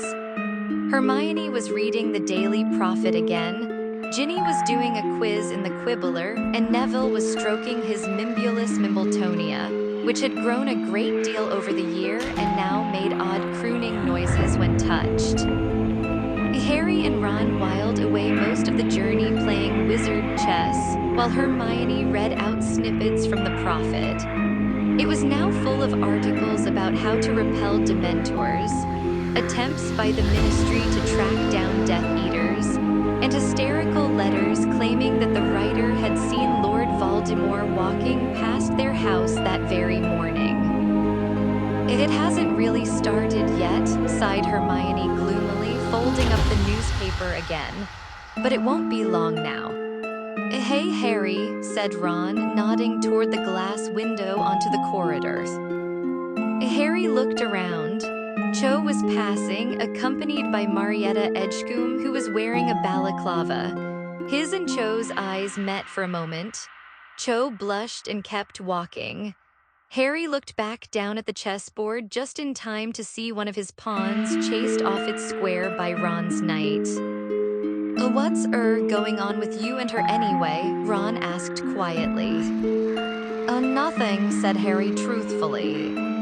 "I heard she's going out with someone else now," said Hermione tentatively. Harry was surprised to find that this information did not hurt at all. Wanting to impress Cho seemed to belong to a past that was no longer quite connected with him. So much of what he had wanted before Sirius's death felt that way these days. The week that had elapsed since he had last seen Sirius seemed to have lasted much, much longer. It stretched across two universes, the one with Sirius in it and the one without. "You're well out of it, mate," said Ron forcefully. "I mean, she's quite good-looking and all that, but you want someone a bit more cheerful." "She's probably cheerful enough with someone else," said Harry, shrugging. "Who's she with now anyway?" Ron asked Hermione, but it was Ginny who answered. "Michael Corner," she said. "Michael, but," said Ron, craning around in his seat to stare at her. "But you were going out with him." "Not anymore," said Ginny resolutely. "He didn't like Gryffindor beating Ravenclaw at Quidditch and got really sulky, so I ditched him and he ran off to comfort Cho instead." She scratched her nose absently with the end of her quill, turned the quibbler upside down, and began marking her answers. Ron looked highly delighted. "Well, I always thought he was a bit of an idiot," he said, prodding his queen forward toward Harry's quivering castle. "Good for you, just choose someone better next time." He cast Harry an oddly furtive look as he said it. "Well, I've chosen Dean Thomas. Would you say he's better?" asked Ginny vaguely. "What?" shouted Ron, appending the chessboard. Crookshanks went plunging after the pieces, and Hedwig and Pigwidgeon twittered and hooted angrily from overhead. As the train slowed down in the approach to King's Cross, Harry thought he had never wanted to leave it less. He even wondered fleetingly what would happen if he simply refused to get off, but remained stubbornly sitting there until the 1st of September, when it would take him back to Hogwarts. When it finally puffed to a standstill, however, he lifted down Hedwig's cage and prepared to drag his trunk from the train as usual. When the ticket inspector signaled to him, Ron, and Hermione that it was safe to walk through the magical barrier between platforms 9 and 10, however, he found a surprise awaiting him on the other side. A group of people standing there to greet him whom he had not expected at all. There was Mad-Eye Moody, looking quite as sinister with his bowler hat pulled low over his magical eye as he would have done without it. His gnarled hands clutching a long staff, his body wrapped in a voluminous traveling cloak. Tonks stood just behind him, her bright bubblegum pink hair gleaming in the sunlight filtering through the dirty glass station ceiling, wearing heavily patched jeans and a bright purple t-shirt bearing the legend The Weird Sisters.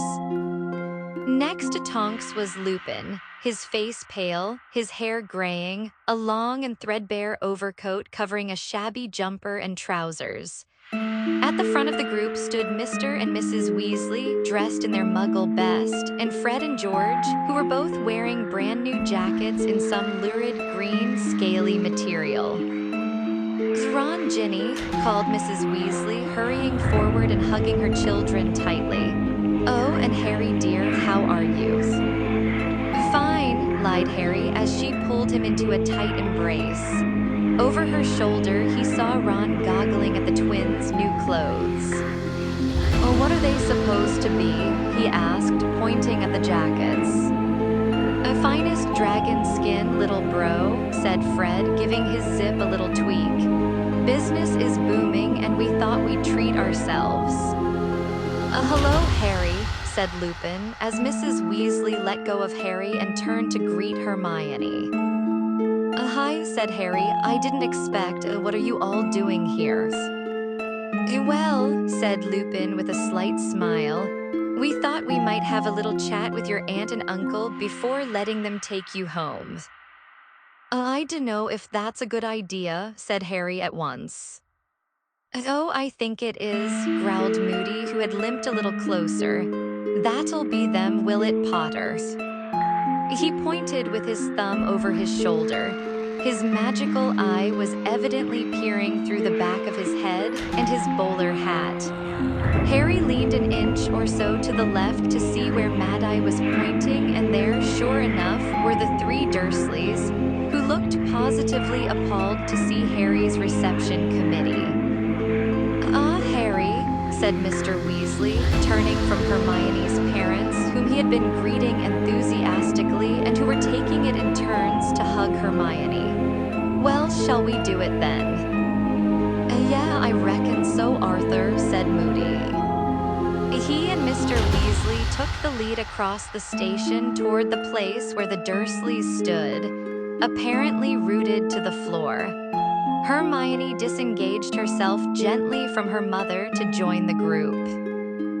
"Good afternoon," said Mr. Weasley pleasantly to Uncle Vernon, coming to a halt right in front of him. "You might remember me, my name's Arthur Weasley." As Mr. Weasley had single-handedly demolished most of the Dursleys' living room 2 years previously, Harry would have been very surprised if Uncle Vernon had forgotten him. Sure enough, Uncle Vernon turned a deeper shade of puce and glared at Mr. Weasley, but chose not to say anything, partly perhaps because the Dursleys were outnumbered 2-1. Aunt Petunia looked both frightened and embarrassed.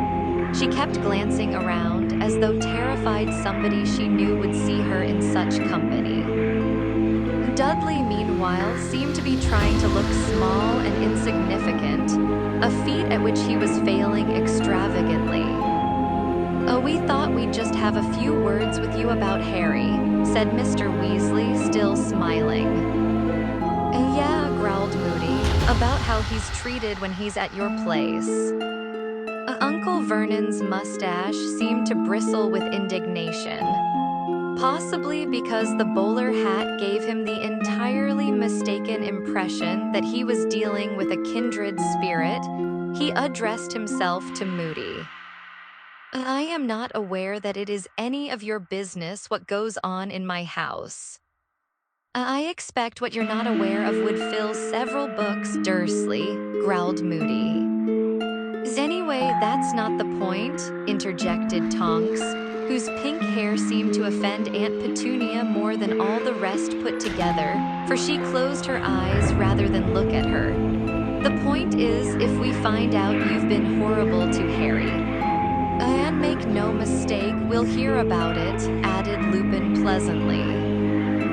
"Yes," said Mr. Weasley, "even if you won't let Harry use the fellatone." "A telephone," whispered Hermione. "Yeah, if we get any hint that Potter's been mistreated in any way, you'll have us to answer to," said Moody. Uncle Vernon swelled ominously. His sense of outrage seemed to outweigh even his fear of this bunch of oddballs. "Are you threatening me, sir?" he said so loudly that passers-by actually turned to stare. Yes, I am, said Mad-Eye, who seemed rather pleased that Uncle Vernon had grasped this fact so quickly. And do I look like the kind of man who can be intimidated? Barked Uncle Vernon's. Well, said Moody, pushing back his bowler hat to reveal his sinisterly revolving magical eye. Uncle Vernon leapt backward in horror and collided painfully with a luggage trolley. Yes, I'd have to say you do, Dursley. He turned from Uncle Vernon to Harry. So, Potter, give us a shout if you need us. If we don't hear from you for 3 days in a row, we'll send someone along. Aunt Petunia whimpered piteously. It could not have been plainer that she was thinking of what the neighbors would say if they caught sight of these people marching up the garden paths. Bye then, Potter, said Moody, grasping Harry's shoulder for a moment with a gnarled hand. Take care, Harry, said Lupin quietly. Keep in touch. Harry, we'll have you away from there as soon as we can, Mrs. Weasley whispered, hugging him again. We'll see you soon, mate, said Ron anxiously, shaking Harry's hand. Really soon, Harry, said Hermione earnestly. We promise. Harry nodded. He somehow could not find words to tell them what it meant to him to see them all ranged there on his side. Instead, he smiled, raised a hand in farewell, turned around, and led the way out of the station toward the sunlit street, with Uncle Vernon, Aunt Petunia, and Dudley hurrying along in his wake. Chapter 1. The other minister, it was nearing midnight, and the Prime Minister was sitting alone in his office, reading a long memo that was slipping through his brain without leaving the slightest trace of meaning behind. He was waiting for a call from the president of a far distant country, and between wondering when the wretched man would telephone and trying to suppress unpleasant memories of what had been a very long, tiring, and difficult week, there was not much space in his head for anything else. The more he attempted to focus on the print on the page before him, the more clearly the Prime Minister could see the gloating face of one of his political opponents.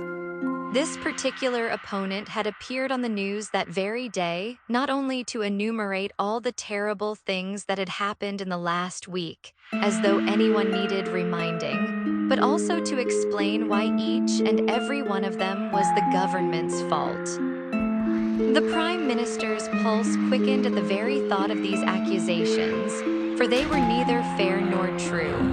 How on earth was his government supposed to have stopped that bridge collapsing? It was outrageous for anybody to suggest that they were not spending enough on bridges. The bridge was fewer than 10 years old, and the best experts were at a loss to explain why it had snapped cleanly in two, sending a dozen cars into the watery depths of the river below. And how dare anyone suggest that it was lack of policemen that had resulted in those two very nasty and well-publicized murders? Or that the government should have somehow foreseen the freak hurricane in the West Country that had caused so much damage to both people and property? And was it his fault that one of his junior ministers, Herbert Chorley, had chosen this week to act so peculiarly that he was now going to be spending a lot more time with his family? A grim mood has gripped the country, the opponent had concluded, barely concealing his own broad grins. And unfortunately, this was perfectly true. The Prime Minister felt it himself. People really did seem more miserable than usual. Even the weather was dismal, all this chilly mist in the middle of July. It wasn't right, it wasn't normal. He turned over the second page of the memo, saw how much longer it went on, and gave it up as a bad job. Stretching his arms above his head, he looked around his office mournfully. It was a handsome room with a fine marble fireplace facing the long sash windows firmly closed against the unseasonable chill. With a slight shiver, the Prime Minister got up and moved over to the window, looking out at the thin mist that was pressing itself against the glass. It was then, as he stood with his back to the room, that he heard a soft cough behind him. He froze nose to nose with his own scared-looking reflection in the dark glass. He knew that cough. He had heard it before. He turned very slowly to face the empty room. Hello, he said, trying to sound braver than he felt. For a brief moment, he allowed himself the impossible hope that nobody would answer him. However, a voice responded at once, a crisp, decisive voice that sounded as though it were reading a prepared statement.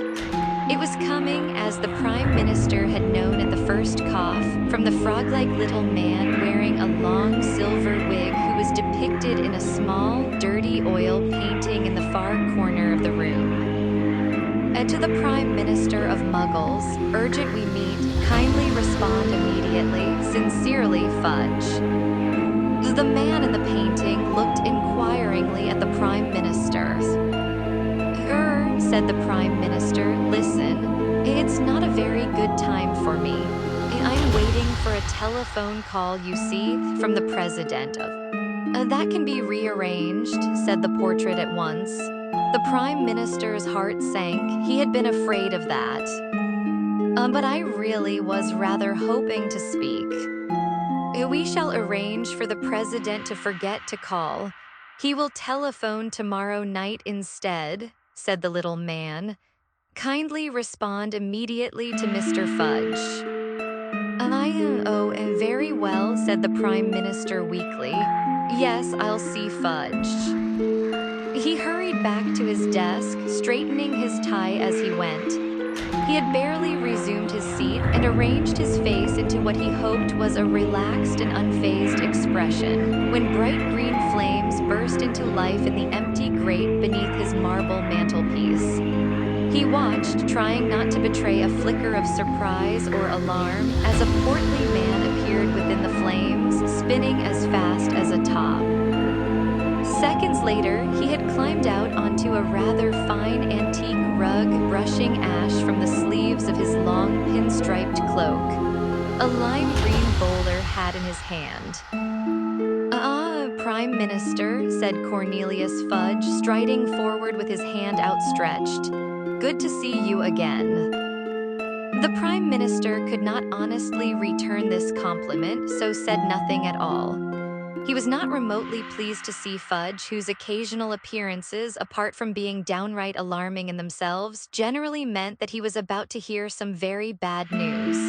Furthermore, Fudge was looking distinctly careworn. He was thinner, balder, and grayer, and his face had a crumpled look. The Prime Minister had seen that kind of look in politicians before, and it never boded well. How can I help you? He said, shaking Fudge's hand very briefly and gesturing toward the hardest of the chairs in front of the desk. Difficult to know where to begin, muttered Fudge, pulling up the chair, sitting down, and placing his green bowler upon his knees. What a week, what a week. Had a bad one too, have you? Asked the Prime Minister stiffly, hoping to convey by this that he had quite enough on his plate already without any extra helpings from Fudge. Yes, of course, said Fudge, rubbing his eyes wearily and looking morosely at the Prime Minister. I've been having the same week you have, Prime Minister, the Brockdale Bridge, the Bones and Vance murders, not to mention the ruckus in the West Country. I mean to say, some of your people were involved in those things, were they? Fudge fixed the Prime Minister with a rather stern look. Of course they were, he said. Surely you've realized what's going on. I hesitated, the Prime Minister. It was precisely this sort of behavior that made him dislike Fudge's visits so much. He was, after all, the Prime Minister and did not appreciate being made to feel like an ignorant schoolboy. But of course, it had been like this from his very first meeting with Fudge on his very first evening as Prime Minister. He remembered it as though it were yesterday and knew it would haunt him until his dying day. He had been standing alone in this very office, savoring the triumph that was his after so many years of dreaming and scheming, when he had heard a cough behind him, just like tonight. and turned to find that ugly little portrait talking to him, announcing that the Minister of Magic was about to arrive and introduce himself. Naturally, he had thought that the long campaign and the strain of the election had caused him to go mad. He had been utterly terrified to find a portrait talking to him, though this had been nothing to how he felt when a self-proclaimed wizard had bounced out of the fireplace and shaken his hand.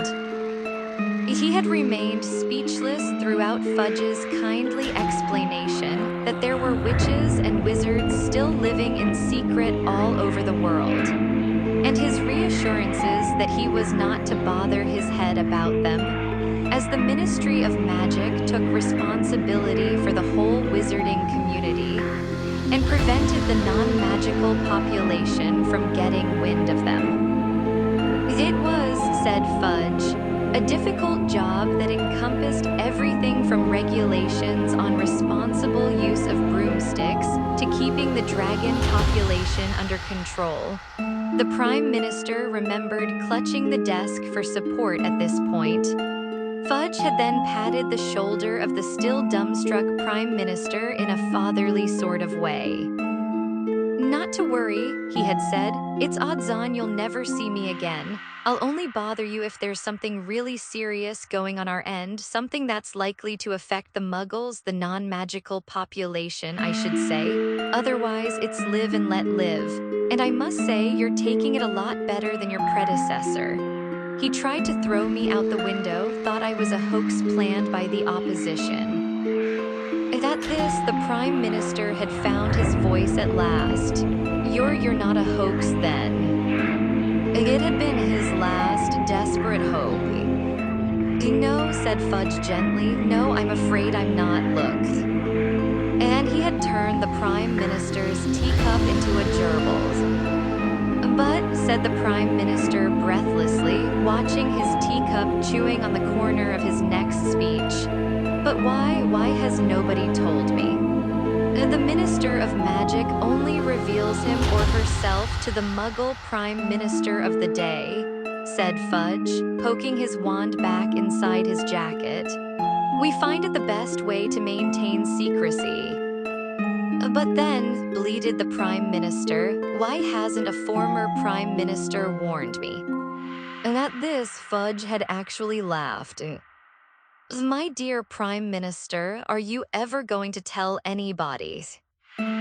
Still chortling, Fudge had thrown some powder into the fireplace, stepped into the emerald flames, and vanished with a whooshing sound. The Prime Minister had stood there, quite motionless, and realized that he would never, as long as he lived, dare mention this encounter to a living soul, for who in the wide world would believe him? The shock had taken a little while to wear off. For a time, he had tried to convince himself that Fudge had indeed been a hallucination brought on by lack of sleep during his grueling election campaign. In a vain attempt to rid himself of all reminders of this uncomfortable encounter, he had given the gerbil to his delighted niece and instructed his private secretary to take down the portrait of the ugly little man who had announced Fudge's arrival. To the Prime Minister's dismay, however, the portrait had proved impossible to remove. When several carpenters, a builder or two, an art historian, and the Chancellor of the Exchequer had all tried unsuccessfully to prise it from the wall, the Prime Minister had abandoned the attempt and simply resolved to hope that the thing remained motionless and silent for the rest of his term in office. As occasionally he could have sworn he saw out of the corner of his eye the occupant of the painting yawning, or else scratching his nose. Even once or twice, simply walking out of his frame and leaving nothing but a stretch of muddy brown canvas behind. However, he had trained himself not to look at the picture very much, and always to tell himself firmly that his eyes were playing tricks on him when anything like this happened. Then, 3 years ago, on a night very like tonight, the Prime Minister had been alone in his office when the portrait had once again announced the imminent arrival of Fudge, who had burst out of the fireplace, sopping wet and in a state of considerable panic. Before the Prime Minister could ask why he was dripping all over the Axminster, Fudge had started ranting about a prison the Prime Minister had never heard of. A man named Sirius Black, something that sounded like Hogwarts, and a boy called Harry Potter, none of which made the remotest sense to the Prime Minister. I've just come from Azkaban, Fudge had panted, tipping a large amount of water out of the rim of his bowler hat into his pocket. Middle of the North Sea, nasty flight. The Dementors are in uproar, he shuddered. They've never had a breakout before. Anyway, I had to come to you, Prime Minister. Black S, a known muggle killer and may be planning to rejoin you-know-who. But of course, you don't even know who you-know-who is. He had gazed hopelessly at the Prime Minister for a moment, then said, "Well, sit down, I'd better fill you in. Have a whiskey." The Prime Minister rather resented being told to sit down in his own office, let alone offered his own whiskey, but he sat nevertheless. Fudge pulled out his wand, conjured 2 large glasses full of amber liquid out of thin air, pushed one of them into the Prime Minister's hand, and drew up a chair. Fudge had talked for more than an hour. At one point, he had refused to say a certain name aloud and wrote it instead on a piece of parchment, which he had thrust into the Prime Minister's whiskey-free hand. When at last Fudge had stood up to leave, the Prime Minister had stood up too. "So you think that," he had squinted down at the name in his left hand. "Lord Vol." "He who must not be named," snarled Fudge. "I'm sorry, you think that he who must not be named is still alive then?" "Well, Dumbledore says he is," said Fudge, as he had fastened his pinstriped cloak under his chin, "but we've never found him. If you ask me, he's not dangerous unless he's got support, so it's Black we ought to be worrying about." "You'll put out that warning then? Excellent. Well, I hope we don't see each other again, Prime Minister. Good night." But they had seen each other again. Less than a year later, a harassed-looking Fudge had appeared out of thin air in the cabinet room to inform the Prime Minister that there had been a spot of bother at the Quidditch. Or that was what it had sounded like, World Cup, and that several muggles had been involved. But that the Prime Minister was not to worry, the fact that you-know-who's mark had been seen again meant nothing. Fudge was sure it was an isolated incident, and the Muggle Liaison Office was dealing with all memory modifications as they spoke. "Oh, and I almost forgot," Fudge had added. "We're importing 3 foreign dragons and a sphinx for the Triwizard Tournament, quite routine. But the Department for the Regulation and Control of Magical Creatures tells me that it's down in the rule book that we have to notify you if we're bringing highly dangerous creatures into the country." What dragons?" spluttered the Prime Minister. "Yes, 3, said Fudge, and a sphinx. Well, good day to you." The Prime Minister had hoped beyond hope that dragons and sphinxes would be the worst of it, but no. Less than 2 years later, Fudge had erupted out of the fire yet again, this time with the news that there had been a mass breakout from Azkaban. "A mass breakout," repeated the Prime Minister hoarsely. No need to worry," shouted Fudge, already with one foot in the flames. "We'll have them rounded up in no time, just thought you ought to know." And before the Prime Minister could shout, "Now wait just one moment," Fudge had vanished in a shower of green sparks. Whatever the press and the opposition might say, the Prime Minister was not a foolish man. It had not escaped his notice that despite Fudge's assurances at their first meeting, they were now seeing rather a lot of each other, nor that Fudge was becoming more flustered with each visit. Little though he liked to think about the Minister of Magic, or as he always called Fudge in his head, the other minister, the Prime Minister could not help but fear that the next time Fudge appeared it would be with graver news still. The sight, therefore, of Fudge stepping out of the fire once more, looking disheveled and fretful and sternly surprised that the Prime Minister did not know exactly why he was there, was about the worst thing that had happened in the course of this extremely gloomy week. How should I know what's going on in the wizarding community? Snapped the Prime Minister now. I have a country to run and quite enough concerns at the moment without.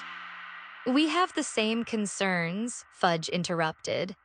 The Brockdale Bridge didn't wear out. That wasn't really a hurricane. Those murders were not the work of muggles, and Herbert Chorley's family would be safer without him. We are currently making arrangements to have him transferred to St. Mungo's Hospital for magical maladies and injuries. The move should be effected tonight. What do you, I'm afraid what? Blustered the Prime Minister. Fudge took a great deep breath and said, Prime Minister, I am very sorry to have to tell you that he's back. He who must not be named is back. Back when you say back, he's alive, I mean. The Prime Minister groped in his memory for the details of that horrible conversation of 3 years previously, when Fudge had told him about the wizard who was feared above all others. The wizard who had committed 1,000 terrible crimes before his mysterious disappearance 15 years earlier. Yes, alive, said Fudge. That is, I don't know, is a man alive if he can't be killed? I don't really understand it, and Dumbledore won't explain properly.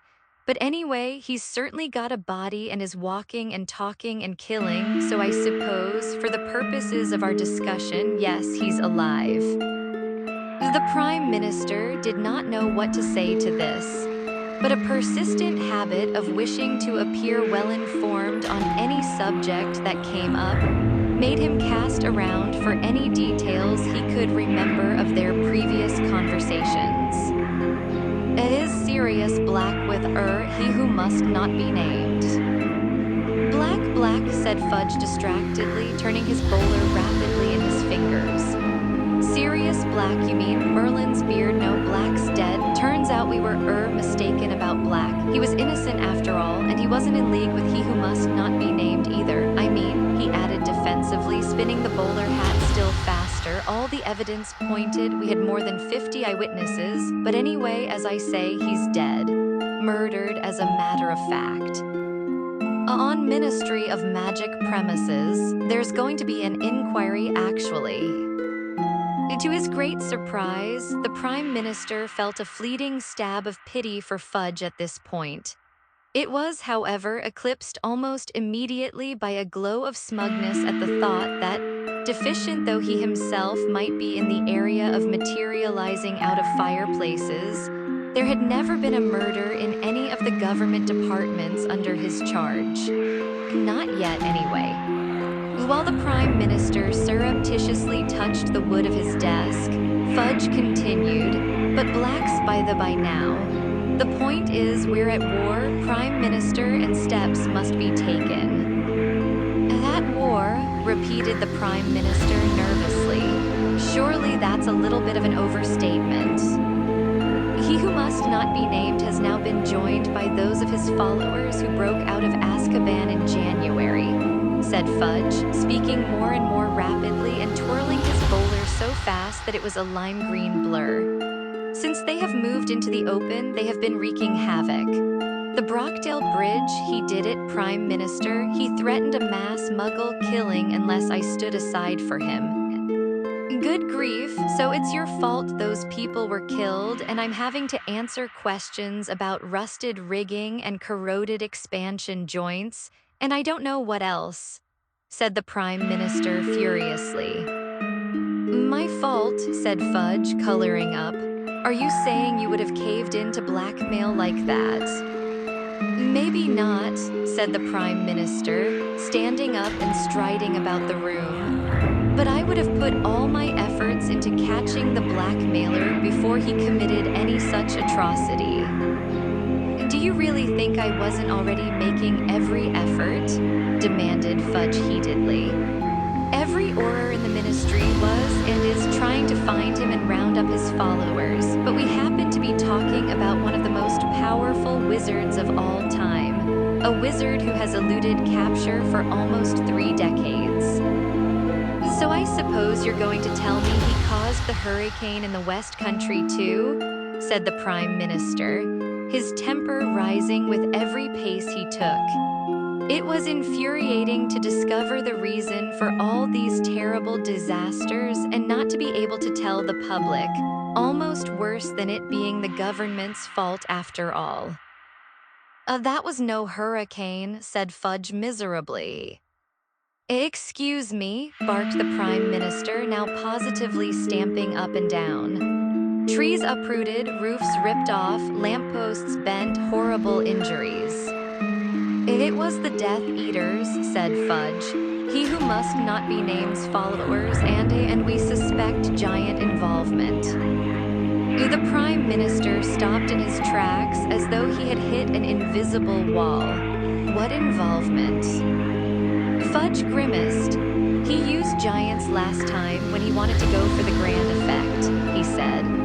The Office of Misinformation has been working around the clock. We've had teams of obliviators out trying to modify the memories of all the muggles who saw what really happened. We've got most of the Department for the Regulation and Control of Magical Creatures running around Somerset, but we can't find the giant. It's been a disaster. You don't say, said the Prime Minister furiously. I won't deny that morale is pretty low at the ministry, said Fudge. What with all that and then losing Amelia Bones? Losing who? Amelia Bones, head of the Department of Magical Law Enforcement. We think he who must not be named may have murdered her in person because she was a very gifted witch and all the evidence was that she put up a real fight. Fudge cleared his throat and with an effort, it seemed, stopped spinning his bowler hat. But that murder was in the newspapers, said the Prime Minister, momentarily diverted from his anger. Our newspapers, Amelia Bones, it just said she was a middle-aged woman who lived alone. It was a nasty killing, wasn't it? It's had rather a lot of publicity. The police are baffled, you see. Fudge sighed. Well, of course they are, he said. Killed in a room that was locked from the inside, wasn't she? We, on the other hand, know exactly who did it, not that that gets us any further toward catching him. And then there was Emmeline Vance, maybe you didn't hear about that one.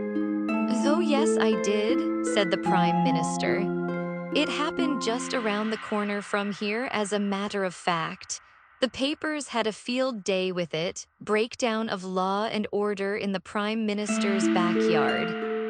And as if all that wasn't enough, said Fudge, barely listening to the Prime Minister, we've got Dementors swarming all over the place, attacking people left, right, and center.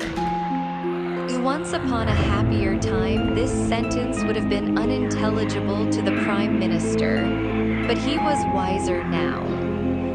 I thought Dementors guard the prisoners in Azkaban, he said cautiously. They did, said Fudge wearily, but not anymore. They've deserted the prison and joined He Who Must Not Be Named. I won't pretend that wasn't a blow. But, said the Prime Minister, with a sense of dawning horror, didn't you tell me they're the creatures that drain hope and happiness out of people? That's right, and they're breeding, that's what's causing all this mist. The Prime Minister sank, weak-kneed, into the nearest chair. The idea of invisible creatures swooping through the towns and countryside, spreading despair and hopelessness in his voters, made him feel quite faint. And now see here, Fudge, you've got to do something. It's your responsibility as Minister of Magic. My dear Prime Minister, you can't honestly think I'm still Minister of Magic after all this? I was sacked 3 days ago. The whole wizarding community has been screaming for my resignation for a fortnight. I've never known them so united in my whole term of office, said Fudge with a brave attempt at a smile. The Prime Minister was momentarily lost for words. Despite his indignation at the position into which he had been placed, he still rather felt for the shrunken-looking man sitting opposite him. "I'm very sorry," he said finally, "if there's anything I can do." "It's very kind of you, Prime Minister, but there is nothing. I was sent here tonight to bring you up to date on recent events and to introduce you to my successor. I rather thought he'd be here by now, but of course, he's very busy at the moment with so much going on." Fudge looked around at the portrait of the ugly little man wearing the long, curly silver wig, who was digging in his ear with the point of a quill. Catching Fudge's eye, the portrait said, "He'll be here in a moment. He's just finishing a letter to Dumbledore." "I wish him luck," said Fudge, sounding bitter for the first time. "I've been writing to Dumbledore twice a day for the past fortnight, but he won't budge. If he'd just been prepared to persuade the boy, I might still be. Well, maybe Scrimgeour will have more success." Fudge subsided into what was clearly an aggrieved silence, but it was broken almost immediately by the portrait, which suddenly spoke in its crisp, official voice. "To the Prime Minister of Muggles, requesting a meeting, urgent, kindly respond immediately, Rufus Scrimgeour, Minister of Magic." Yes, fine," said the Prime Minister distractedly, and he barely flinched as the flames in the grate turned emerald green again, rose up, and revealed a second spinning wizard in their heart, disgorging him moments later onto the antique rug. Fudge got to his feet, and after a moment's hesitation, the Prime Minister did the same. Watching the new arrival straighten up, dust down his long black robes, and look around. The Prime Minister's first foolish thought was that Rufus Scrimgeour looked rather like an old lion. There were streaks of gray in his mane of tawny hair and his bushy eyebrows. He had keen yellowish eyes behind a pair of wire-rimmed spectacles and a certain rangy, loping grace even though he walked with a slight limp. There was an immediate impression of shrewdness and toughness. The Prime Minister thought he understood why the wizarding community preferred Scrimgeour to Fudge as a leader in these dangerous times. "How do you do?" said the Prime Minister politely, holding out his hand. Scrimgeour grasped it briefly, his eyes scanning the room, then pulled out a wand from under his robes. "Fudge told you everything?" he asked, striding over to the door and tapping the keyhole with his wand. The Prime Minister heard the lock click. Yes," said the Prime Minister. "And if you don't mind, I'd rather that door remained unlocked." "I'd rather not be interrupted," said Scrimgeour shortly, "or watched," he added, pointing his wand at the windows so that the curtains swept across them. "Right, well, I'm a busy man, so let's get down to business. First of all, we need to discuss your security." The Prime Minister drew himself up to his fullest height and replied, "I am perfectly happy with the security I've already got, thank you very." "Well, we're not," Scrimgeour cut in. "It'll be a poor lookout for the Muggles if their Prime Minister gets put under the Imperious Curse. The new secretary in your outer office." "I'm not getting rid of Kingsley Shacklebolt if that's what you're suggesting," said the Prime Minister hotly. "He's highly efficient, gets through twice the work the rest of them." "That's because he's a wizard," said Scrimgeour without a flicker of a smile. "A highly trained Auror who has been assigned to you for your protection." "Now wait a moment," declared the Prime Minister. "You can't just put your people into my office. I decide who works for me." "I thought you were happy with Shacklebolt," said Scrimgeour coldly. "I am, that's to say I was." "Then there's no problem, is there?" said Scrimgeour.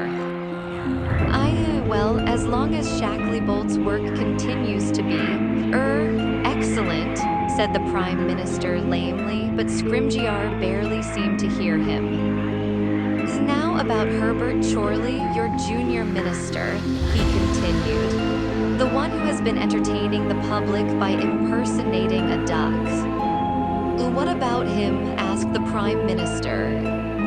He has clearly reacted to a poorly performed imperious curse, said Scrimgeour. It's addled his brains, but he could still be dangerous. He's only quacking, said the Prime Minister weakly. Surely a bit of a rest, and maybe go easy on the drink. A team of healers from St. Mungo's Hospital for Magical Maladies and Injuries are examining him as we speak. So far, he has attempted to strangle 3 of them, said Scrimgeour. I think it best that we remove him from Muggle society for a while. Well, he'll be all right, won't he? Said the Prime Minister anxiously. Scrimgeour merely shrugged, already moving back toward the fireplace. Well, that's really all I had to say. I will keep you posted of developments, Prime Minister, or, at least, I shall probably be too busy to come personally, in which case I shall send Fudge here. He has consented to stay on in an advisory capacity. Fudge attempted to smile, but was unsuccessful. He merely looked as though he had a toothache. Scrimgeour was already rummaging in his pocket for the mysterious powder that turned the fire green. The Prime Minister gazed hopelessly at the pair of them for a moment, then the words he had fought to suppress all evening burst from him at last. But for heaven's sake, you're wizards, you can do magic, surely you can sort out, well, anything. Scrimgeour turned slowly on the spot and exchanged an incredulous look with Fudge, who really did manage a smile this time as he said kindly, The trouble is, the other side can do magic too, Prime Minister. And with that, the 2 wizards stepped one after the other into the bright green fire and vanished.